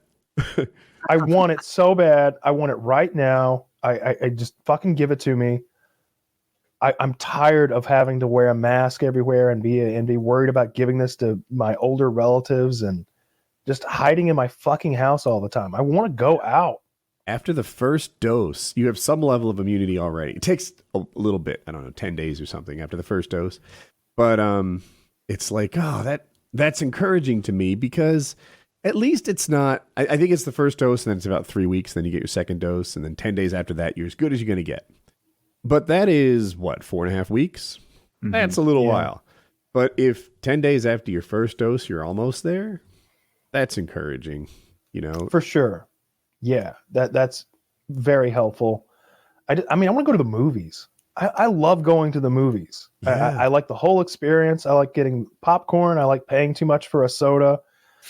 And I don't like hate sitting wearing in that dark a mask. room. If I'm vaccinated and wearing a mask makes you feel better, I don't care. I don't know why people hate it as much as they do. Now, if you're going to the gym or something, I can imagine why. You know, I heard Derek from More Plates, More Dates in one of his videos is like, it doesn't make it any fucking easier. I can tell you that. I'm like, okay, right. So if he finds doing cardio with a mask on sucks, I hear you. I haven't even tried that, but it doesn't make it easier, I guess. You've probably done cardio with a mask. What's your opinion, Kyle? Does it suck? I've never done cardio with a mask. Oh, okay. So I wore one of those masks that's meant to decrease your breathing potential before, when there's altitude masks. But that's a whole different thing. Yeah, I haven't tried that. I've they're popular in jiu-jitsu circles, so I've seen them a lot, but I haven't worn one. What's your take on it? It's like suffocating. You know, it's like every breath is like 3/4 of a breath or something. First of all, the one I had was adjustable, so you could determine how much you wanted to suffocate yourself. But yeah, it's you know, I think it's building cardio capacity, so that, you know, if you can operate and run through your jits drills at 60% O2 levels, then whenever you're actually in the ring at 100%, you're even better. It's going to feel easy. Yeah. Your best you. The internet says it doesn't work, that you have to really be at altitude and live at altitude to get more red blood cells and stuff. My common sense seems like it should work. You know, like I know that in swimming, people work really hard to build their red blood cell count. I don't know if it's the count or the size of it. I think it's the count. But as you get in better shape, you have more red blood cells. And it's particularly important in swimming because it's an oxygen-deprived sport. When you look sideways, you push the water instead of slice through it. Like, you're less hydrodynamic, so you breathe as little as you can, and especially in the sprints. Anyway, that's why it matters so much to swimmers. That's why I have a, 1990s background in this. It could be out of date. So it just seems like if you wear a mask that deprives you of oxygen, your body would learn to compensate. But they say it doesn't, so I don't know. Anybody ever wear a snorkel? Yep. Yeah. Really? I mean, for the races. Oh, I thought you meant for snorkeling. I'm not asking if you've ever experienced a snorkel before. Well, that's how you phrased it. I'm asking if anyone ever swam went to like in the like maybe like a James Bond rebreather. Those don't work. That's fiction. But I don't know if that would work. If that would be better. I see where you're going from. You don't have to turn your head. But you're also, that restricts your breathing too. My gut says I'd rather turn my head and get a good breath than not turn it and deal with bad ones. Or potentially get a gulp of water. Yeah. Right. I guess you could just dump it. I'd be if the guy next to me had a snorkel, occasionally I'd splash, flick a little water in it. Well, I mean, if you're an experienced swimmer, Woody, like it's probably, I imagine like Kyle saying like, or you could swallow water would be like telling an NHL player like, but sometimes you slip on the ice, right? Like, well, no, not but really. if you're taking these like, deep breaths and you're like, I just imagine, and you just inhale a gulp of water. I just am saying like, I imagine a professional swimmer like has that timed so precisely. Like it's got to be rare for them to fuck up. He's and be saying you water. would dump it in my snorkel when I'm trying to breathe.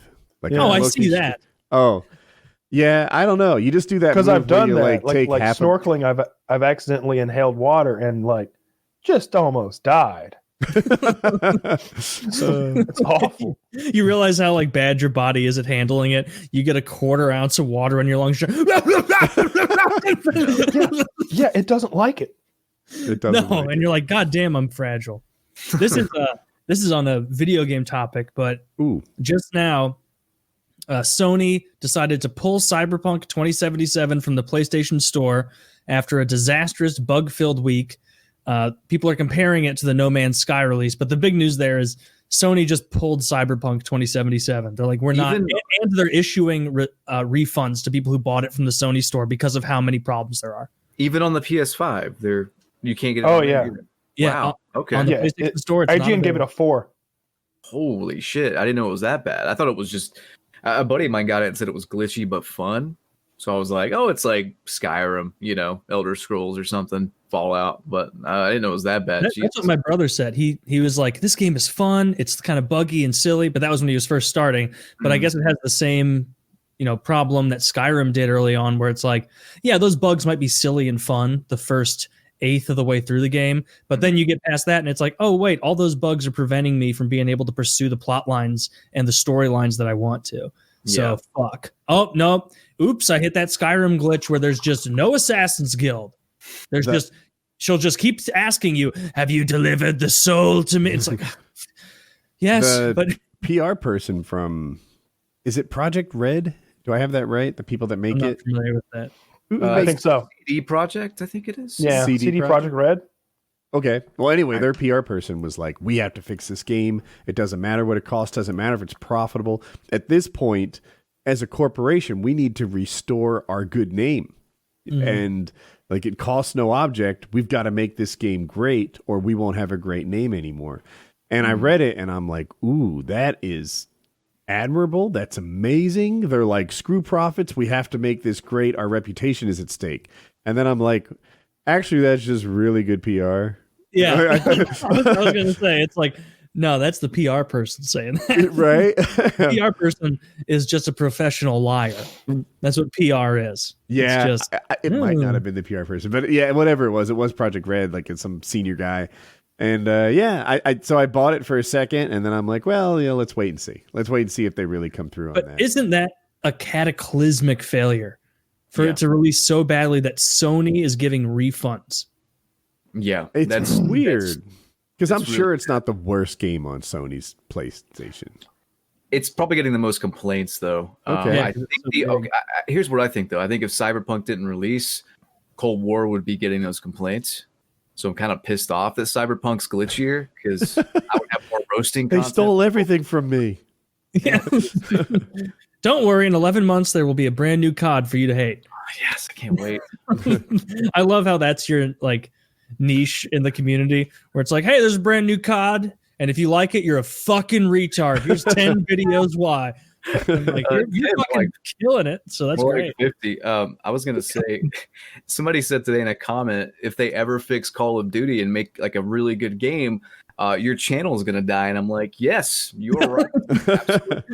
Would you be so aggravated if Call of Duty 2021 is absolutely flawless? Honestly, I would just retire the YouTube channel. I'd fucking go become an OnlyFans, e-boy or something at that point, and just play my good COD game in peace.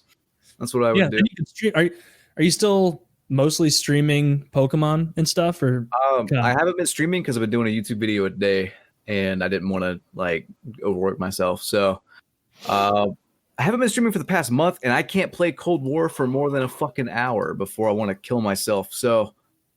I'm taking a break from streaming right now, but I'll probably come back next month or something. Are you as good at COD as you ever were? Yeah. So Black Ops 4, I played that one. I skipped Modern Warfare because it gave me AIDS. So Wait, the last one? yeah, I couldn't That was stand it. good. No, I could go. It's worse than Cold War, but I won't get into that. The last one I played was Black Ops 4, and I actually broke a world record on that. I think it was I partied up with people from stream, and we had 324 consecutive wins in TDM, all streamed live, no shame. Very nice. Wow. Yeah. How long was that stream? It wasn't all in one go. It was like 2 or 3 weeks, I think. How were you in the party? Were you just? I guess you had some studs with you if you won every game, but you stud yourself. Sometimes I was the best. Sometimes I was in the middle. Okay. But that game, I don't know what it was about that particular COD, but yeah, I got insanely good at it. 324 is that what you said? 324 consecutive wins. Yeah, that's nice. I think my longest win streak is like 150 something. That's crazy though.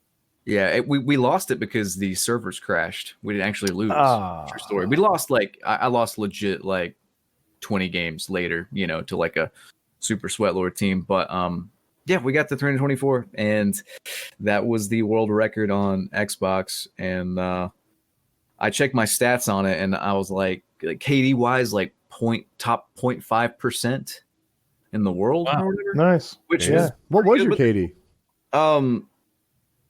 Let's see, 3.12, but they did it where assists counted as well, so it was like 3.84 or whatever. Damn. Jesus Christ. Yeah, that's really good. I remember like the beginnings of CODs being like, we're holding on to 2, baby, and like trying to build up enough of a like stockpile that I could suck for a while, and then before too long, it's like, who cares? Like I had a friend with a 5 KD, and was it Preyas? This is Modern Warfare 2, and it wasn't Preyas. I don't want to say who it is because of the second half of the story. Okay. He dashboarded from time to time. And it's like, if you dashboard away your worst scores, that makes a huge difference. All your negative games, all your 1 KDs, like, you take away your worst ones and your average goes up a ton. I remember doing the dashboard a couple times and every time being like, this takes forever. This is not worth the stats. Nobody's watching my channel being like, wow, man, this guy's really good. It doesn't take that long. You just press the Xbox button, then Y up A. I never. Yeah, no, but I mean, you're turning it off, and then you have to turn it back on. You have to boot up, and then you have to get back in the game, and then find a new match. Like, it's 5 minutes. I don't think that still works. I don't think the dashboarding thing still works. I think they fixed that whenever they got dedicated servers and stuff, so it logs everything from Activision. But I could be wrong there. Somebody correct me if I am. But I knew a guy who had a legitimate. I believe it was like he had 2 accounts on Black Ops 1. He had a legit like 5.53 on his regular account, and then he had a tryhard account like nearly a 9. Jesus Christ. He's getting a pay flow every life. No, this guy's name was Ron. I think he still plays. He just doesn't post. And I was like, I got to see if this guy's for real. So I played with him in Modern Warfare 3. We had like a 6-hour session. This motherfucker was dropping Moabs every other game. Every other game. I got 1 that session. We got 1 in the same game, actually. So we got a bro app. But he was just, as far as like just raw skill, he's probably the best guy I've ever seen. You remember Impulse? No, I don't. There was a guy named Impulse. He had a 13 KD in COD 4. But so look, he's really, really good, but he was really, really campy. If I recall correctly, his favorite gun was an LMG. He'd go to the back of the map and he'd just, kill way more than he died. But like, if it's TDM, cool. But everyone played domination back in the day, and he just objective was nothing. Had nothing to do with what he was up to. He'd go 13-1 in the back, basically. I remember him doing better. I mean, he'd get chopper gunners and stuff, but it just, I don't know. XCal's KD was lower, but I was way more impressed with his gameplay. Someone I remember playing with a lot who was like, it wasn't his life at all, but he was not a dashboarder, and he was tremendous. It was Onslaught. Yeah. Like, we would play with Onslaught, and like, he's being friendly old Onslaught the whole time, like carrying on the conversation and everything, and you're chatting, and I'm like, well, I'm 13 and 11. You know, he's probably not doing that well either because he's talking to me the whole time, and then you check the score, and it's like, oh, 41 and 0 again. God damn it! Like you really are with carrying Onslaught us. like every night. I play with Onslaught probably more than I played without him. He's a great guy too. Like Onslaught, he's a super great guy. And you guys talking about your win streaks. I had some good win streaks too, but I didn't want to mention them because they weren't really my doing. I mean, I was part of the team, but for a lot of these, you could have replaced me with anyone, and we'd have still won. But oh yeah, like when I would roll with YouTubers, like you could have put a cat in my chair with a controller in front of it, and my win streak would have been the same. Yeah, Bendro was really good, and whenever I won a free for all with YouTubers, I'm like, save this one. We got to write a song. Yeah, you're like coming up with content, like the commentaries. You're like, no, this one's a little too content dense. I can't waste the gameplay on this. People won't comment about they'll comment about masturbating and bloody cum. They're not going to comment about my epic win. I remember it got to the point when I was uploading content and it'd be like, hey guys, I got a gameplay. I went 24 and 21. Who cares? We're going to talk about a weird lady I stood behind in line at Chipotle today. And again, that would be the whole episode. I'd have games that I thought were like good, but not great. You know, I'd go call it 24 and 10, something like that. Not really a YouTube game, but nothing that I'm ashamed of. That's a YouTube game now with skill-based matchmaking. I feel like a fucking moron when I play Cold War because I'm facing just like, 6 other less good-looking versions of myself. So What you need to do is just play zombies round 1 through 8 on Dare Ice and use that for an entire year. I would save these good but not great games, and that's what I would put Painkiller Already up against. At the time, we didn't film it; it was just sort of an audio thing. Mm-hmm. And I watched one not long ago, and they're like, "I forgot how truly bad Woody was at this game," and I'm like, "This is above average." You're kind of a dick. I went 24 and 10. That's not truly bad. I mean, it's solid. Who was Mark of J? That was his name. He might still be active. I don't know, but I remember he used to post ludicrous scores where it'd be like twice a day. He'd be uploading like Modern Warfare 2, 128 and 3 with bad guns. He'd grab an FAL. And just wreck everyone. Like, this is semi-auto. I never watched his content ever, but I remember like clicking onto a video way back in the day just to see. And like he had face cam before a lot of people. And like he'd be on like a 45 kill streak and he'd die. And he'd be like, that stinks, man. Dude. And like, be on a kill streak like that and to not even be bothered because he knows there's a 50 kill streak in the chamber right after this. He actually won a YouTuber free-for-all with Ron, the guy I told you about. Ron came in second. Mm-hmm. He actually beat out Ron in that free-for-all. So is Ron Ronaldinho? Yeah, Ronaldinho, yeah. Does he still play or make content? He still plays. Occasionally, he'll upload a video like once a year. So I was like 38, and Ronaldinho is talking about like, you guys really ought to have 6-pack abs. It's not that big of a deal. 6-pack abs are easy to come by. And if you don't have 6-pack abs, you're probably not living the life you should. Trust me, life's a little better. And I'm like, show me your abs. Show me your abs. I want to see your abs. I have no idea if he ever had 6-pack abs, but now it's 10 years later. Now I want to see his abs that much more. Let's see what you got now, Ronaldinho. I will DM him on Twitter and be like, hey, Woody wants to see your abs. I want drop 100-0 gameplay with skill-based matchmaking, like make it happen. But yeah, Mark of J. Okay, so Modern Warfare was so bad. I'm sure you guys, if you did play it, you probably liked it okay. But Modern Warfare was so bad. Mark of J uploaded one video talking about it and how bad it was, and then quit for the whole year. He just was Black Ops 4 a good one or no? Black Ops 4 was good. I'm going to trigger a lot of people. Black Ops 4 was good if you were good. If you were not good, Black Ops 4 was miserable. If you didn't have a team to play with, like at least a few other people, it was miserable because it was very...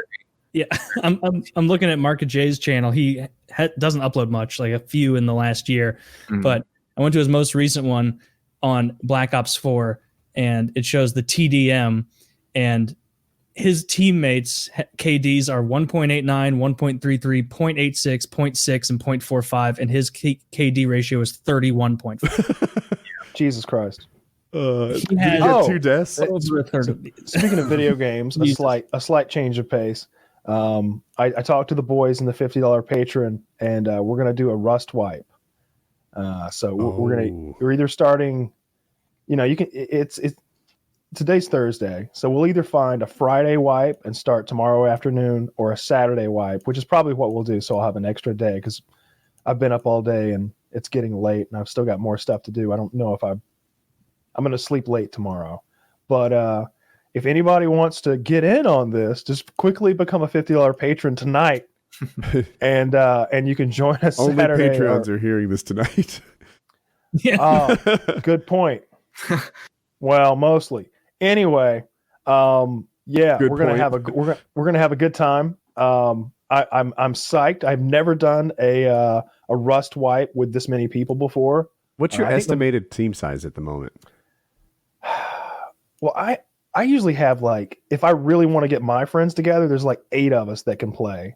So I'm assuming that a few of those guys will jump in. So I'm bringing at least 6, and so I would think at least 10 of the patrons are going to jump in, but maybe 20, because like I know a lot of them have the game, and we're going to be playing like every day for 8 hours, 10 hours a day for a week. So we could easily get up to 20, I think, grinding away. Okay. Which would most likely, if we pick the right server, be by far the biggest clan on the server, and that'll make things a lot easier. If there's 20 of us against 5 good players, I think we'll come out ahead, especially like early game when it's just like 20 of us shooting bows. Like, it's just, our arrows will blot out the sun. Like, it's not going to matter how good they are. I've never done a big clan like this before. Like I said, I've played with like 6 people who are on steady, and then maybe 3 or 4 extras who are occasionally on. But like even on our raids, it'd be like 6 or 7 of us going at a time. But I've never played with this many people, so it'll be an interesting little development.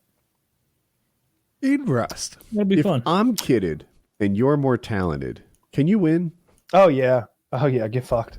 Really, even with a bow? Like, I won't even be close.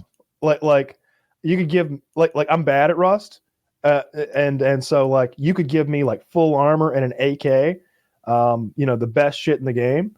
And if someone is like legit good at the game, like they're put in COD terms, if they're a 3 KD player, I'm about to get embarrassed.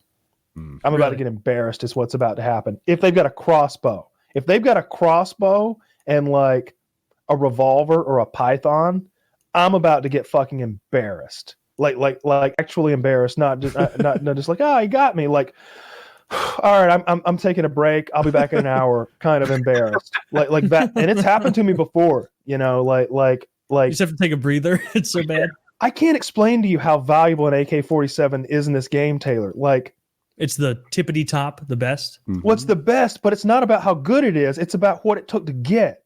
Mm-hmm. Like, I don't know how to like compare this to any game you've ever played, but like that represents hours of human lifetime that were spent earning it.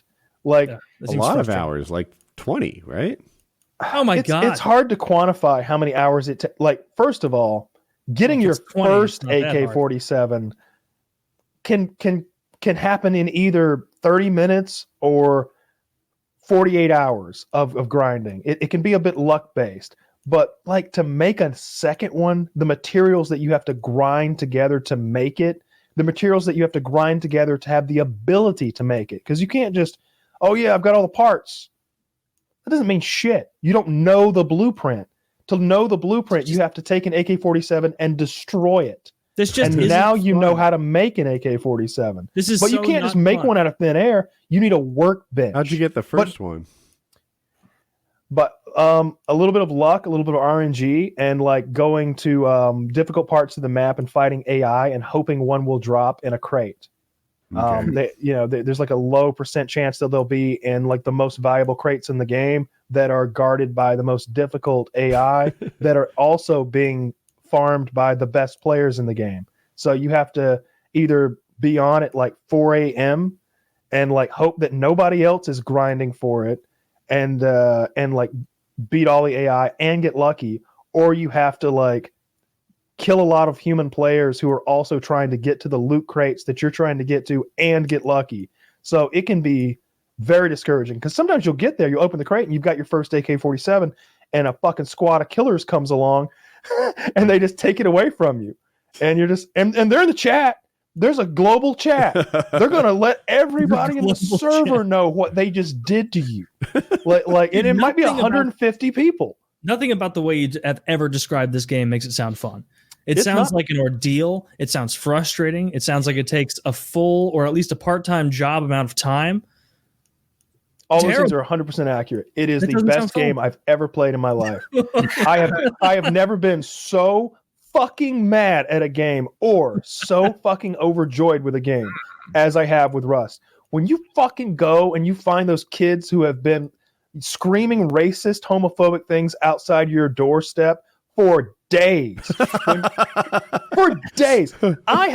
They hurt my feelings one time. That's hard to do. A 12-year-old said things I'd never heard before, and I played Modern Warfare 2. This kid was so ruthless outside my base, and I just had to hide inside my house like the big bad wolf was outside because he was so goddamn good he couldn't be touched. Like we had a whole neighborhood. It's like me and Mitty have a house right here, and like just across the street, there's two more of my friends, and just right next door, two more of my friends. We're doing something that's technically against server rules. We're all buddies, like in a duo server, having like a non-combat rule between us. So when somebody comes fucking with you, I'm coming outside to help you deal with it. It's cheating, technically, I guess you could say, but we all just wanted to play with each other, and I'd already started on a duo server, and we didn't want to quit because we'd already put 50 hours in. Anyway, this kid would come and bully the whole neighborhood. He's like 11. He's 11 years old with a speech impediment, and he's fucking bullying half a dozen grown-ass men. And we're all just like in Hey, Discord, why don't you come out here and deal with me? What I'm throwing down. He's just like, I bet you won't come out here. I bet you won't come out here and do anything. I bet you won't. I bet you won't. And you'd hear him eating my pumpkins outside. He's like, you can literally hear his character in game. Like when you eat something in game. He's making fun of you and he's eating all your pumpkins. Yes. And the pumpkins are slightly valuable. Like that's my source of food. That's where my food is. Like for my character. And it's one of these games where you have to eat and drink. Food is. And pumpkins are a great source of food. Like they really fill you up. And while he's out there talking shit in like what do you call it, VoIP? When he holds a talk button and his character's mouth moves and his voice comes out, and the farther away he is, the more distant it sounds. It's a really good system as far as like in-game voice chat. And he's out there fucking, bet you won't come out here and do something, you pussy, you faggot, you pussy, you piece of shit bitch, you pussy shit old ass man. What are you doing here playing this fucking game, you pussy bitch? Bet you're unemployed, you pussy bitch, faggot. I fuck your mother, I fuck your sister, I shit in your daddy's ass. My character's not even hungry. I'm just eating it for the sake of it. And I'm just sitting there in my base with a fire burning so I don't freeze to death, because it's one of those games where you need a fire burning so you don't freeze to death. And I'm just like, this motherfucker. But I don't want to go out because he wants me to come out because he's going to kill me and take whatever I take out to him. He's just wanting me to give him more things. Because if I go out there with a shotgun and I try to kill him, he's going to murder me and take that shotgun and put it in his backpack. And then he's going to talk some more shit till I bring him another shotgun.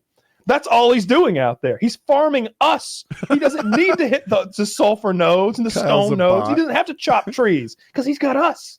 So is he just an uber alpha and everyone is afraid of this? He was a cheater is what he was realistically. Like he was just, there's a lot of cheaters in Rust.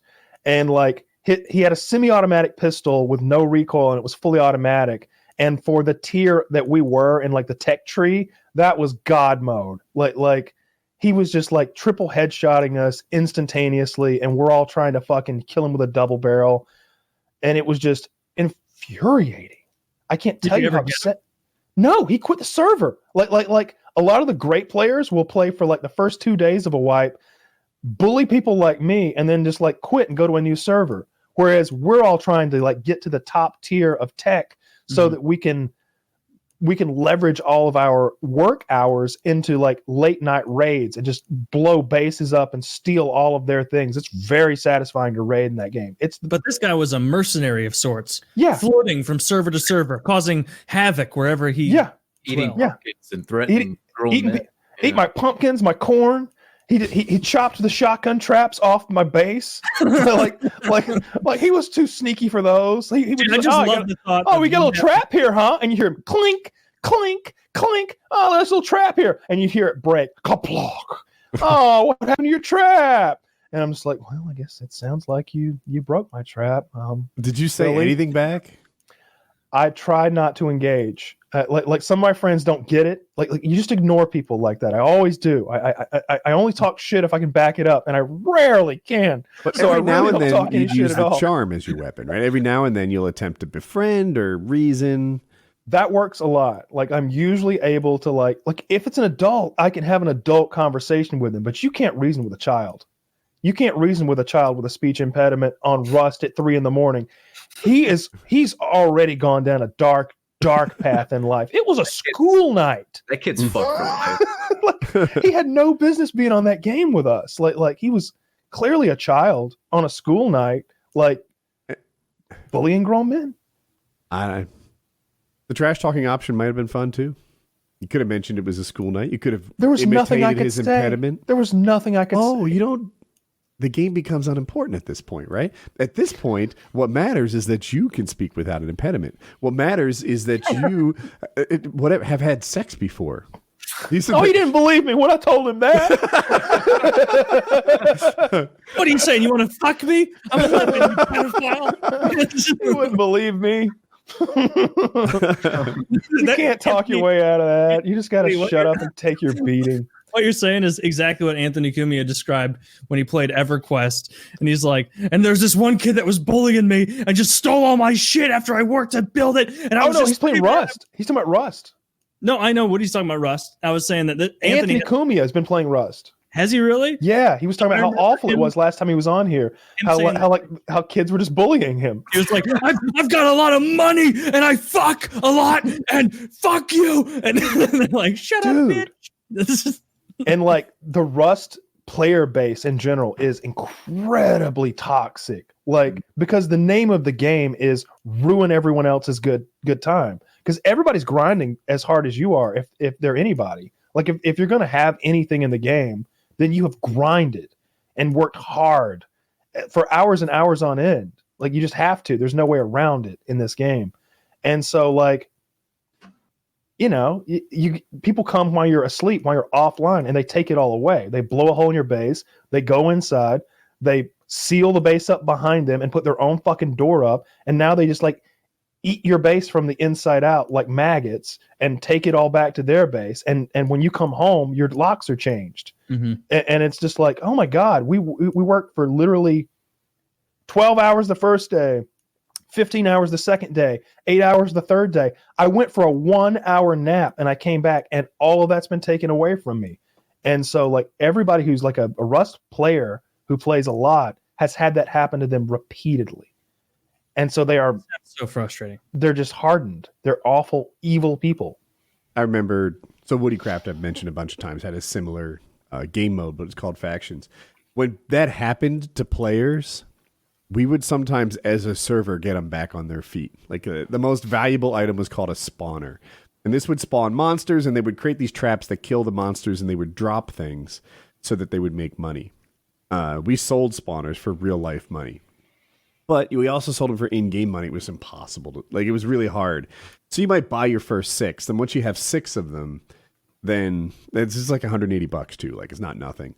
And then once you have 6 of them, well, now you got enough to earn all your way up to 50 and 70 and what have you. People would get raided. They'd steal all their stuff. So we'd be like, all right, here's 4. We just didn't want them to quit. They'd quit the server. They'd leave Minecraft, or at least Woodycraft. And it was I felt like it was good business and it was kind to get them back on their feet again. We do that too. Like I like to think I'm a really nice Rust player. Like I usually don't have a personal grudge against the people I'm raiding. Sometimes I do, and that makes it so much more fun. Like if you know who you're after, if when you find them asleep in their base, you're like, here he is. And you're like taking screenshots as you kill them with a pickaxe, like to send to them later.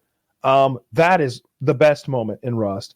But sometimes you're just like raiding people because they're too close to your base or because they were just there. They were a convenient target that was like isolated and you didn't think anybody else was going to come and counter raid you while you were blowing in, because that's incredibly upsetting. And you know, they'll come back the next day and like, hey, did you kill me? Like, what's your name? Like, he's like, Ice Prince 101. Like, yeah, I killed you. Can we have some of our stuff back? It's like, yeah, actually, yeah. You had a lot of shit we don't want. Like, yeah, you can have all this back. And like, sometimes we'll be just so rich that like, there's two of us playing. It'll just be me and Mitty playing a duo server, and we've got like 50 AK-47s. It's like, yeah, have some. You know, we'll just literally throw like loot out of the base and give it to the peons who have no way of getting it. So I'm always generous and cool in the game. I like to think. I like to think I'm a nice guy. I'm a benevolent Rust player. Leader. Yeah. A benevolent cult leader. I mean, they all are, right? Yeah, we'll be flying that RSK flag over on a Rust server this weekend, though. So that's going to be, well, not just the weekend, the whole fucking week. There's no way you don't just play for a weekend. Things are just getting started by Monday morning. Cool. I guess that makes sense. Yeah. So if either of you want to like pop into Rust, you don't have to. Like I told everybody else in the Discord. Pop into the Discord, like that. Yeah. That would be enough. So, because if people don't know, I don't want to play. Kyle or maybe a couple guys will share what they're doing in game, and I've done other games like poker and stuff where it's like the old thing. You're at the poker table. You look to your left. You look to the right. If you don't know who the sucker is, it's you. I already knew that. So when I go to the poker, I'm just there to watch and have fun, and sometimes I even talk trash, but I'm not betting my money. Yeah, you could definitely pop in and watch because it's going to be fun. I love this shit so much, so I'm looking forward to trying to play it with a bunch of people. I fully expect to get upset and mad, and I think that a lot of them are going to be so bad that it really upsets me. And I'm going to do it anyway. But you're a consummate professional. So what'd you say? I said I saw you upset before. You lost at poker, and you felt like the person that beat you didn't beat you properly. He didn't beat me properly. You were very mad. You were salty. I could taste you across the internet. Yeah, it was the second hand in like three hand. Like he'd already gotten me once on a bad beat, and then he got me again on a bad beat. Like he called he just played it poorly and still won, because that's poker sometimes. But I know how to calculate poker odds, and the first time he beat me, he had like a 4% chance, but the second time he beat me, he had a 2% chance. And I was more mad. I guess I was mad at him for making such a stupid call. You were name calling, and you like at first. I thought it was a bit for a little bit. Oh no, it was not a bit. No, he was genuinely upset with the way that this person played. And there was a good bit of money on the line. You know, I was if I win that hand, then I'm probably up a couple $100, but lost that hand, so now I'm sitting watching. You know, you say you can calculate poker odds. I think Woody and I can too. It's just that we look at it and go, our odds are bad. We're not going to win. Yeah. I mean, I can calculate the exact poker odds on any hand. It's not. I'm not bragging. You show me a royal flush, I can calculate they're going to win. Well, what if I've got a higher roll? Anyway, yeah, that was very upsetting. I remember exactly what you're talking about. That's literally the only time I've gotten upset in poker. Look, it was good content. Like, oh yeah, I have no apologies. You might not have enjoyed making it, but I enjoyed watching you get mad at what's the word guessing game? Code names. Code names.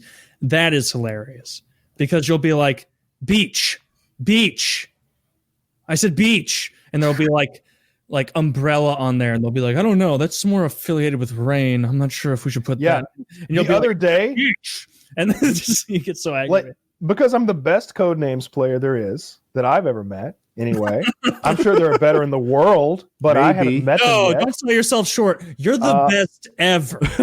I frequently win games with 3 clues, and I was trying to win a game in 3 clues, which normally 5, 6, 7 clues, and my clue was metallic, and there were for three words, and the words that were out there were liver.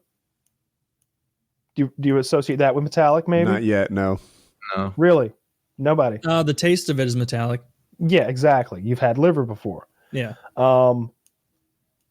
Something that had to do with electricity, and I think maybe iron or something like that.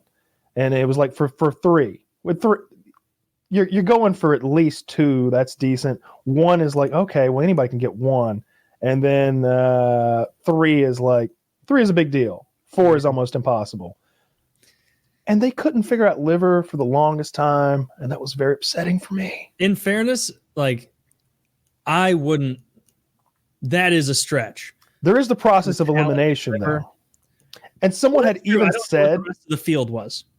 Yeah, I mean, with the process of elimination, you kind of get back to liver being like the only thing that could make any sense. And one of my team members had literally said, well, liver tastes metallic. And I'm just sitting there like, someone else follow up, be like, yeah, that's a good idea. Someone say something. And nobody says anything. So I know that you're going for 3 words in this game or not. Yes. I put the numeral 3 after my clue.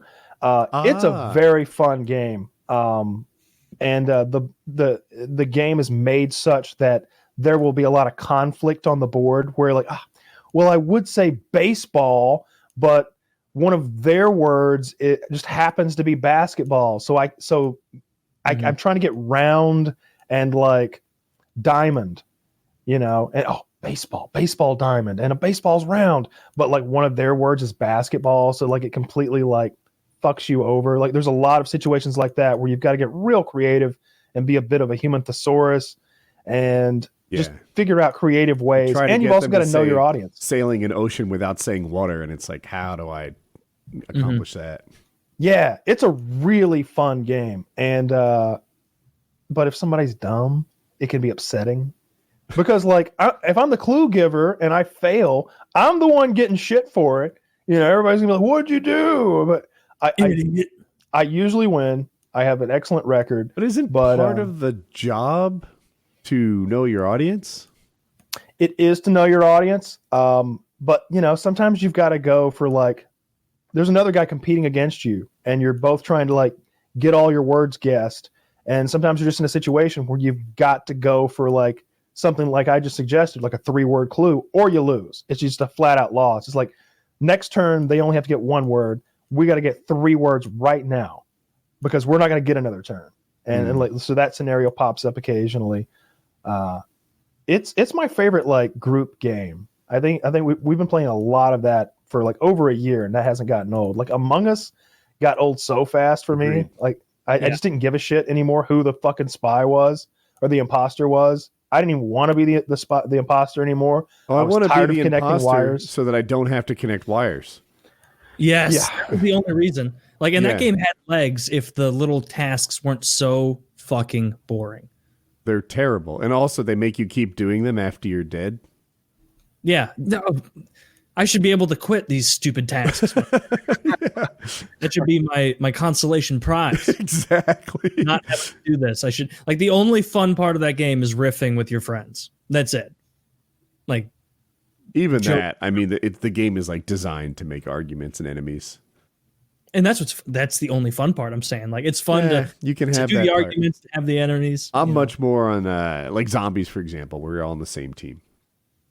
Yeah. Well, I prefer that, I guess, overall, but a little bit of strife, conflict, that can be fun. As long as everybody knows you're fucking around. Sorry, go ahead, BlameTruth. Hot take. Trouble in Terrorist Town's better than Among Us as far as like the trader games go. I've never played that. Gmod? You ever played that? Nuh-uh. Man, Yeah. Terrorist Town? Yeah, I played a good bit. Yeah. We used to play a lot of Gmod stuff. It was okay. My problem was like when you're in the imposter, like I was brand new to mouse and keyboard at the time. That might have been my first mouse and keyboard game. And I was just like, even as the imposter, I was like, oh my God, I don't think I can hit these guys. They're moving around pretty fast. like I was really struggling, like being able to shoot people because I was so brand new to mouse and keyboard. I got a new computer. It's still in the box. Oh, nice. I didn't want to set everything up like the day before Painkiller already and put it at risk, but I'll probably do it tomorrow. So Awesome. What is it? So it's the new AMD chip, the 5950X, and one of the newer NVIDIA cards, the 3800. What it is? Is that right? Or 39? 3080, I think. 30. Yeah, that's right. 3080. Yeah. I'm awful. That's a good card. Yeah. So I was gonna get the 3090, which is their top one right now, and I watched the Tech Jesus people, Gamers Nexus, something like that. Do you know this YouTube channel? No, but I know NVIDIA cards, and like the top of the line is usually marginally better. I always get the top one, but in this case, it's nearly double the price. They were talking about 2 frames per second better, something very slim. That's how it is every time. Yeah. The game I'm into right now is CPU bound, so it might not even help. It might help zero, literally zero. Yeah. And the Nexus people, they just made it seem like you were stupid if you bought it. Like I was like, this is me. I game a lot, right? I play a lot of hours per week, and I've saved up some money. So I'm like, I'm the target audience for this 3090. I should be getting the 3090. That's what I'm all about. And then like this guy is like, a stupid person would buy this. This isn't even for gamers. This is a workstation card for people that need lots of computational. It's not even a gaming card. They're just marketing it as such. And I just felt like I always had this concern that a fool and his money are soon parted, right? I've saved some money. Cool. But not enough that I can make financial mistakes for the next 30 years and still be okay. So I'm always on the lookout for like who's trying to separate me from my cash. And I'm like, I think I want the 3080. It would be the same price roughly to get a 3080 and then like a 4080 next year. And I'll be in a better spot than perhaps to get a 3090 right now. Yeah. 3080 Ti's just got announced. Did Nice. it? Yeah. I'll probably get one and build a new PC or just buy one. Maybe. I'll probably get one like when they're plentiful and the price is reduced. Like in the summer, whenever. Yeah, I might get one. I might wait for the next one. I'm not sure. As a Tarkov guy, I probably won't get one. It's so CPU limited, bottlenecked, dependent. Sure, that it'd probably be a waste of money unless I switch games. Yeah, I'm going to play a lot of different games. I'm really interested in that Warhammer 40K game that's coming out. That looks so fucking good. That trailer looks. I'm not even that big of a gamer, honestly, but looking at that trailer and knowing how much fun I had in Vermintide, that's going to be an absolute blast. We're going to have a lot of fun playing that. We are going to play that a lot. That trailer got me hyped. That game has me hyped. The music was good. The music was good. The gameplay looked good. Taylor, say that again, please. I cut you off. That's BlameTruth. Have you heard of this game? Warhammer, what is it, 40K? Something Tide. I was actually looking it up right now. Raid Tide or dude, I'm gonna find it's if you know Vermintide, it's the next one, the 40K version of it. But you could call it like a really current Left 4 Dead, but you fight more zombies monsters than zombies. Yeah, so you got the idea of 4 people co-op going from one side of the map to the other. Dark Tide, okay, and it looks amazing. I can't wait to get it. It's a buy new PC kind of game if it requires it, although it probably doesn't. That's the trailer, by the way. BlameTruth, if you want to watch it later or something. Yeah, it's fucking sick looking. I'm looking at screens right now. It's pretty Have you ever played Vermintide? Mm-mm. So Vermintide is like a 4-player co-op. You play these different classes. It's like sword. It's like hack and slash. And you're facing massive hordes of, I don't know if you know anything about Warhammer at all, but one of the races you fight against are the Skaven, which are these rat men. So you're just hacking through endless waves of rat men. It's a lot like Left 4 Dead in that there are like special rat men. So there'll be like a giant rat man with a machine gun arm, and there'll be like a rat sorcerer who's going to cast a spell on you, and all sorts of shit like that. And you're trying to unlock better and better weapons and gadgets as you go. And like one of us is the dwarf, and one's the elf, and one is the human, and one's the wizard. And I'm watching gameplay from this trailer, and I'm already sold. Yeah, yeah. It looks like Left 4 Dead mixed with like an action RPG or something. Yeah, Vermintide's out now. It's the fantasy version of the Warhammer universe. It's like olden times in an alternate universe where, you know, muskets and magic and bows and arrows and axes and swords and all that bullshit. Yeah. You know, like I said, one of us was a Flamethrowers. dwarf, one's an elf, one's a man, and one's a wizard. But on the 40K version, it's like it's like 40. It's the year 40,000. So like humanity has completely colonized the galaxy, and all instead of like fantasy shit like elves and dwarves, those things are still represented, but they're represented by mutants and aliens that we've encountered on all these worlds, and so that's what's going on in this new game. Or it'll be like, oh yeah, there's still dwarves, but it's dwarves in the year 40,000. So instead of having the best trebuchets, they have the ultimate machine gun work through or whatever. One thing about the Imperium of Man in the 40K universe is they're incredibly xenophobic, to the point where like I was wondering like wait a minute, how are we playing as like I didn't know what those things were, the classes that are represented in the new Dark Tide game, because there's like a big hulking human and like a little dwarf like human.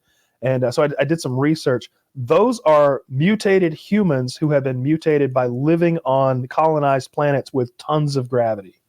So that guy's just strong, 8 feet tall, insanely muscular. He's a big giant human who has evolved on a planet with like tons of gravity, where being an intelligence was not a strong suit. So his race in particular is essentially like retarded. The smartest of them, it said, the ones who get like special armor and like elite status, can count to 10. Not bad. Like those are the ones that get like the good armor and like get to be commanders if they can count to 10. It seems to be working for him because they were a lot more imposing than the rest of the people. Enormous. He's just enormous. He looks like he's 8 foot tall, 450 pounds of muscle. That's who I want to play. Always want to play the tank. It gives you the most leeway for being the worst. Yeah. This is true. I might just get Vermintide. I'm still rocking a 1070 in my rig. It should be able to handle, you know, that. It's an older game. Yeah, it works fine on my 1080 Ti. Okay. Yeah, we played a shitload of Vermintide until I had like gotten everything I could get and beat it on the hardest difficulty and like unlocked all the. It's hard unlocking weapons in that game. Weapons have rarity, and the rarer the weapon is, the better it is. It makes sense. But to like, you have to play on a hard difficulty to even have a 2% chance of getting a rare weapon at the end of a raid. Mm-hmm. And so like, it's like if you succeed every 30 minutes, you have a 2% chance. Yeah. So buckle up. You're going to be doing this for a while. Like, I think, I don't know how many hours. I don't want to log into Steam right now and look, but like, I would guess that I have somewhere between 200 and 300 hours in this game. And I think I have 3 legendary items, maybe 4 in 300 hours. And that's a lot of legendary. That means like your kit is pretty much entirely legendary. Yeah. That's the red ones? Orange or amber, depending on your monitor settings. Mine's always kind of more yellowish than everyone else's. I can never tell how long I've been playing a game on Steam because I'll leave games open for days and it'll be like, I've played this for 5,000 hours. That's how my Tarkov is. I started playing Escape from Tarkov in February. I have over 6,000 hours in it. That's how it was for Warhammer 2, the more RTS game, is I would just keep it open on my gaming laptop and it would say like 7,000, 8,000 hours played. And I'm like, that's just the amount of time that's passed since March. Like, yeah. I think I've played. I was wrong. I got 192 hours. Okay. Close, though. Yeah, but still, You it's didn't bust. huge grind. But it's co-op, so it's really fun to play with your friends because you're like, each of your characters kind of complements everyone else's. There's a lot of synergistic stuff going on. Where like, oh yeah, I have this ability that'll heal us all a little bit, or oh yeah, when I shoot these arrows, everyone has a job. Like everyone knows what their job is. It's nice to play with friends. I don't know if you play with strangers very much, but I played more with strangers. And so like no one runs the help the strangers attributes, but those are very important. They're a big deal. It's all kind of everyone out for himself. Everyone wants to be the kill leader, even though kill leader is maybe not the most important person on the team, right? Probably not. Sometimes not. But playing with a team, like Like maybe Kyle's really adept at handling hordes of people, and someone else does a huge one-shot damage, and he's better for the bosses. And you know, you can just be like, much how it went. Is like my character, the flail guy, was more just like go in the thick of it and take a bunch of damage and make sure that nobody is bothering Kyle, who's going to do a tremendous amount of DPS, I get damage per second, to the specials. So if Kyle can just, his character with the crazy bow can focus in on all the specials, and me and the dwarf, who's was Woody at one point, we just absorb all the hits and keep the horde at bay. Like that was the strategy. I had no range weapon, so I would often be like, Kyle, assassin, Get him! Get him! yeah. By the end, I switched to the dwarf that could go invisible and did like huge amounts of one-hit damage, and I could kill the bosses and like by myself. Sometimes the elf it was that did the one. it was so fun. Oh, I was like invisible dwarf. I should have said elf. You were stacking like so many bonus multipliers that you were just doing huge amounts of damage. Really fun game. It almost got not fun, where you would be like, all right, a summoning lizard person is about to come down. Taylor, you just go kill all the Skaven and the armored guys, and I'm gonna go ahead and he's dead.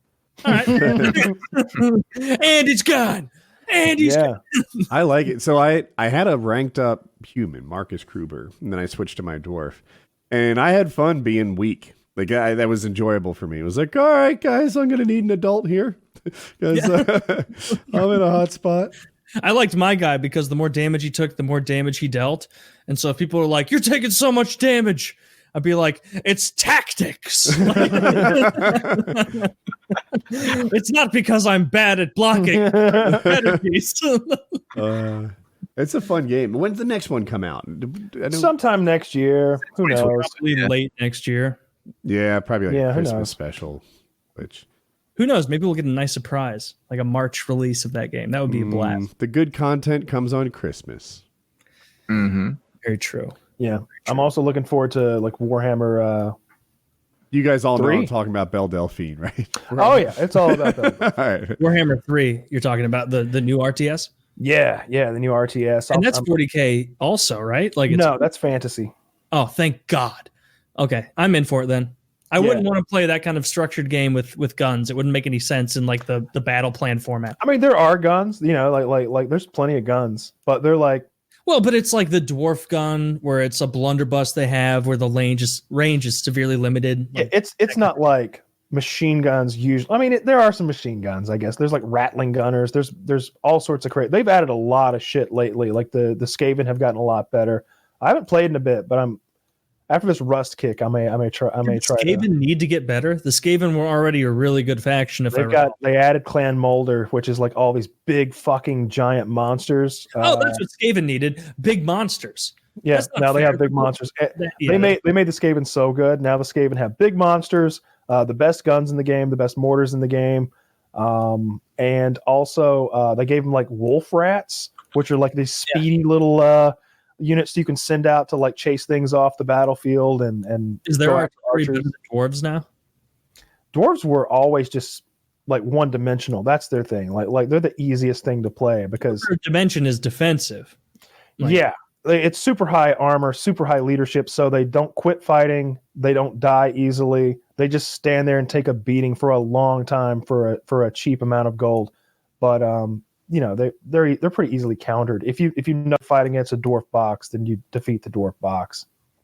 Yeah, I mean you can beat a dwarf box. Like I remember I played the Beast Men a good bit. Or no, what was it? The Chaos Warriors? That's the one. Chaos. And they had like them and the Beastmen had this cheap ass unit that was shitty at everything, but they had armor piercing.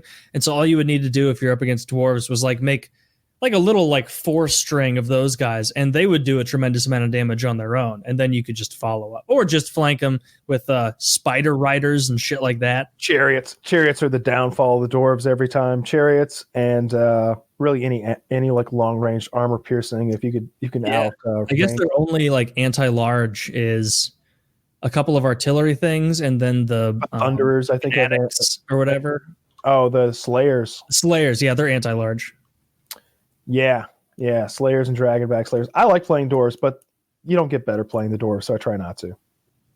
Yeah, I just picked the factions that I think are the coolest looking. So like the one I played the most by far was Lizard Men because I liked the way their characters looked the most. That's the best beginner thing to start with. You'll actually learn how to play, and they're very well balanced and kind of straightforward. I don't know. They're And simple vampires. to use. The only shitty part, about Lizardmen, the only part I hated was their stupid frenzy thing where you just can't control a battalion anymore because they get a certain level of leadership lost. But the vampires is fun. The pharaohs or whatever that is. Tomb Kings. The Tomb Kings, they're really fun. And the Beastmen are pretty awesome. Beastmen are the worst faction. They're the oldest one, and they're the one that's been in there the longest without an update. So they've fallen way behind. Everything else, all the other races have gotten these updates with better units and better magic and stuff. And well, when I'm saying best, I just mean like I'll look through they're fucking cool options and like I'll pick whatever the coolest ones are and try and use. It's a bunch of minotaurs and cowmen who just run ape shit into the enemy with like double axes and crazy stuff like that. That's why the Lizardmen are so sick. It's their like, mounted units are just centigores. Like they're just four-legged men. Like there's not a guy on a horse. Like their cavalry is just some like four-legged horsemen. Yeah, pretty much. All right, that's enough nerd shit. You guys may call it a show. Yep, Blame Truth. Tell the people where they can go to find all your wonderful content. YouTube.com/BlameTruth. Channel's popping off right now. Get on the wagon. The Codfather. I like that. All right. Any outros? No, sir. PKA 522.